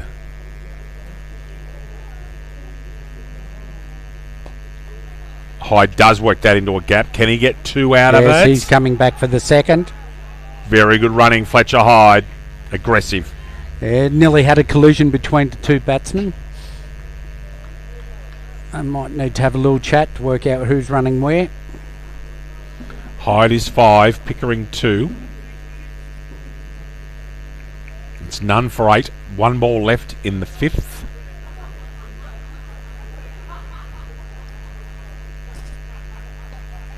And again, Moody and Seller's basic line of length that over was almost identical. After 5 overs, Moody and Seller 3 overs for 5, and Sims, Polly, are none for 8 off 5 overs. Excellent start by RSL Colts.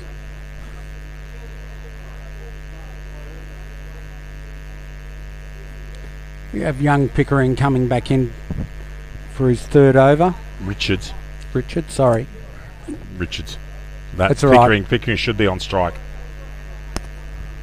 That's all right. And Richards' last over, for mine, he bowled almost every ball on the same spot, full and straight. He didn't bowl anything short, and I reckon that's clearly a tactic from his skipper. How's that change from when Sims bowled their first 5? If RSL Colts win this, they've won it in the first 17 overs of their batting innings. Yeah.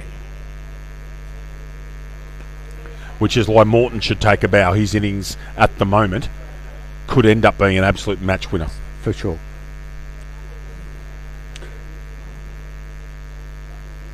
But Sticks would just say he's done his job. That's Chris Morton. Okay, Bauer comes out. I reckon he's going to go to short mid-wicket on in box. Just wait for a minute. Or is he going to go to that short mid-on position? He's going to go into a... Is that a catchy mid-wicket? Not really.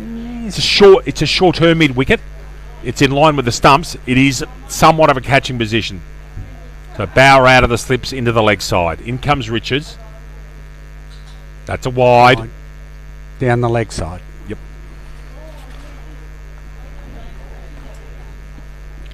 And really, with this field, young Richards really needs to be outside off stump because he's got no protection on the leg side fence at all other than long on. Still mystified as to why the 3rd man position today has been so extraordinarily fine. It makes no sense with top order batters. It does with lower order batters, but not top order guys. In comes Richards again. Getting the radar right outside off stump that time. At the moment, you could bring him forward if he wants to field there. Bring him forward 15 metres. At the moment, you could almost have him as a short 3rd man in the ring, Pop. Yes. Because they're not playing. They're not giving them anything to cut. Yeah. He's pretty much there at the moment to get a snick off. That's what he's there to, a wide snick. Sorry, I was going to say he's there for a suntan because he's not getting the ball go near him. Careful, Polly. I'd say that all the time. Okay. Oh, lovely bowling. Bit of an off cutter, I reckon, from Richards. That was a yard quicker. Yeah. Good carry to Ryan. None for 11.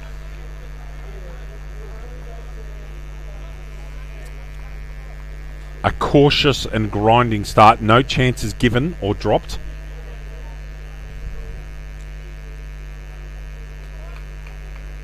Richards into his third over, has none for 5. Very good start from the young man.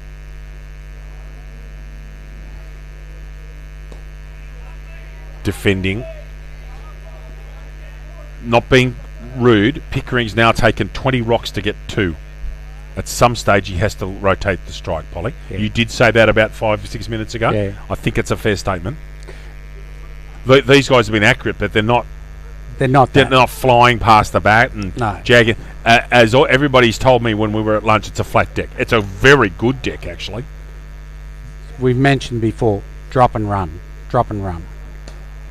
A fully. Knee-high full toss, driven with no power at all. And that's the thing, is that Pickering doesn't have much timing at all at the moment with his shots. No. Hyde's shown more intent. However, they've got wickets in the shed. Richards, the only blot in this over has been a leg side wide. They still need 217 off 44 overs.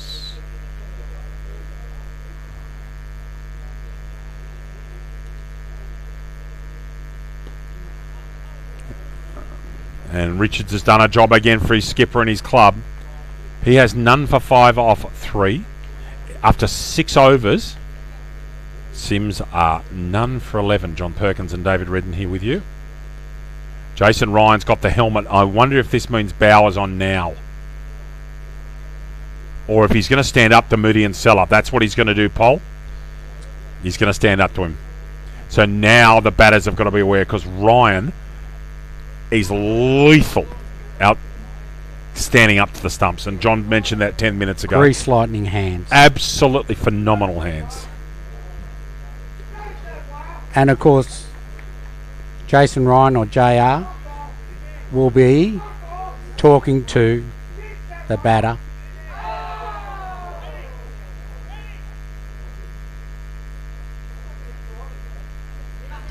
Just what they're trying to get fine leg a little bit squarer, and he's now at a pretty much orthodox fine leg. Yeah. And Ryan is standing up to Moody and Seller here, so Hyde's got to be careful with his footwork, particularly crossing over outside leg stump. And I wouldn't put it past Colts to have a plan to give away a wide and see if they can get Hyde to cross his legs and take a risk, give up a wide and get a leg side stumping, as what happened with Greg Buckley. I didn't get a chance to speak to Greg about his dismissal, actually, so...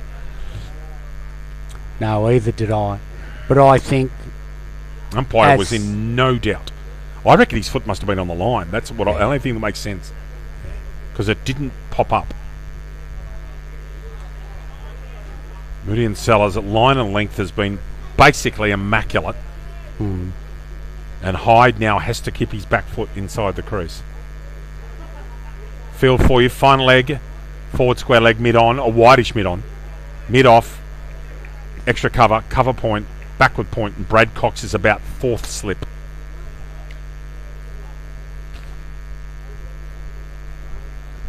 That's 4. That's the one short ball he's bowled. Hyde takes full toll. First boundary of the innings and much needed. None for 15. That may get his confidence up that he can start doing his shots from now on. But it's good to get that one in the scorebook. Agreed. And when you're bowling at Moody and Sellers pace, that's the one area you can't be. Your line and length is your go-to. And that was short outside leg stump. Beautifully bowled Moody and Sellers. That's the cutter. He's very, if you watch him from behind the arm, he can bowl basically a left-handed off-cutter which goes away from a right-hander. And that didn't miss off stump by much. Cover goes back to give away a single and save any further run. See that on your screen now.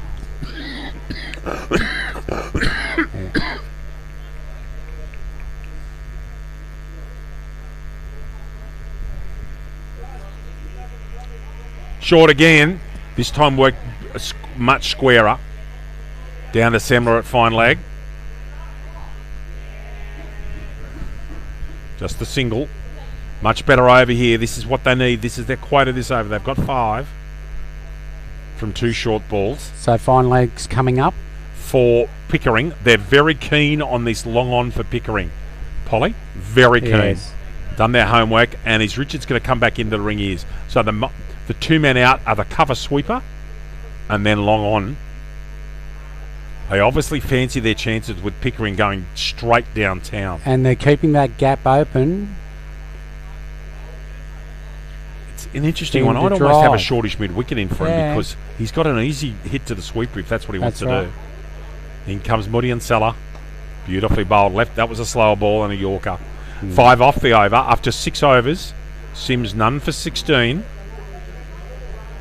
212 needed of 43. Which is exactly no, it's not. It's getting close to 5 and over. Yeah. Very close.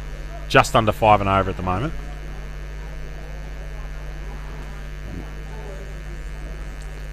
I tend to think that the spinners may come on in the power play too. Right now, if you ask me, that's what I'm thinking. If they can sneak 5 overs through quickly, bang, bang, bang, bang, bang, for less than 10 runs, it's so much more pressure you put on. And that's what Bauer does, is he builds up pressure. 90 seconds and over. If that. Keeps the scorers on their toes. The late, great Dutchy Holland once bowled an over in first-class cricket in 43 seconds, which I still can't believe, but apparently it was timed. In comes Richards. And bowled him, played on. That's a big wicket. That's almost off the bottom of the elbow. Yes, off the elbow. And Unlucky played on there. middle stump. That's a big wicket. And Colts are winning this first 10 overs for mine. Now, if Polly believe, and I don't think that Ben Patterson will come in. I think it's likely it's Tommy Nelson, but we'll just wait and see. Yeah, it looks like Tommy over there. You'll be able to tell by the footwork. Very distinct footwork on that back foot.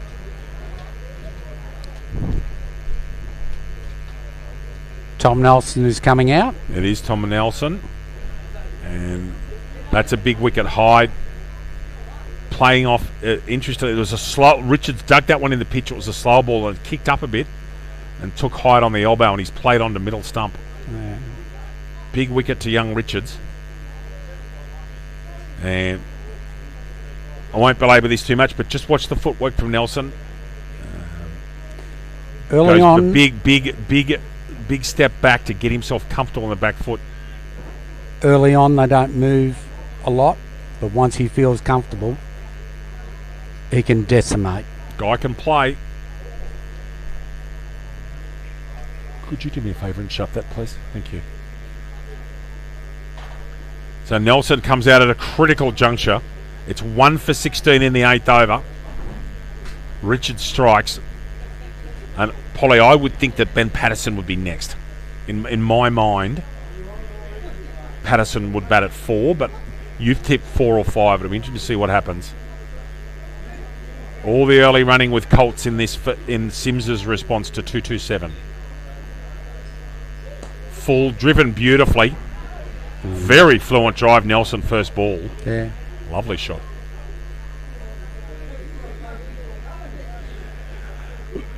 If we're at 10 to 12 overs and we're under 30, you've got to put Ben Patterson in next drop.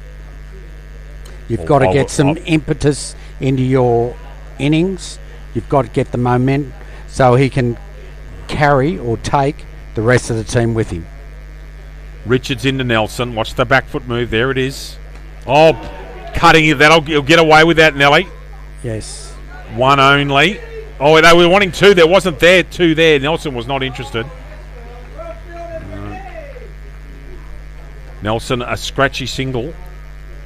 And Pickering's taken 23 rocks to get to 2. He has to get moving soon. Bauer comes out to the short mid-wicket. The forward square leg will move a bit squarer. And Bauer will end up close to being in line with the non-striker stumps. He's a bit further out this time. He's almost not in a catch position. And long on goes back for Pickering. So Richards, and I like it where Bauer is because he's making it difficult if he mishits that long on shot. There's straight to Bauer, no run.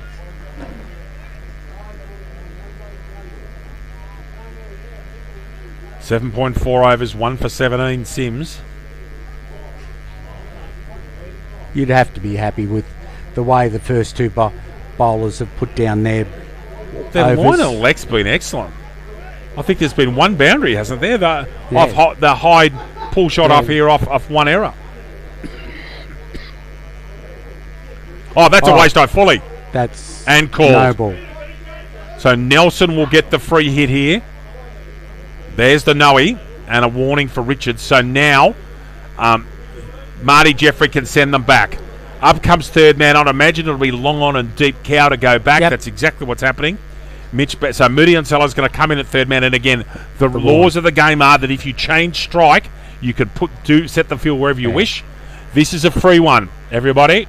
There's a discussion happening between the captain and the umpire just about the warning. Well, it has to be a warning because that's Yes, the laws but of it the was- game. Just having, Yep. I think Marty would just be making sure that everything. You can We actually get understand. pogoed out of the innings if you bowl a dangerous ball. You can go first rock. Yeah. That was not good, but a dangerous one's where it goes into the head. Yes. You can become off first ball for that. You don't get a warning for those. Uh, Okay, so it's a free hit. Richards, I'm wondering if he'll go full and outside off stump. Nelson would love it if he bowls him something short. Free ball here. 1 for 19. oh, Lovely beautiful. shot from Nelson. Beautiful, firm, straight drive. It should be a double. And is. So the no ball cost them 2. Nelson a lovely forcing straight drive. 1 for 21 now.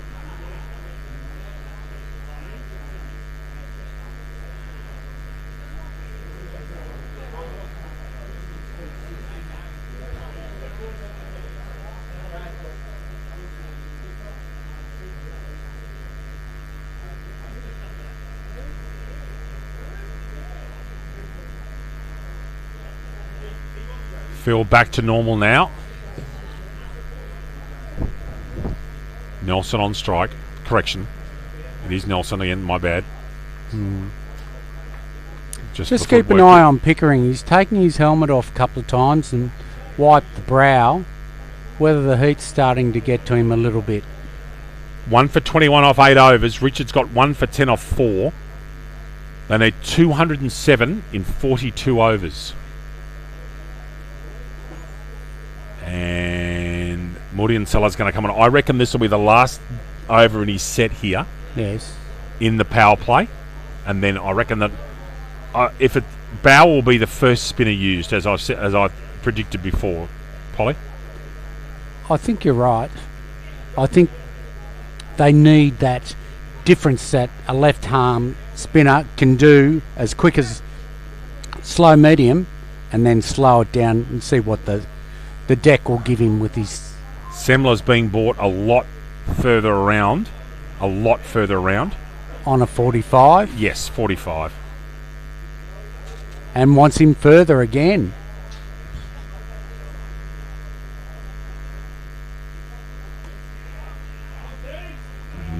Pickering 3 off 26 so far. I think the bowler's got his measure, Pickering's measure. He's going back instead of attacking the ball at the moment, Pickering.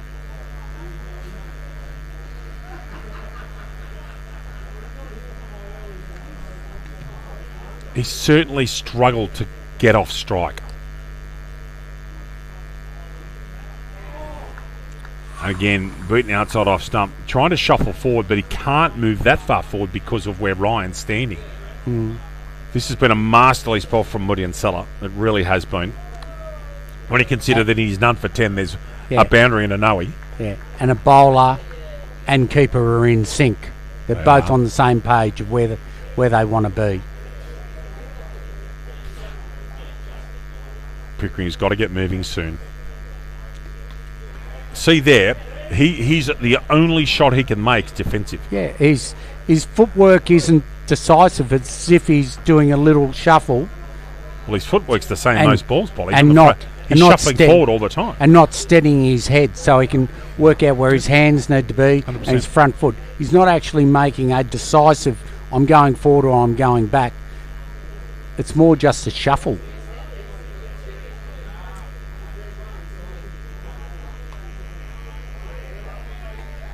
Another dot. If this keeps going, they will be above 5 and over Yep. at the end of this over. For mine, they're at the moment 20-odd runs short of where they needed to be after 10. They've lost Hyde. Pickering has to start putting the ball into gaps and start getting singles and twos. Has to. Beaten outside off stump. That cutter that Moody and Seller bowls has been so difficult. Yeah. You can see him run his fingers down it, and he's moving the ball away from Pickering all the time, and it's causing him discomfort. Nelson's just having a chat from the other end. Give some support to his strike batter.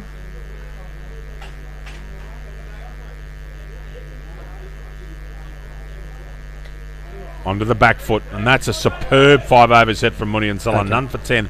That's a maiden. After 9 overs, they're now above 5 and over. They need 207 of 41. Now, does Richards finish off his 5 over set here? I would think so.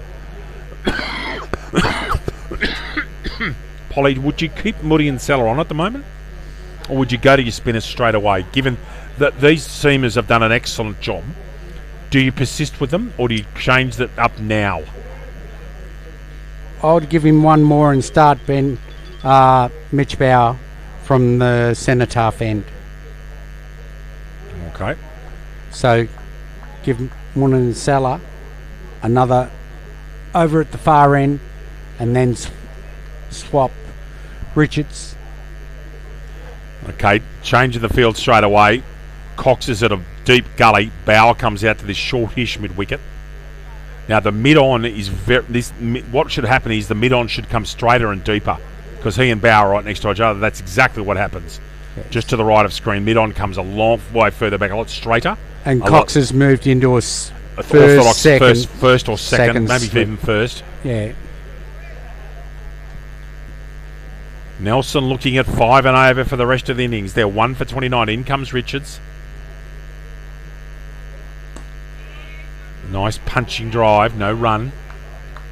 You can see the difference between the two batters is Nelson gets it to the ring, whereas Pickering at the moment isn't getting that dominance to get it to the ring. There's a different level of intent Yes. between the two batters at the moment. I think Pickering's actually really struggling to get it off the square. Yes. In comes Richards. Lovely square drive, diving effort. Is he all right?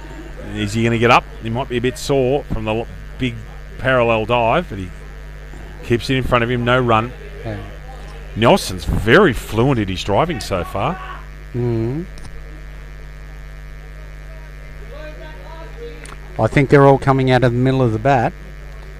It's just that once he gets to see the gaps, you'll start getting some results.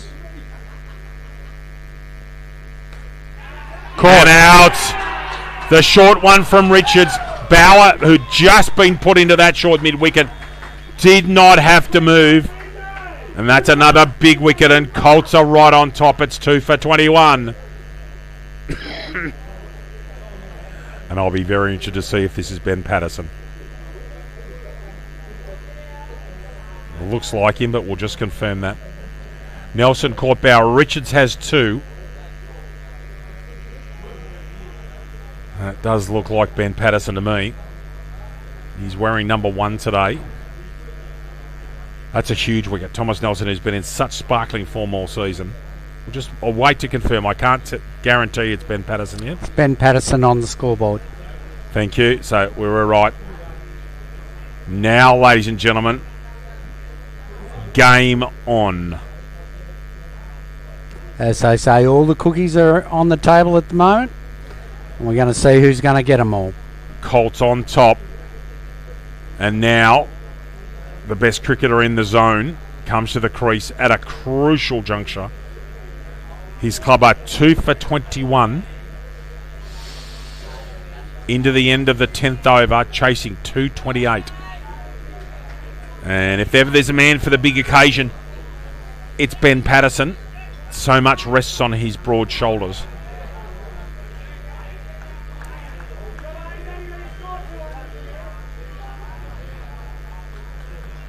Field for him. Just the one man out, and that's at third man. Everybody else in the ring. Mitch Bauer stays at mid-on. Sorry, short mid-wicket. In comes Richards. Driving first ball. Brilliantly fielded.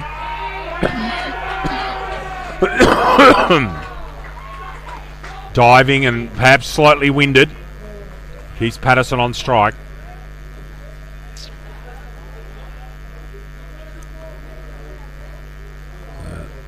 My hot spot is just playing up. Just excuse me. I shall go and fix that. Greg Buckley slightly inconvenienced there. But a great take. Yeah.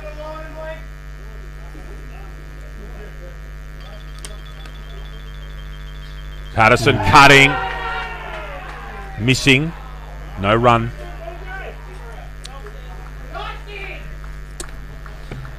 No footwork early on. Richards in the middle of a superb spell. 2 for 10 off 4.5, Paul. He's going to be a very happy boy tonight, especially if they win. He's done his job for the first 5 overs. Oh, he's done more than that. We've just got a little hold up here. Something...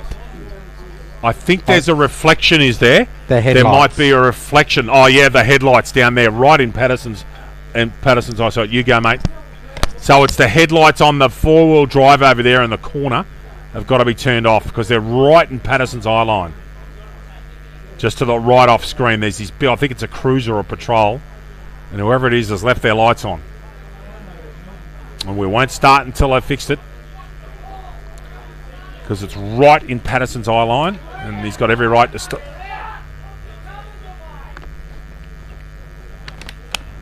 And the lights have been turned off.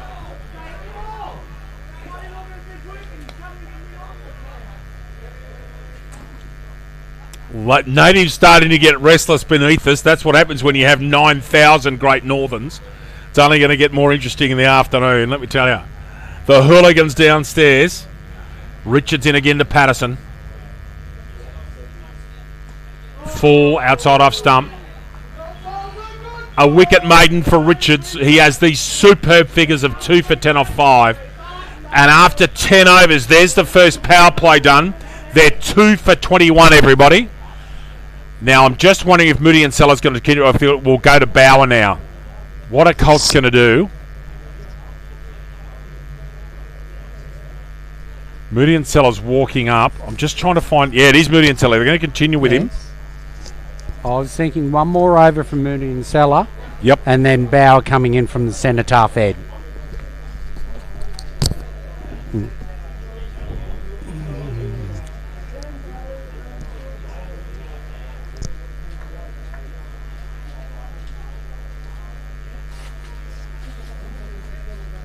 So we've got a batting, got a power play. Yeah, second power play. Batting power play. The umpire's done the windmill. So now, Polly, they can have 4 out.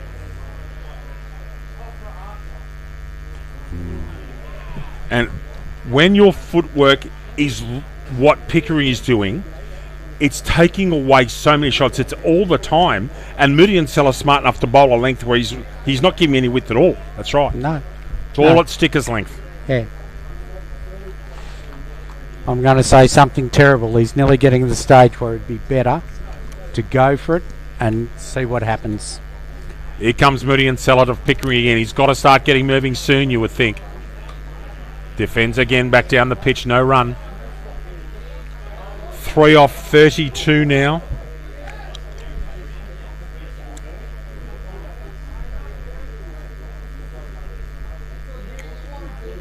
Jason Ryan having a conversation with Marty Jeffrey. Maybe you've seen something. Just wondering if they're talking about having someone in a even closer catch position. Mid-wicket's just on the block. Just wondering if they're Jason Ryan suggested having someone right underneath his lid. Yeah, on the offside. In comes on the offside. Yeah.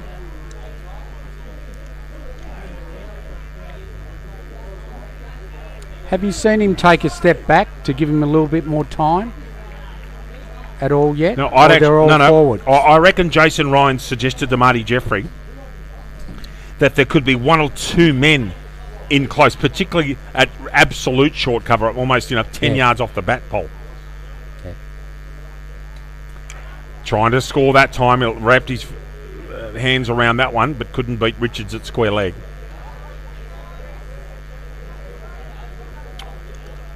And these continued dots just put more and more pressure. We'd be close to 5.5 now, wouldn't we, and over? Well, nearly? it's 30 after this one, 39, and they 207.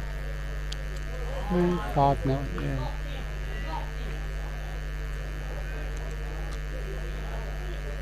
Moody and Sellers been superb without taking a wicket. It's been an ideal for Richards at the other end. There it is. Moody and Sellers strikes. Pickering just lost patience. 3 for 21. Lost his shape. Went for it. In the scheme of things, he's tried to do the right thing for his team. He's started to work out that he needs to start moving along. He picked the wrong ball.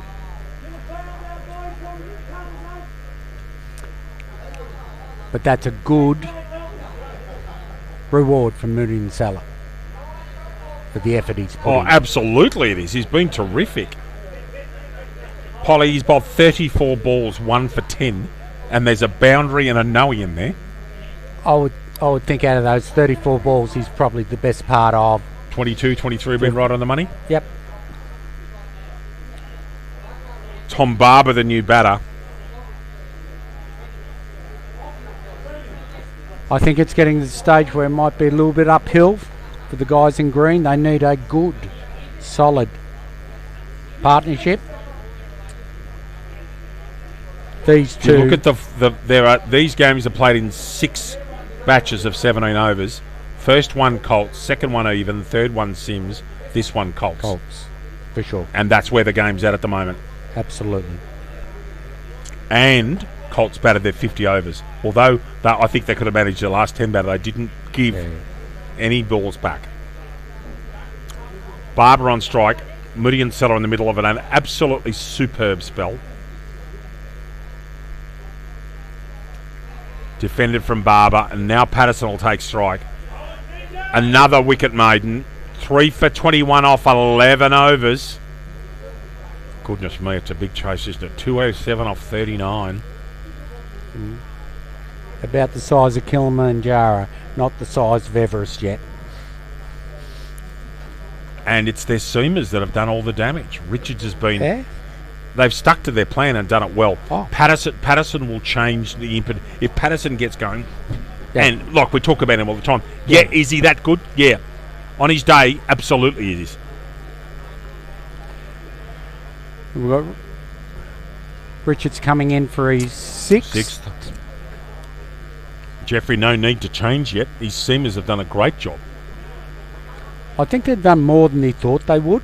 100%. He would have hoped I for thought it. 1 for 45 was what they'd want. They're 3 for 21 after 11. It's just almost a perfect start. But now it comes back. Can the boys in green dig deep and make something of this game?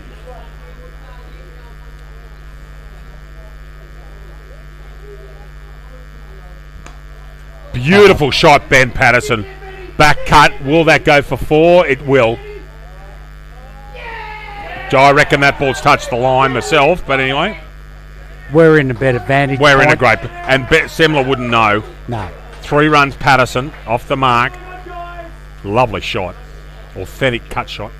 And made himself a little bit of space on the leg side to hit it to the off. One thing you can't do... Patterson hit him all over the park, but he's brutal square of the wicket both sides. He's one of the best country cricketers. He's one of the best pullers of a cricket ball you'll see in country cricket. If you get it above stump height, so he doesn't have to worry about that, he'll hit either side. Look out. Richards into Barber. Oh, bouncer, beauty. That's a really good bouncer from Richards.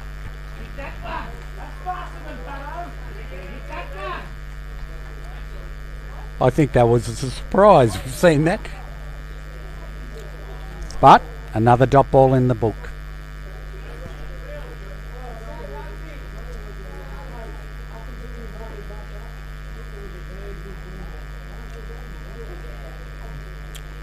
Richards in again from the city end. Barber driving with no timing. Straight to Buckley. Short cover, no run. The way it's going, Jeffrey could actually have his seamers right now. It's a fair way. Bowl them they could out. bowl 20. Yes. They could bowl them out. They could. And suddenly you're at less than 50, 20 overs gone to face... With 3 of the better spinners in the zone. Oh, Throw in Bladeberg Easy. from Bathurst and Tom Yeah. Blauer Samori. They're the 5 best spinners in the zone. Yeah. And Lockie Rummins.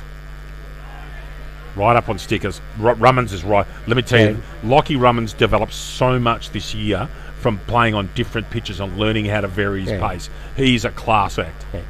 I think that's maturity on Lockie's part, and he's starting to think of each batsman as an individual rather than a set of 10 overs. But the fact that he can't bowl the same pace on Yeah, different pitches, yes, and yeah. you've got to be able to figure out when left arm spinners are getting blokes playing the back foot all the time, they're bowling too slowly. They want people coming forward, and Rummins figure that out. Very talented young cricketer.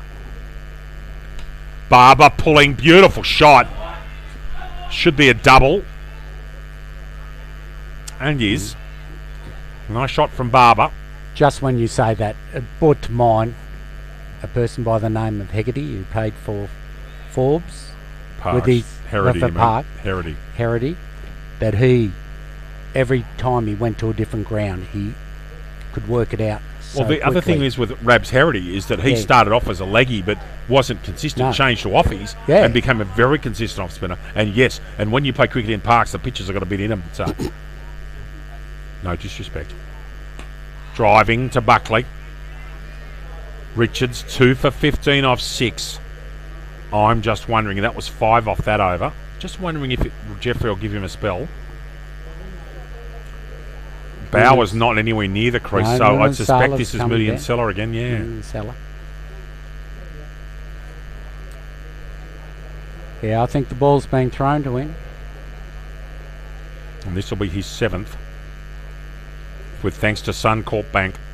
The Dubbo District Cricket Association First Grade Grand Final. John Polly Perkins and David Redden here with you. And we apologies for if there's any scoring references, but both of us love scoring. John, of course, has scored at an Australian Country Championships for South Australia, I believe. Is that right? Yes. Where? Twice. What? Twice. In South Australia was one of them? One in South Australia, the other one up at Bundaberg? Lismore, At Lismore. before the rain. They got so lucky in that cyclone in Lismore. They they dodged a bullet the size of the cannonball. Thank goodness. The people of Lismore have had enough. I was honestly, sitting at home, and for a town that's been, it's so pretty, it has great people there, you really put your heart out to them. It's if you've ever been up there and been in the rain, it just doesn't stop. It's incessant. Now, this is interesting. Million Seller's now gone a 4-man back for Patterson. That's not a surprise. Telling Patterson, if you want to have a go, you can hang yourself on the front foot, and as soon as Patterson gets going, things will change. Yeah. Okay, he will be trying to hit balls and hit boundaries and take you on. But yes, the people, cheerio to everybody up there. It's such a floodplain area, and when I saw that, so there were parts of areas above Lismore that had 1100 mil. Lismore didn't. Thankfully, they didn't go above that flood level again. Thank goodness. They have had enough. Those people. They have had enough. They need some luck. Got him! That's enormous. That's a Jaffa. As you can hear That's from the an crowd, that is a absolute Jaffa. huge wicket. As Bennett Patterson slowly walks off the ground, middle stump bent back. That's an absolute beauty.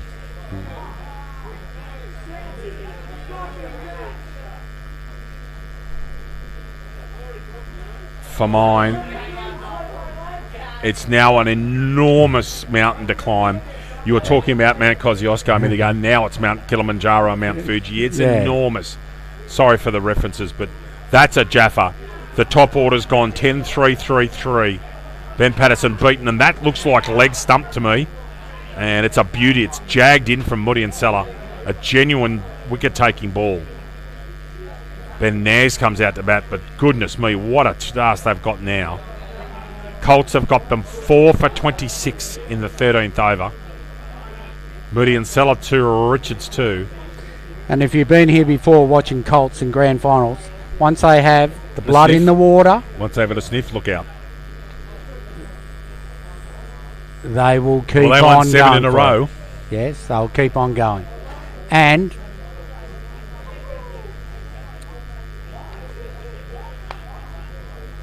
these boys have played together for a long time and brought in some new blood, and the new blood standing up today, both Moody and Seller and Richards. You now realise how important Chris Morton and Brad Cox's contributions were earlier today. Whilst I don't think they necessarily took advantage of everything that Morton did, now that score looks almost impenetrable. That might be LBW. And the finger stays down. I'm not sure if he was overly interested in that, the umpire, at any No. stage. But at least he didn't. Jason Ryan thinks that was salmon trout. Yeah. At least the umpire didn't bring up his clicker to click in front of his eyes.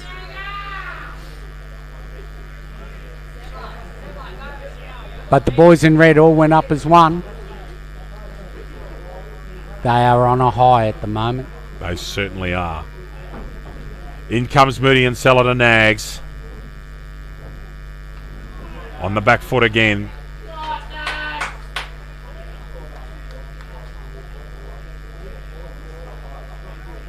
In the first 13 overs, remarkably, the only boundary came almost straight down Polly's throat.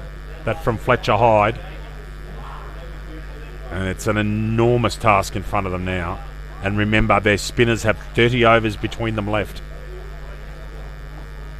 The way this is going, it could be an earlier finish. Yeah. Nags has got to get a century, I reckon. Off the glove, Yeah. Ryan scurrying. Nags off the mark, just off the gloves. Oh no, it's a leg bye, a late leg bye signal.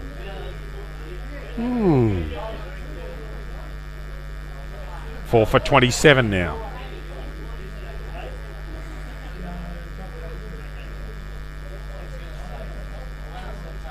Four for 27. I think that's a. Yeah, I think the frog box is slightly behind. So we've got This will be. There'll be 200. 37 overs after this one. 202.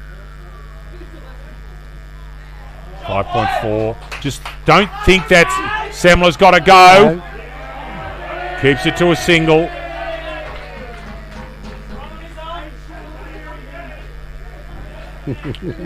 Another outstanding over from Moody and Seller, in which he dismissed Ben Patterson. I think there's been 2 singles after the dismissal. Oh, actually, there might have been 2. I reckon the score, which is slightly delayed, is 4 for 28. Paul, 4 for 28 by me. Yeah. And it's, getting towards that 5.5. It's 20. It's 26 on the board.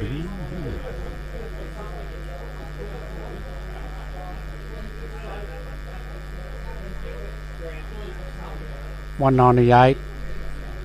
37 to go. And Richards has done his job, Paul. As we predicted, Mitch Bauer on from the city end. As he dances to mark out his run-up. Left hand magic sometimes he bowls. Oh, he's been superb this. I've He must have been very close to playing for country this year. The amount of wickets that he took in Nowra. I've seen him come in and take 8 overs and have 5 for 15. And as Polly said, when Colts get a sniff, the words were blood in the water. They're a very hard team to stop. Didn't have everything their own way last week. Struggled through and got home against Macquarie. But that's a sign of a good team. It is. That they make the best out of a bad situation and back themselves. 3 men in the ring, cover, backward point, and a short third man, then mid-off, mid-on, shortish mid-wicket where the skipper is. That mid-on's being moved. He wants Moody and Seller away from third man. He wants a quicker player down there, and so Moody and Seller's moving to short mid-on. There's a deep cow and a regulation backward square leg with Bauer bowling to Barber. Taking longer than Ben Stokes to set a field, but that's another matter. It's all right. I've had a little nap in the meanwhile. What's happened? Righto, Paul. Okay, Bauer bowling to a 5-4. Lets him bowl at the stumps and cover, short cover, sitting right in front of you on the edge of the square. Fast, straight away. No flight at all. Barber defends down the pitch.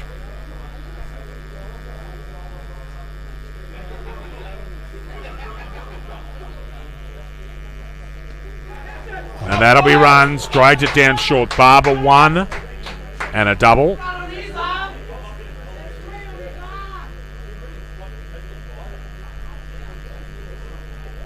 People over our right suggesting that gentleman didn't have an arm. He's got a bullet, guys. Get your tinted glasses off, I'd suggest. And a change in the field straight away. There is a slip. Mid-off goes back to the ring. Nicely punched by Barber. That's a nice shot to Moody and Seller. Falls over, but at least he picked it up. Another single to Barber. 4 for 31 now. Brings Nags on strike to Bauer. But all Bauer has to do is come out with 3 runs and over, and he's done his job. Held that one back a bit, made Nags wait for it. Tentative prod to point, no run. 4 for 31 into the 14th. John Perkins and David Redden here with you. Full should be out and dropped. Wheeler. At first grade level, that's a catch you have to take. He did hit it hard. That's a life. That's a life. And Bauer warns Nags not to go out of his crease, which he's entitled to do.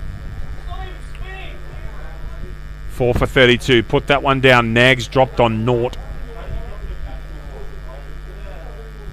Full. Oh, goodness me. I thought that was going back I thought to it was the straight down Bauer's throat. But it was to his left and couldn't reach. You can see what Bauer does. He just creates chances all the time. Yeah. The 14 overs, 3 overs till drinks. Now, where is Moody and Seller? Is he going to continue? Yes, I think he is. I think he's got the nod. Well, Greg Buckley would be the next spinner on, I would have thought.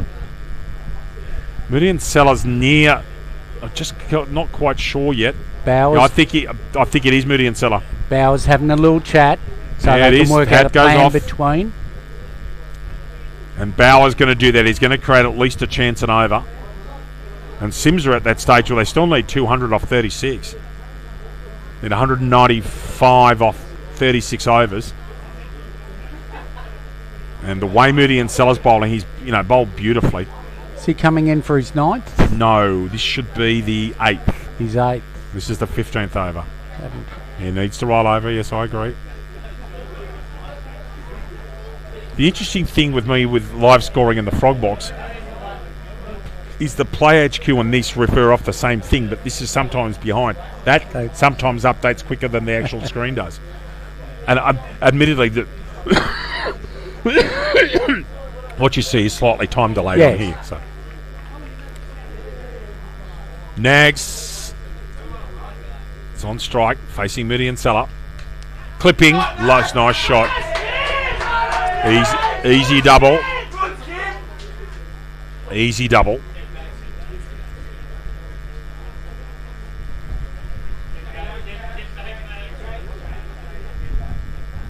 You just wonder.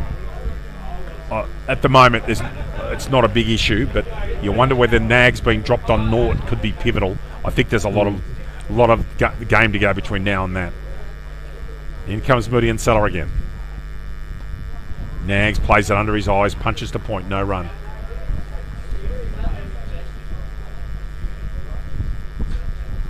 Nags has got to be there for a long time and get a lot of runs.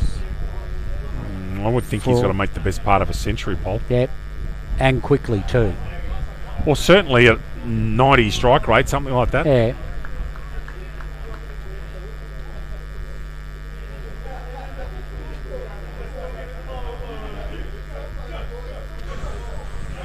Again, he's slowing his bowling. Every time he bowls that cutter pole, he gets it right. Yeah. And the batters aren't quite sure that they're having to defend it. When he bowls that cutter, he's not dragging it down and giving the room outside off stump. It's always there or thereabouts. Same line, different speed, and may get a little bit of movement.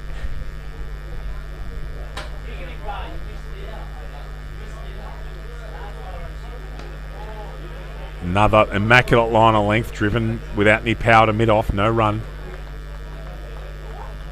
And it's just drip, drip, drip from RSL Colts at the moment.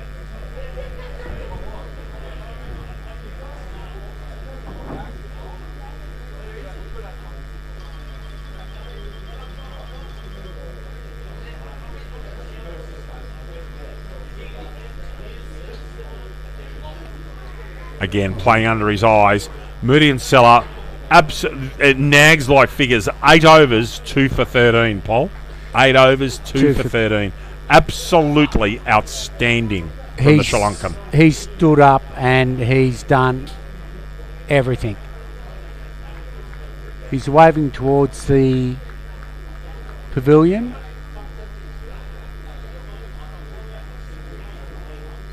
I think he's going to have a rest. He's going to have a rest, so he's done. Yeah. Absolutely great job. And Bauer, who created a couple of one clear chance last over and one spoon drive. Sticks Morton comes out for his first field today.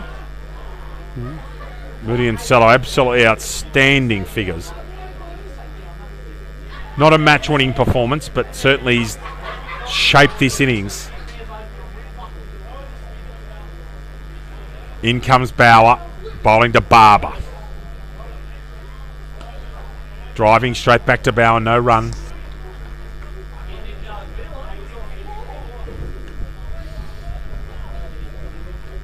And that's Buckley walking up in front of us. So you'll have a left arm ortho and a right arm off spinner bowling shortly in tandem. Slower ball. Oh. Up for LBW. And he's the given finger him. goes up. 5 for 35. And that one, Polly, hit him on the full. Yes. And under the laws of cricket, On the the umpire, toe. if that's in line, the umpire is obliged to give him out. Right on the toe. And there was a certain resignation from Barber there. I think he knew he was in trouble. And at the moment, this has got a potential to be an early finish this afternoon. Polly and I will have a quick break. Be back with you in a second.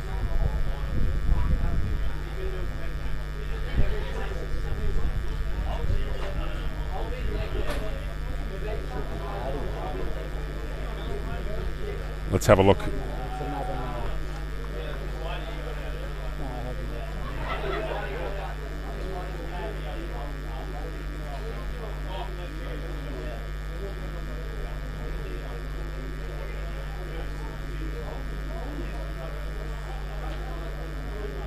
It looks like the shape of...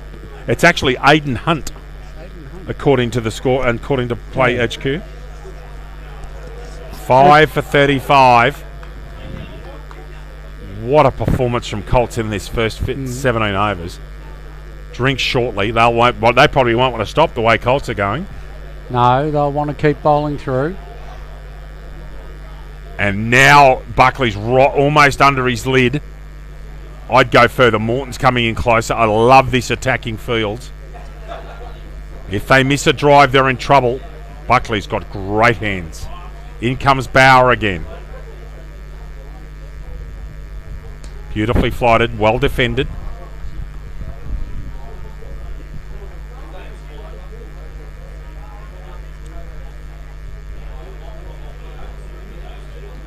What a task in front of CYMS now. Short this time. Gets him on the back foot. If it had been there a while, he might have been able to play a pull shot, but just going back and at least not getting out. No risks need to be taken at the moment. Goodness me. Flighted. On the middle of the bat, you can't complain. But the other thing with Bauer is he makes you play virtually every ball. They don't leave very often from Mitch Bauer. And just coming with the left hand, he sort of drifts it in just naturally. So it's outside, you're off stump, and then all of a sudden it's coming back in. 5. So the player HQ's been wound back because there's been a bit of an issue. So I think the score is 5 for 35. We'll get that shortly. They're just running through the scores now. There appears to have been an error in the last over, so I think that was a wicket maiden. I think Barber faced the first couple and then Hunt played out the rest of the over. Greg Buckley comes on, former Englishman, and to bowl his right arm eclectic stuff, he'll mix offies and leggies. And it's hard to see Nags being able to resist having a slam at him at some stage. Moody and Seller, magnificent. 2 for 13 off 8. He's put the feet up. Not unlike our dear colleague T.D. Cox, who didn't mind putting his feet up after bowling a spell. Hello, Cox, if you're listening. Buckley's got sweeper at cover, long on, and deep cow out. And he's got Brad Cox in there at slip. Love the attacking move. Bowling to a 5-4. There's room for Nags to hit sweepers at cover and at long on. In comes Buckley. Watch the little skip.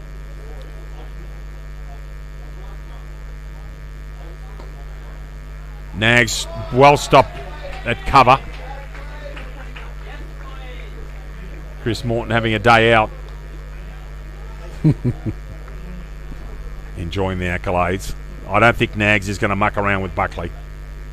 I think he's going to have a go. Cutting and missing. And again, on Australian pitches, that you watch the back foot movement, there wasn't much. No. You have to use your back foot to get out back and across to play cut shots. So many times you see people just not move their feet and get caught playing cut shots. You've got to move back and across.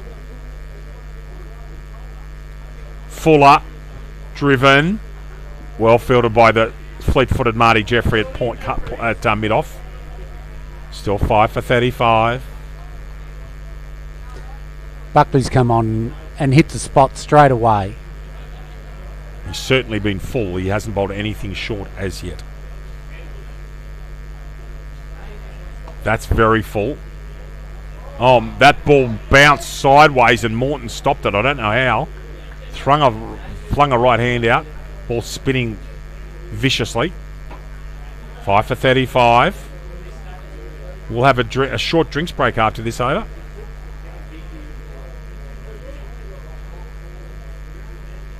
Oh. On the back foot, outside edge. They'll do well to keep this to 1. They did. Scurries across, keeps him to a single. Hunt, who's yet to score, is brought on strike.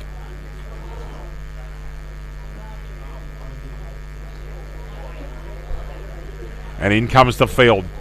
Bauer and Morton into silly mid-on. In fact, Bauer's almost going to go to a regulation short leg without a box and a helmet. Mitchell, no thanks. And we've got the umpire at square leg saying... Yeah, that's right. He's put him back because he's not got a helmet on. That's correct decision by the umpire. Bauer at silly mid-on. Morton at silly mid-off. Pressure on young Hunt. Skip step from Buckley. That should be drinks. Polly and I will have a short break and be back with you with CYMS 5 for 36 after 17. Back soon.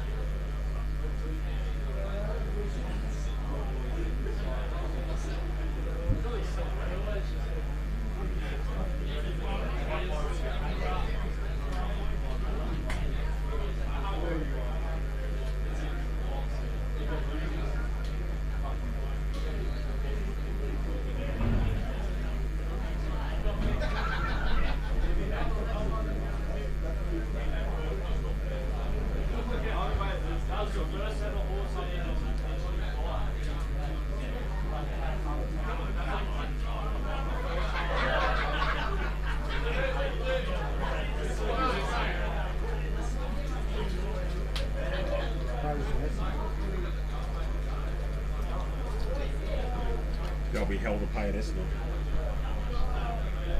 Absolutely. And that's the end of the game. That's it. There's no- I would have thought they'd play better than that. Essendon at home. And Collingwood got up. I watched the first quarter because I went to bed early last night because of this. Yeah. And I'm thinking there's no way Collingwood can do this. No way. However, It just seems that at the moment, Hawthorn are doing so well.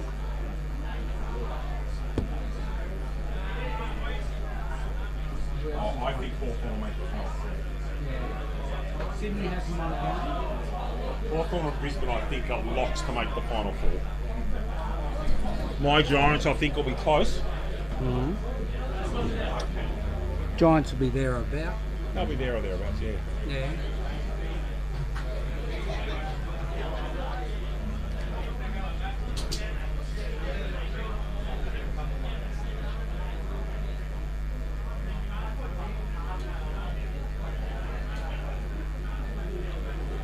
But you've got so many like you've got Carlton hasn't won a game.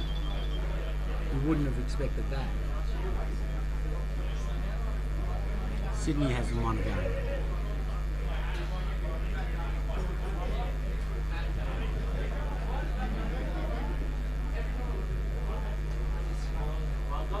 Who the Suns playing? That me there, is it? Just for those of you around New South Wales, just a couple of quick updates while we've got a minute. Okay.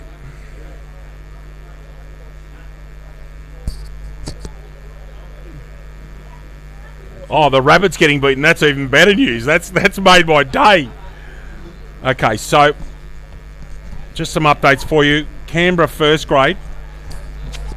Queanbeyan caught on the first day, all out 112. North Canberra Gungahlin a 9 for 180. Wood and Page short at the crease. They faced a lot of rocks. Now, the last time I checked in Newcastle, Walls End were 3 for 180-ish. Let me see if I can bring that up quickly before we get going here. Just doing this as a request, everybody, not off my own volition. I'm not that clever. And Walls End, after 57 overs, 3 for 220 at Newcastle, number 1. Nathan Price, 89. Jacob Montgomery, 39. And that is a very interesting score. It's going to be hard. That's a flat deck there too. When I get a gate later on, I'll try and give you a score Bathurst Orange if I can. But North Canberra Gungahlin clearly in charge down there in Canberra. Remember, that's a 3-day grand final in Canberra. And Queanbeyan will want to get out there as soon as they can get this 10th wicket. They'll get out there and score quickly and set North Canberra a score tomorrow. Back here, it's 5 for 36 after 17 overs. Nags 4, Hunt is 0. Batter's coming out now.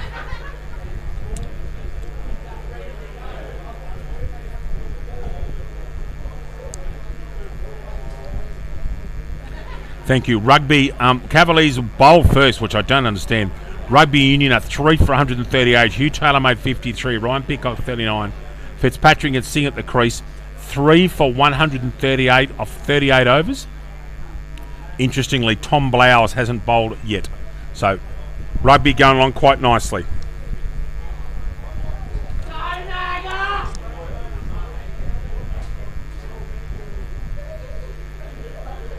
Bauer to continue at the centre half end. Ben Nags facing.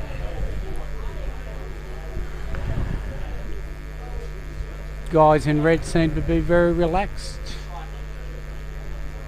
Very close to 6 and over. That's I know.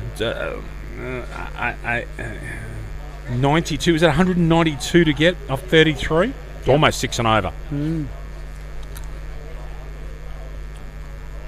Stranger things are happening in cricket, though. Just after It Glenn would Maxwell. be completely extraordinary. Well, yes. But he's a generational talent. Yes. First Australian male to make a double century in an international. So.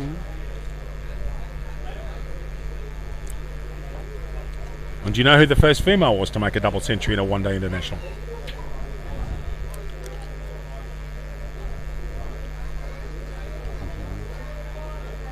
I'll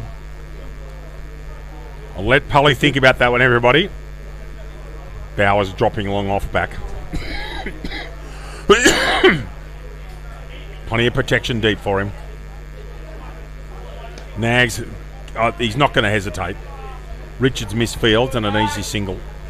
Beth Moody? Sorry? Beth Moody? Belinda Clark, 224. Oh. And that would have been sensational. And Philip At that Hughes time. made 200 against South Africa A for Australia A in Townsville. The late, great Yes. Philip Hughes. But the first in a full play international, Glenn Maxwell, in the Crampathon against Afghanistan in the last World Cup. In comes Bauer. Straight to short cover. Jeffrey in there, quick hands. Hunt's gone with the floppy hat because he's got spinners on. And Nags is staying in the lid.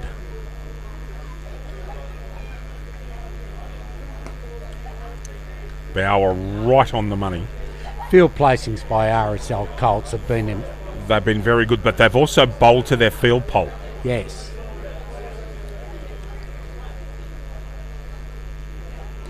Bit shorter than he got away with that one. If Nags had faced that, he probably ended up in the light pole over there. And fascinatingly, we've gone 17 overs and there's been one boundary hit by Fletcher Hyde. One. Defended nicely from Hunt, right in the middle of the bat. At stickers though, perfect length from Bauer. And long off will go back now just to give the single away. I wouldn't like to be Greg Buckley. He's going to long off, one ball to go, and then he has to run down the That's other end to bowl. That's cricket. Flighted from Bauer. Hunt puts that front foot down the pitch. Just a single off it. That's interesting. That's got a wide off the second last ball. We didn't see a wide called. They've called it back. They've called it back. Yeah. Sorry, I was just watching. Yeah, I know. I saw that. Yeah. Again, we look at it from a scorer's point of view. We look at it from very harshly from a scorer's point of view. We want them to get it right. Interesting, at the end of the innings there, just one we called on air was a two wides with Wheeler facing a wide and Moody and the keeper scuttled the ball and Moody and Sell across for a quick single. It was two wides. Well, that wasn't picked up in scoring and that was corrected in the break. So the correct score that Colts made was 8 for 227. Buckley bowling to Nags. Cow long on. Deep cover. And is there a deep backward square? There's not. Nope.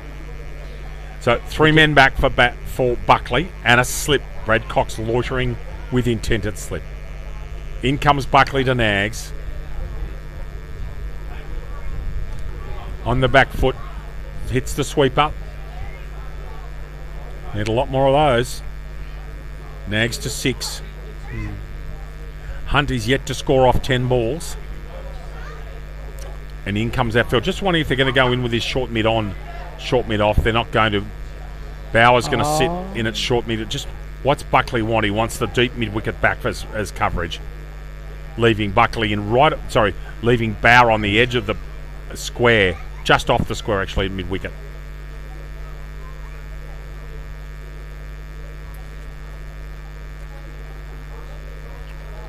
Hunt driving. Morton gets down quickly at short cover, no run.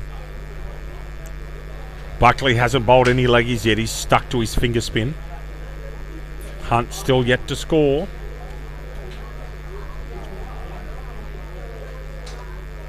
Lovely work of his wrist, Hunt, putting that into the gap. That's a delightful shot to get off the mark. Richards runs around, keeps it to 2. 5 for 40 now. Hunt on to 2. I'm not convinced you can get much better days in Dubbo for cricket. It's a glorious day. Not too hot. Warm enough, but not too hot. Buckley, that skip step, most unusual for an off-spinner. Defended by Hunt.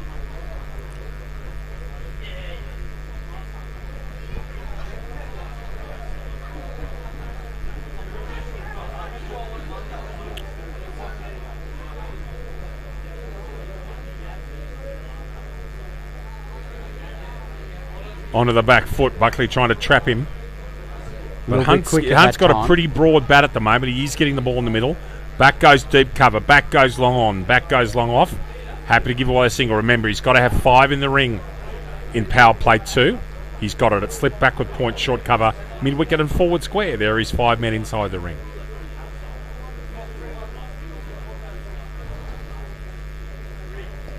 Cutting. And just gets it to the sweeper for a single. Another good over from Buckley. Just the 4 off it. Buckley's got none for 5.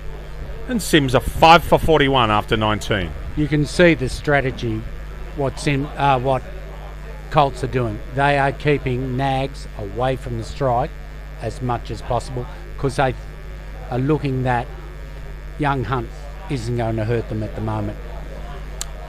Knowing the attacking type of mentality with Colts, they will want nags on strike because they back themselves to get him out.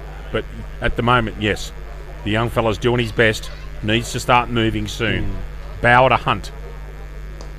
Full toss, driven to Jeffrey at mid-off, no run. The other thing is how quickly Bauer and Buckley get their overs done.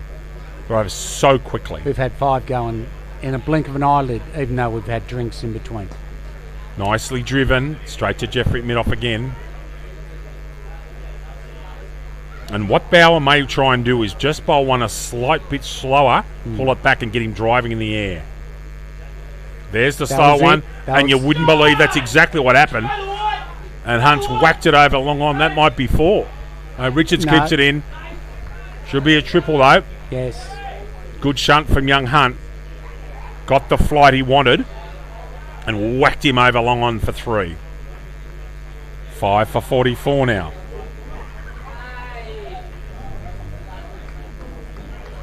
The trap nearly worked. Nearly worked. If anything, the ball was a little too slow. Yes. Could get underneath it. It was slow. It was so slow. That's right. Lovely line of length, Bauer. 5 for 44. This is the 20th over. Victoria Park, number 1 in Dubbo. John Perkins and David Redden here with you.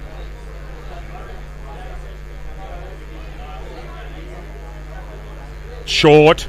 Can he get it through? Shot. He can. Yeah. Harbour Bridge slightly, but this will be a double, and that's 5 off the over. So far, Bauer just erring in length, giving Nax enough time to go onto the back foot. And when Bauer's bowling his best, he's consistently bringing you forward, asking questions. Bit slower ball. He's varied his pace nicely there, although he's gone for 5. Bauer off 4 overs, 1 for 11. Sims after 20 pole, 5 for 46. So they've got 30 overs to get the best part of 182. They made you 45 runs, but they didn't make them in 10. That's right. Yeah, good call, Redden. Yeah, one of my best. There's a reason why I don't go in tipping competitions. I'm hopeless at it. I'll give you a tip. Be kind to your mum. And here's another one. Be kind to your wife.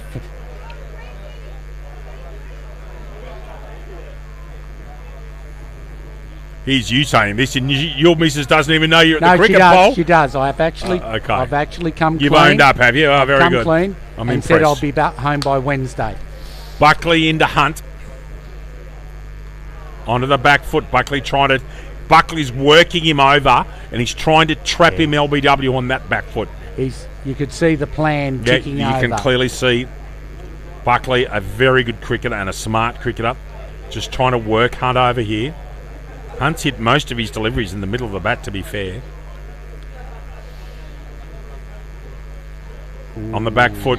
That at least he moved his foot back and across. Yes. Ball kept a bit low. Footwork wasn't bad there. Brilliantly kept by Ryan. And those big mitts. Buckley That's right. Buckley asking questions every ball here. That's the leggy and a quicker one. Yeah. It's one of the first ones he bowled over this side of the hand.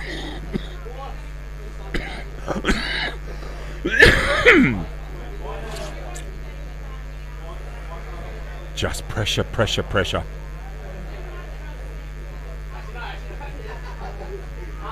should be a Oh, wide, wide. and is. That was the wide. That was the stumping they were trying to look for. But he didn't Little bit too he wide. didn't take the bait. A little bit too wide. But he also was quite Yeah. comfortably inside his crease. Yeah.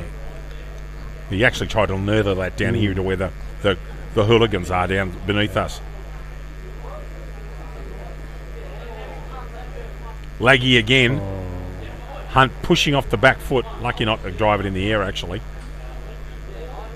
Barkley just working away at his craft. None for 6 off 2.4. It's 5 for 47.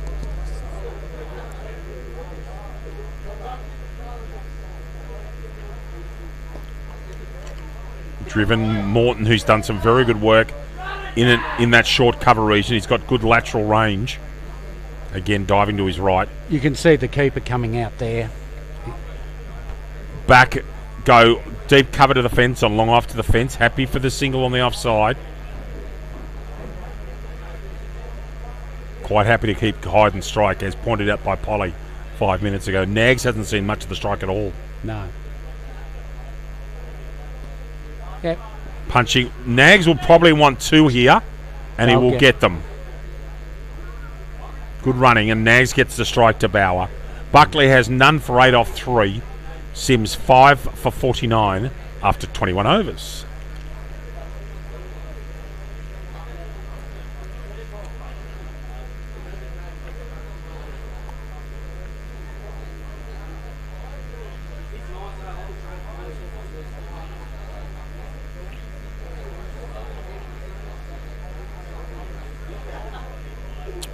With thanks to Regional Auto Supplies, proud sponsors of the DDCA. Regional Australia Bank and Suncorp Bank in there as well, Paul. Yes. Bauer in again, sticking with that slip. Nags on strike. What does he do here? Yep, goes hard. Oh. Brilliantly fielded by Buckley to his non-dominant side as well.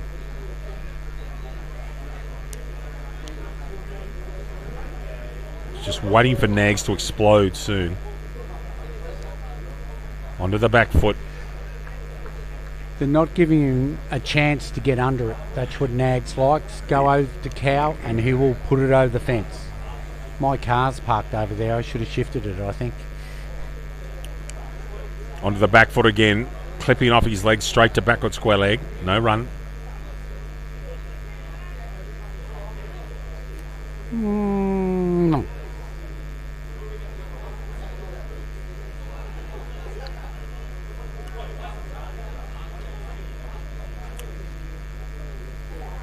And I think Bauer, that time he wasn't worried about Hyde. He actually might have lost control of the ball in his run-up. Hyde was clearly in his crease, and I mean clearly. Sorry, Hunt was clearly in his crease. On the back foot, yeah, lovely. As soon as he drops short to Nags, Nags will punch him. Back for 2. Back for the 2. 5 for 51. Nags into double figures. He's 10. Remember, Nags was dropped on naught off Bauer by Wheeler at mid-off on the ring. And that brings up to 50. 51.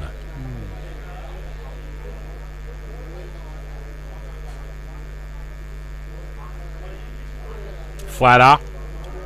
Nags onto the back foot. No great power at all. Dot ball. Bauer 4.5 overs, 1 for 13.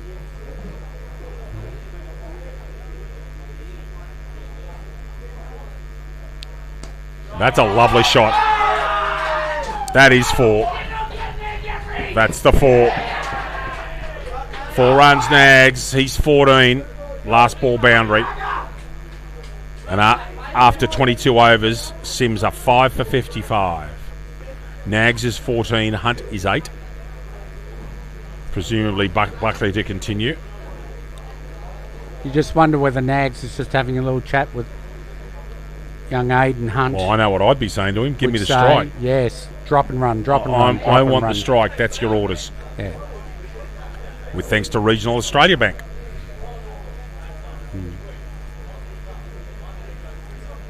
Hope you're enjoying watching this live coverage of the DDCA First Grade Grand Final.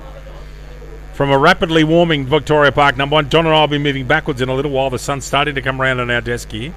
computers and things will start to get very hot very quickly, and they don't like direct sunlight, computers, let me tell you. Buckling again, the step. And Hunt's taken 25 balls over 8. He's actually looked quite solid, but needs to try and get Nags to strike. I think he's got to do some things across the line soon to try Or and find a single. turn it over, Yeah. turn the strike over. Buckley's not giving him any width at the moment. Yeah, you've got to make your own destiny. Well, no one today's played. Not one person's played a sweep shot. No. Not one. It's harder to sweep Bauer, but I would have thought Buckley's a candidate to sweep. Lovely punch. That's what he needs to do, Hunt. It's the sweeper. Now the field will drop back. Just interested to see how many go back here, if it's 3 or 4. Sweeper goes back at cover. Jeffrey's going to stay on the ring at mid-off. And Long On and Cow go back to the boundary for Nags. And that is that's the biggest corner of the ground over there, to the bottom left of your screen. Can they induce Nags into a false shot?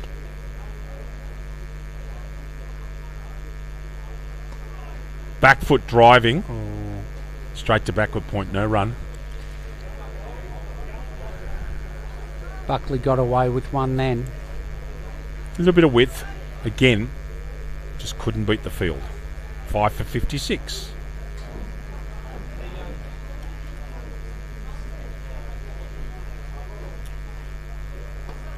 That was the slow step from Buckley. Changes his footwork in the stride. Still 5.56, and in case you're wondering, that's completely legal.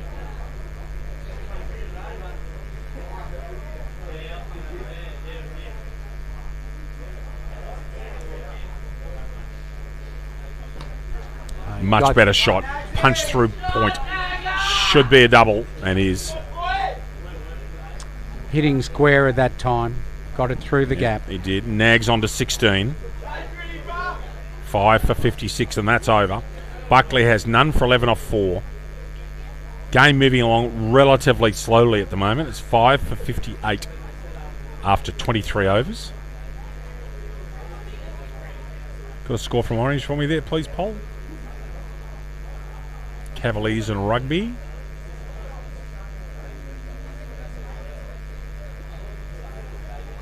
No, it hasn't updated. It was 3 for 138 last time. Just wondering if it's T. It might be T. Could be. 1 o'clock start. Yeah, that would be 3:40.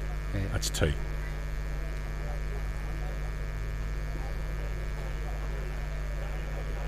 Bauer into Hunt. Yorker length. Digs it out. No run.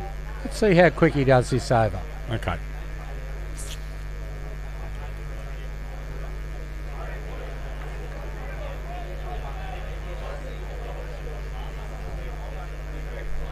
Shorter. Hunt onto the back foot. Punch to Morton at short mid wicket. No run.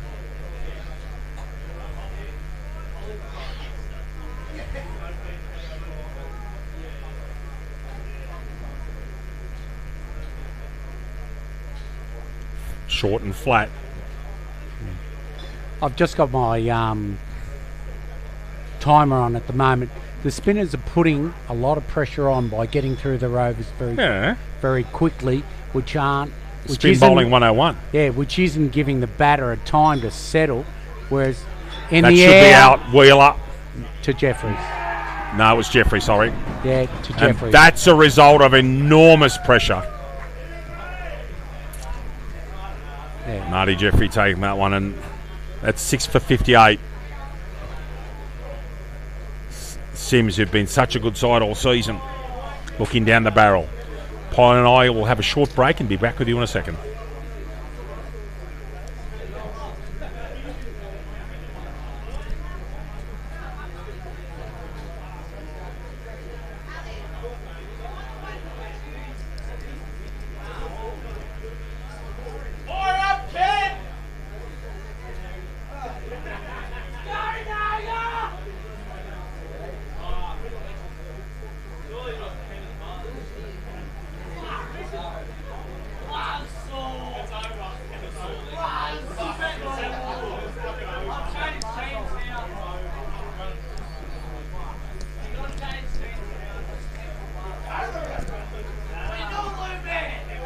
as the new batter walks out the crease. By the sounds of it, it's Bailey Edmonds. Yeah, It is. a little bit of a cult figure around here, one way or the other. Some love him. Some would say he's a legend in his own mind. And I love Buzz. Don't get me wrong, I love Yeah, him. I know. I've actually roomed with Buzz while we've been Good away. luck. Yes. Actually, when you get him on his own, he's actually very good company. Yeah, he is. He doesn't like red wine though. That's his only fault.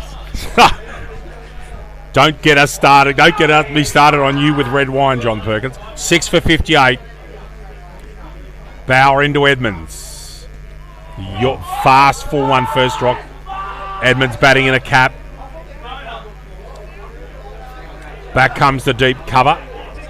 It's just to give away that single happily.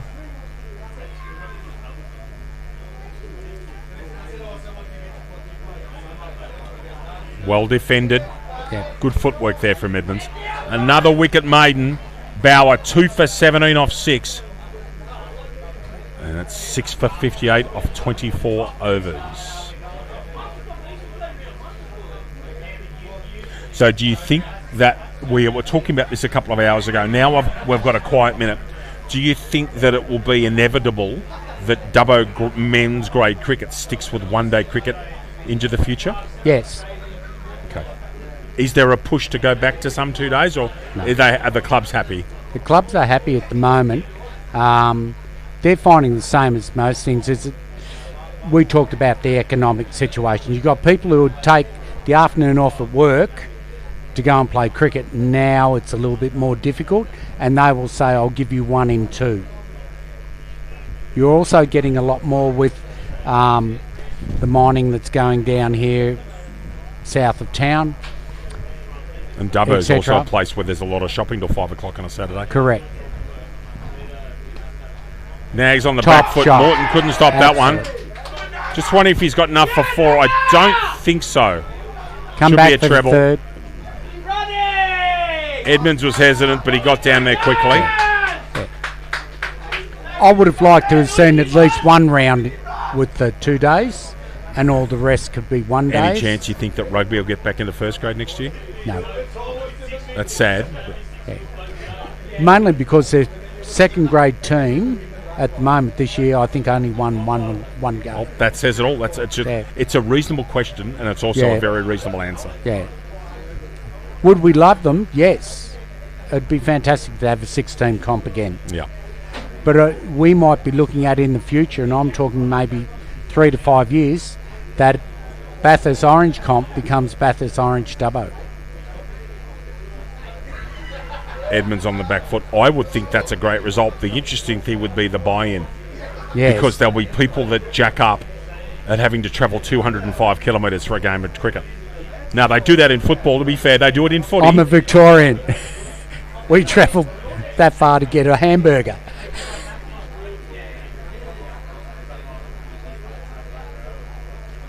Get him on the back foot again. And New South Wales is, in our part of the world, you travel a long way to play football. And Yes. that's the way it is. Look at rugby league and rugby union. There's people that travel, in the old days, used to travel from Cobar to Coonabarabran for rugby union. Or Cobar to here for here. league. That's a long Yeah. way. Yeah. Everybody got lost at Ningen going out there. Oh. Yorker length at Edmonds, inside edge, back down the pitch, still 6 for 61. I would like to see, as I said, the buy-in for a Bathurst Orange Dubbo first grade weekly competition. I reckon to be very careful how you got to do it. Yes. And they'd have to get Lovely shot, Edmonds. Lachlan, Bathurst and Macquarie on board to be able to do that as well.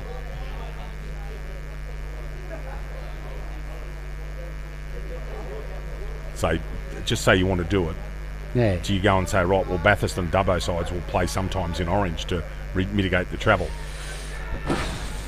I don't know. Is that fair, taking away It's home probably not. grounds? It's probably not. If you're going to do that, why don't you just have an orange comp? Call it an orange comp. That would need to be funded. And- That's the thing. You need a big Yeah, sponsor for that. yeah. Because you need buses. You- all right. you'd need- another dot ball. Buckley 5 off that over. None for 16 off 5. Not 6 many. for 63. Not meaning to mention a name that starts with M and ends with S, You need a company like that, Mars. Someone who's to put got it. that's right. Yeah. Got deep pockets, and we'll do it for the love of the game. The reason that I think that it's feasible is that in other codes, particularly in winter, in football as an example, I think that Lithgow travel to Dubbo to play round ball game. I'm pretty confident they do. Yes. In rugby union, there's some big trips, isn't there? I think the biggest trip might be Cowra to Narromine. Something like that. Yeah. Or Bathurst to Narromine, one of those. Yeah. That's in first grade. Bauer to Nags. I'm just wondering, Nags is 19 off 31, and you wonder whether he's pretty much had enough, whether he was going to start hitting out here and try and take him downtown. 3 men on the fence. Cow long on and long off, and 4 men with a sweeper at cover. Had out. Had enough. Nags pushing straight back to Bauer. An old man Mitchie. The sense of inevitability is there. 7 for 63. I was just saying, old man Mitchie's got 3 for.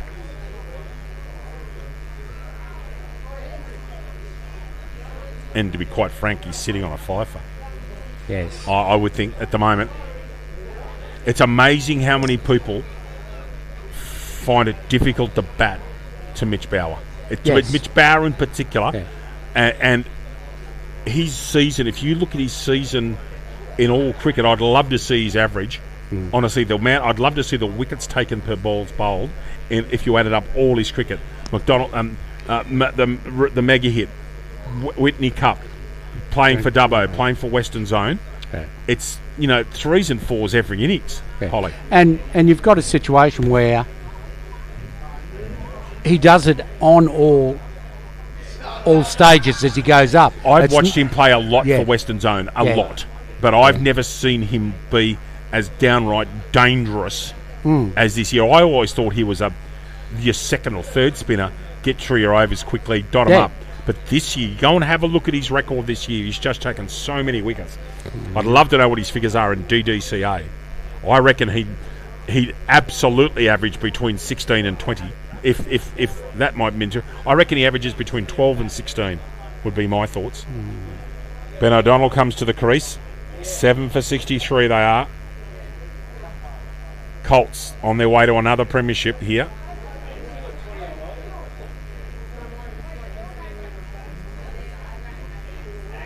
They brought them all in except the deep cow over near the Sims tent. Bauer to O'Donnell.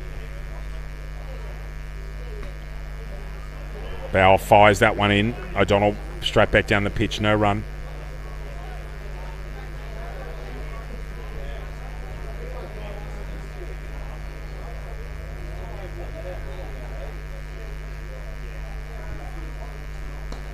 O'Donnell punching hard to Jeffrey at mid-off, no run. Brilliantly fielded as always. Isn't cricket a funny game? This last week, the Colts were in the game of their life against Macquarie. Ben Patterson, these are your averages for the year. Yep. What about the bowling, my friend? All right. Punched off his pads for the single. O'Donnell's off the mark. Just give me the bowling figures. Let's have a look at them. I'm just fascinated. Buckley. Yep. Bailey. Nags. Keep going. Bauer, there goes 24 at 12.5. Yeah. There we are. 24 at 12. Buckley 31 at 8.71. And the buzz saw and Bailey and Ben Nags second and third. That says a lot. Edmonds, lovely drive down the ground, a long off for a single. Another wicket taking over for Bauer. Off 7 overs, Bauer has 3 for 19. It's 7 for 65. It's just a matter of when, not if. Buckley, who hasn't looked quite as threatening. Again, he's not moving the ball away from a right-hander as Bauer is. He's just hitting his spot time after time after time, making the batter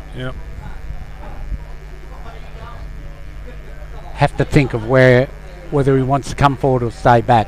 And that's where he does his leggy and traps them in front.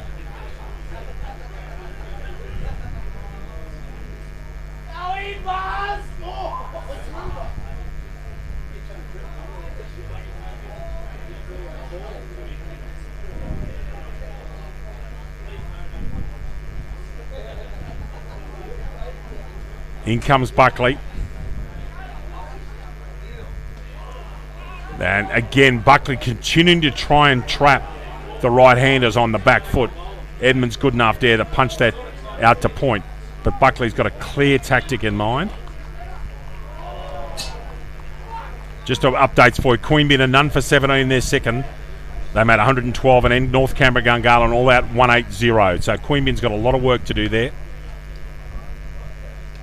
Edmonds flicking off his pads. An easy boundary. So they're 51 runs short of making North Canberra bat again. And what will happen, you'll find, is that Queanbeyan will bat as quickly as they can and give and they'll give themselves enough overs to bowl them out tomorrow. 7 for 65 here. O'Donnell on strike to Buckley. Straight back to the bowler, no run. Edmonds is 3, O'Donnell's 1.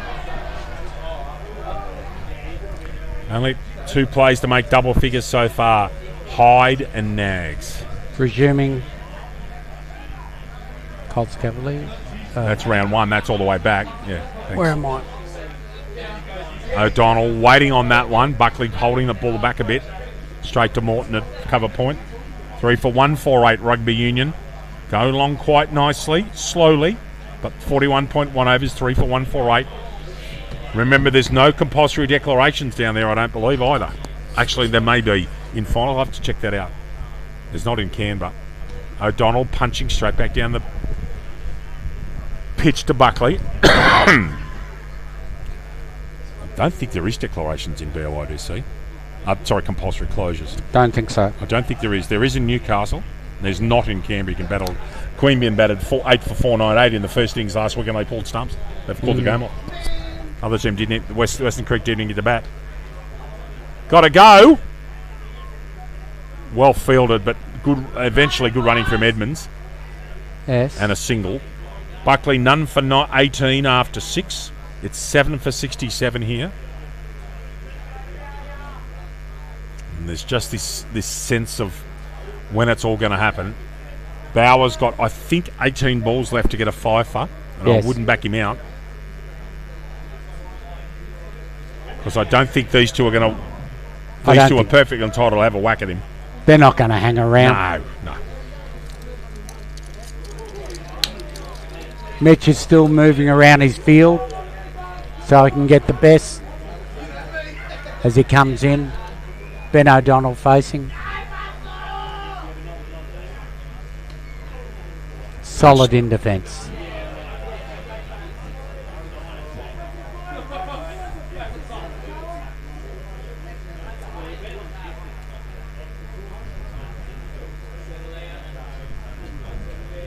That's out. Oh, goodness me. No. Oh, it has been given. Yes. Very slow decision, but an absolutely brilliant. We're going to watch this on time lapse. Watch this handwork by Jason Ryan. Oh, my goodness me, the speed.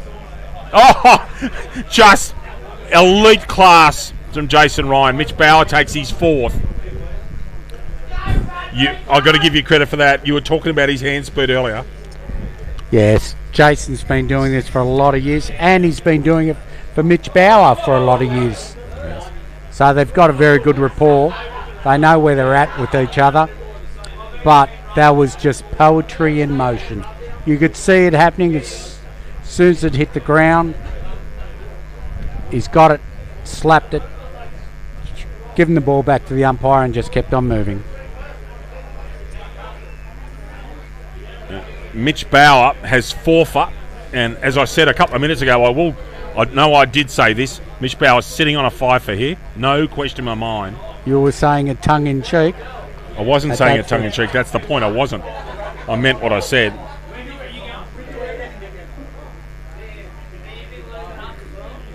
From my mind, pretty much from when Paddo was out, there's been a sense of what's going to happen. Yeah. Bauer 4 for 19 off 7.1 overs. Quite remarkable. So we've got I'm just updating my scorecard here. It's Paddy Nelson coming in. Yep, Paddy at the striker's end.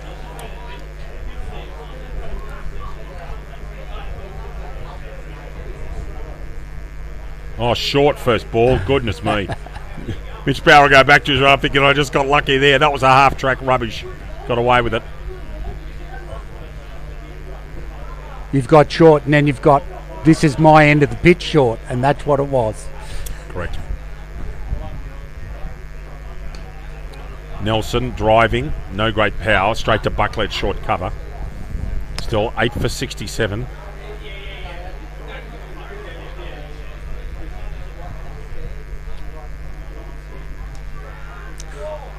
Almost caught and bowled the Bauer. He was sitting on a Michelle right there.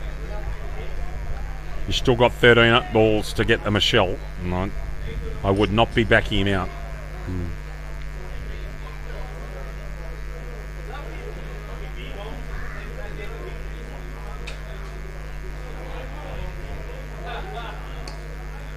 Driven down to Jeffrey at mid-off. Another wicket taking over. Another wicket maiden for Mitch Bauer. Let me just go through Bauer's figures. 8 overs, 2 maidens, 4 for 19. Moody and Seller, 8 overs, 4 maidens, 2 for 13. Brendan Richard, 6 overs, 1 maiden, 2 for 15. Greg Buckley, 6 overs, for 18 runs. Edmonds is 4, Nelson is 0. 8 for 67 after 28. Yeah. The damage was done a lot earlier with the CYMS. They dug in and did their job fantastically. Well, you asked me what I thought the score would be at 10, and the reason I chose 1 for it was because I knew in my mind, they needed to have lots and lots of wickets in the shed. Yeah. And the seamers, Moody and Seller, and Richards should be given enormous credit, but Moody and Seller got the critical wickets. Yes. And he got Patterson. That's the key. But they bowled in tandem. Yes, they did. Not as individuals. 3 men on the leg side fence for Bailey Edmonds. Buckley might throw a cup, see if he'll hang himself. Outside off stump, just bunted out to cover, and that's Marty. That was Marty Jeffrey just getting ready. He bowled that one as a leg spin. He might not need to bowl today, the skipper. No. Can't see Edmonds resisting too long. Oh. Lovely. That's a very clever sweep shot. Almost a shovel sweep, that one. Just for a single. That's actually very clever use of his wrist. Yeah. Bit like Mahendra Singh Dhoni, that was. Yes, just a... Yep, just use of it was all wrist work from Edmonds. A nice sand bunker shot. 8 for 68. Holly might be the end of this over. We might move back about a metre, I think, if we can. I know you've got a barrel behind you, but that sun's coming out. Yeah, we'll just move everything into the shade, I think, at the end of the over. Yeah, I can. Oh. Nelson defending back down the pitch.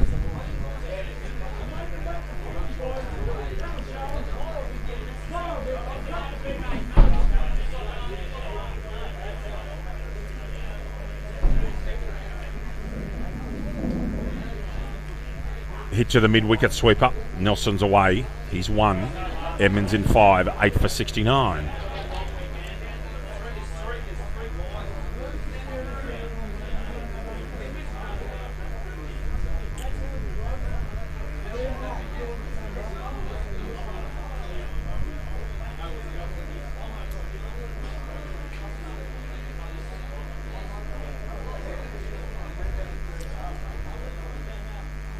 Dead ball coming. Buckley going in with one of his skip steps, and Edmonds almost stepped away. Wouldn't be surprised if there's just a bit of chirp going on out there at the moment, Paul. No, I wouldn't be surprised either.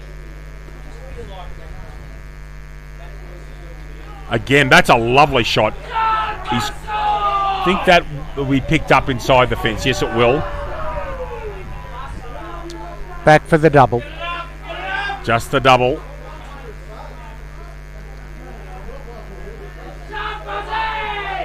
Eight for 71 now. Last ball coming at the 29th.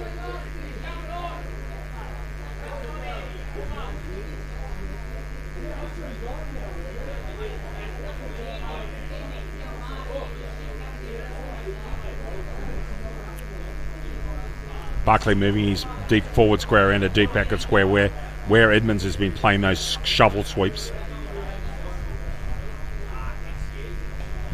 That might be out. Yes. And is. Richards takes it at deep mid wicket. 9 for 71 off 29 overs. We'll just move a couple of things around and be back for the final wicket here very shortly. Just move the whole net this way, about 1 metre.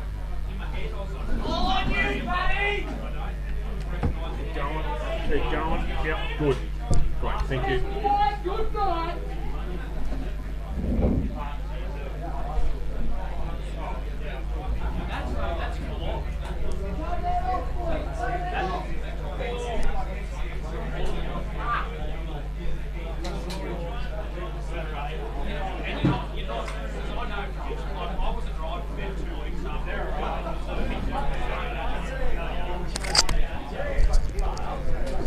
Mitch Bauer's got 6 balls to get a 5 for here.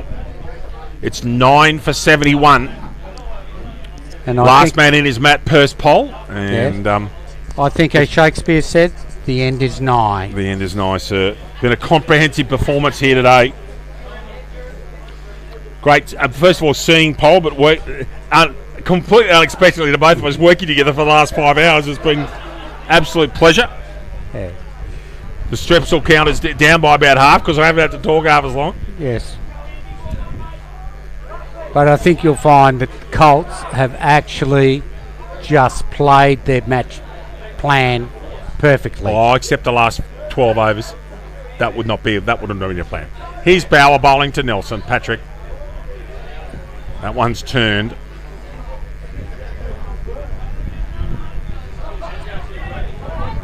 There's some very happy people in red very shortly. And I think some of the players like Jason Ryan, Brad Cox, they're coming really to the twilights of where they are with 100%. playing. That they savour these moments. Yes, they will. And they've been able to do it with a really good Short again. bunch of young ones coming up. So they know that the actual first grade for them is going to be looked after. Bauer dragging that one down, and Patrick Nelson good enough to whack it out to deep forward square for a double. 9 for 73.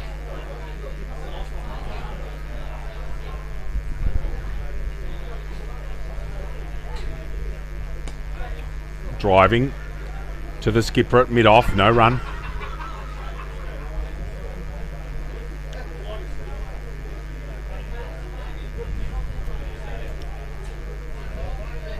Flighted.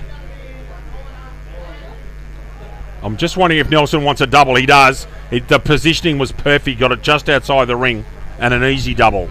Nelson to 5, 9 for 75. Good running, Paddy Nelson, who after his first over today I thought bowled superbly. His last 9 overs were terrific. Yeah. He seemed to get his head around where he wanted. He did. Punch behind point. Should be another double for Nelson here. Yeah. Good over so far from Nelson. 3 doubles in it. 9 And for that's the end. 77. That's the end of the 30th. Let's see, that's 30. Bauer has 6 balls left to get him a shell. I've got no doubt that Buckley will come on now and try and finish this. Colts won't be worried about people getting 5 for. They'll be worried about finishing them off, taking 10. Lifting the silverware is what they're there for. Change of bowler, Ben Semler. Is this an indication this might be close to Benny's last season? Who knows? Yeah. Because I would have thought Buckley would keep on bowling.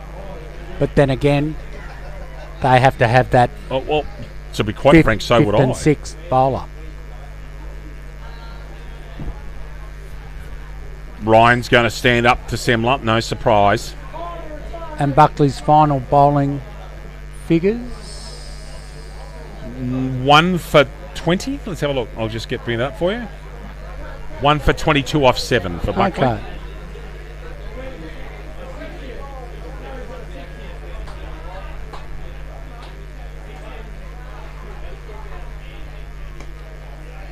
Punch down the pitch by Purse, no run.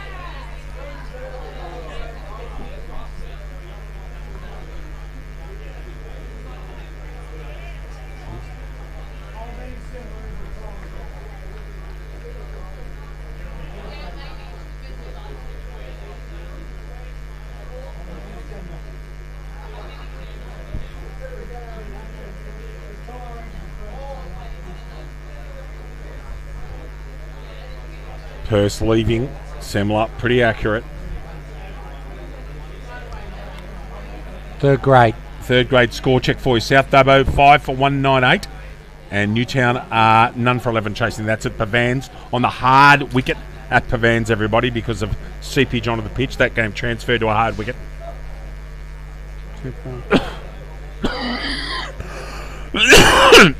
Purse edged that one, but first bounce to Bauer at first slip.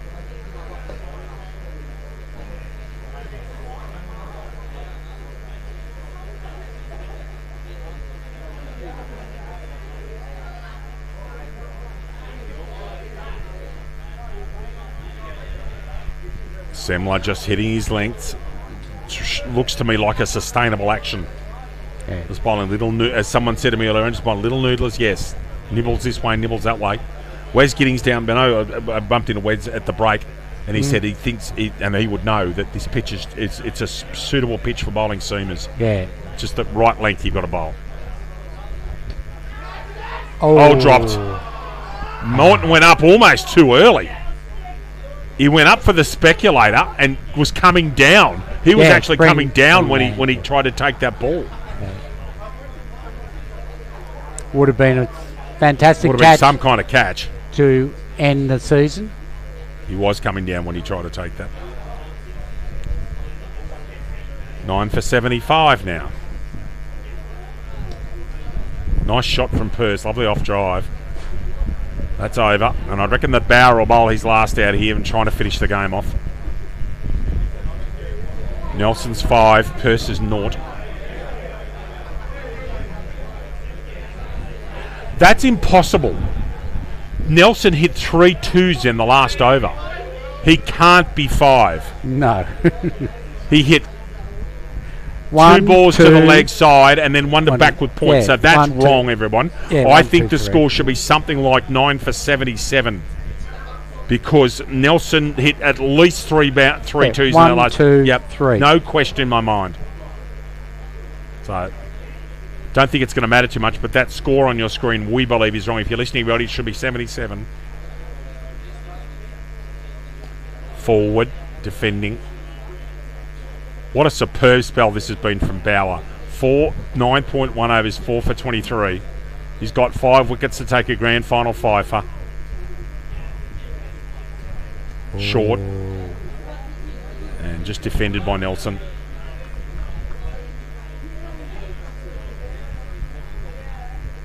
Yeah, Bauer was 4 for 19 at the start of last over. He should be 4 for 25. In they come. Morton and Buckley brought in about 14, 15 metres from the bat, which is about as close as they're allowed without a lid and a box. Defended. No run.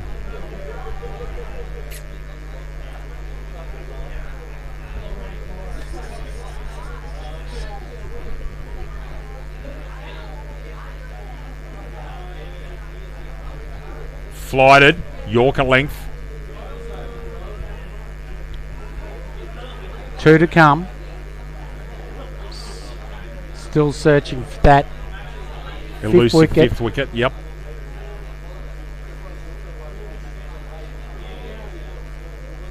Flat. Last ball of Bauer's brilliant set. Does he bowl a bouncer for a surprise? Time will tell. Just wondering if he'll try and trap him on his pads and fire in a quick quick full one here, Yeah. or does he flight it? He's going to bring in He's going to try and lure him. If that fielder's coming in there, I reckon he's going to bowl this, throw this right up like a Scud missile. Yeah. See if he bowls this with some flight. He didn't, Yes. and that is a brilliant set from Bauer. 4 for 23 off 10. In fact, we think that should be 4 for 25 off 10. Absolutely superb. Semler to continue. We've actually got drinks technically in 2 overs. But being 9 for it might go another 1 or 2.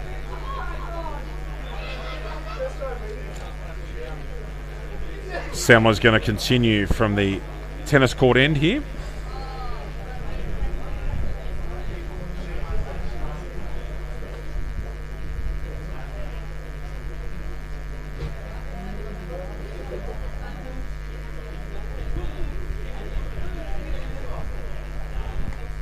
Purse cutting, can't beat backward point. Yes, he does. Bit of a harbour bridge that time. That'll be a double. And Purse is away. Still to a duck. Sharks keeping the Rabbitohs scoreless. That makes me very happy.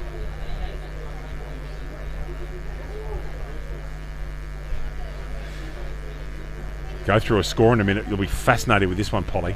And he's Gone the Hoy. Picked up by Richard mid-wicket. St George have to beat Parramatta in Sydney first grade. St George 2 for 281 declared of 79 overs. Parramatta batting. So St George is giving them enough time to bowl themselves out. so they've opened a little door and just seeing if they want to try and go through. Correct. Oh, great. Lovely ball. shot, Purse. That's 4, I reckon. Yep. Having a lash Yeah. at that one. That's it. Hits it through backward square. Nice authentic clip off his pads. Purse moves to 6, 9 for 81. In the other game, Penrith 3 for 231 against Fairfield Liverpool. But St George, of course, having to win. Parramatta finished first. Yes. St George, Parramatta can bat out time. And so St George is giving themselves a huge amount of overs to get them out. Similar to Purse. Lovely shot, Matt Purse. Thumps that over mid-off. Might not go for Kinley's 4. back. Yep. And it did. Purse on to 9, 10. Into double figures. Only the third man into them. Back-to-back 4s. Back-to-back boundaries. Tail end is slogging as they're entitled to do. 9 for 85 now. Semler's just got to get it right in the right area. I think at the toes this time. No. Goes onto the back foot and punches with no great authority. Dot ball.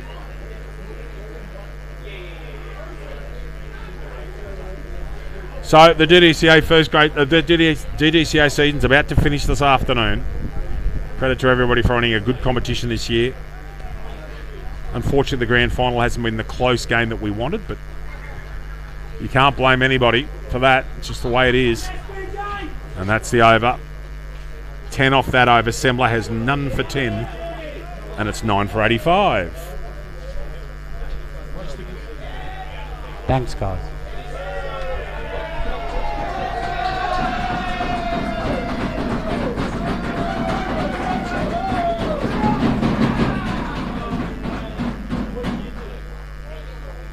The locals are restless.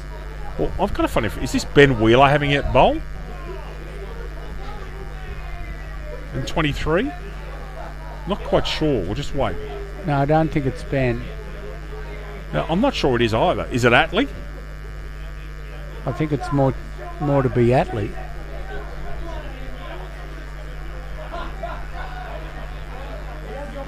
We'll just wait for confirmation of that.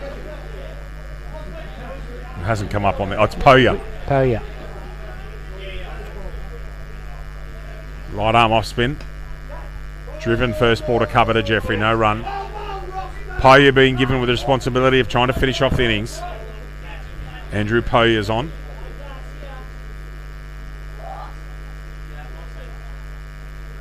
Worked off his pad. Just wondering if that's a... I think he's got a bit of a feather on that.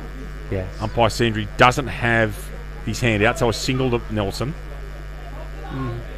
He's, according to the scorers, he's 6. He's not. He's more than that. He's 8. And Purse, I'm sure, will have a crack here.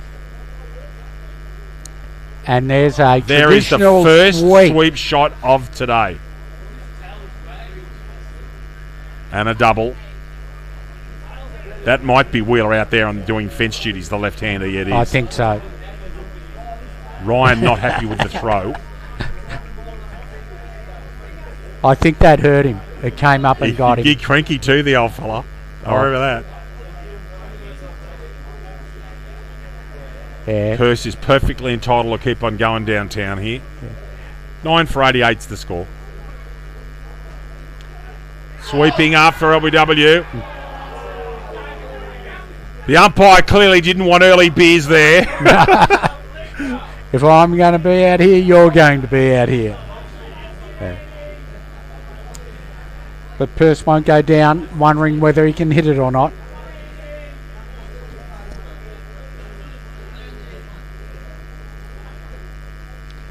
Down the pitch. Just no great power in the shot. Squeezed it out to Bauer at cover. So who would be your man of the match? Morton. No question.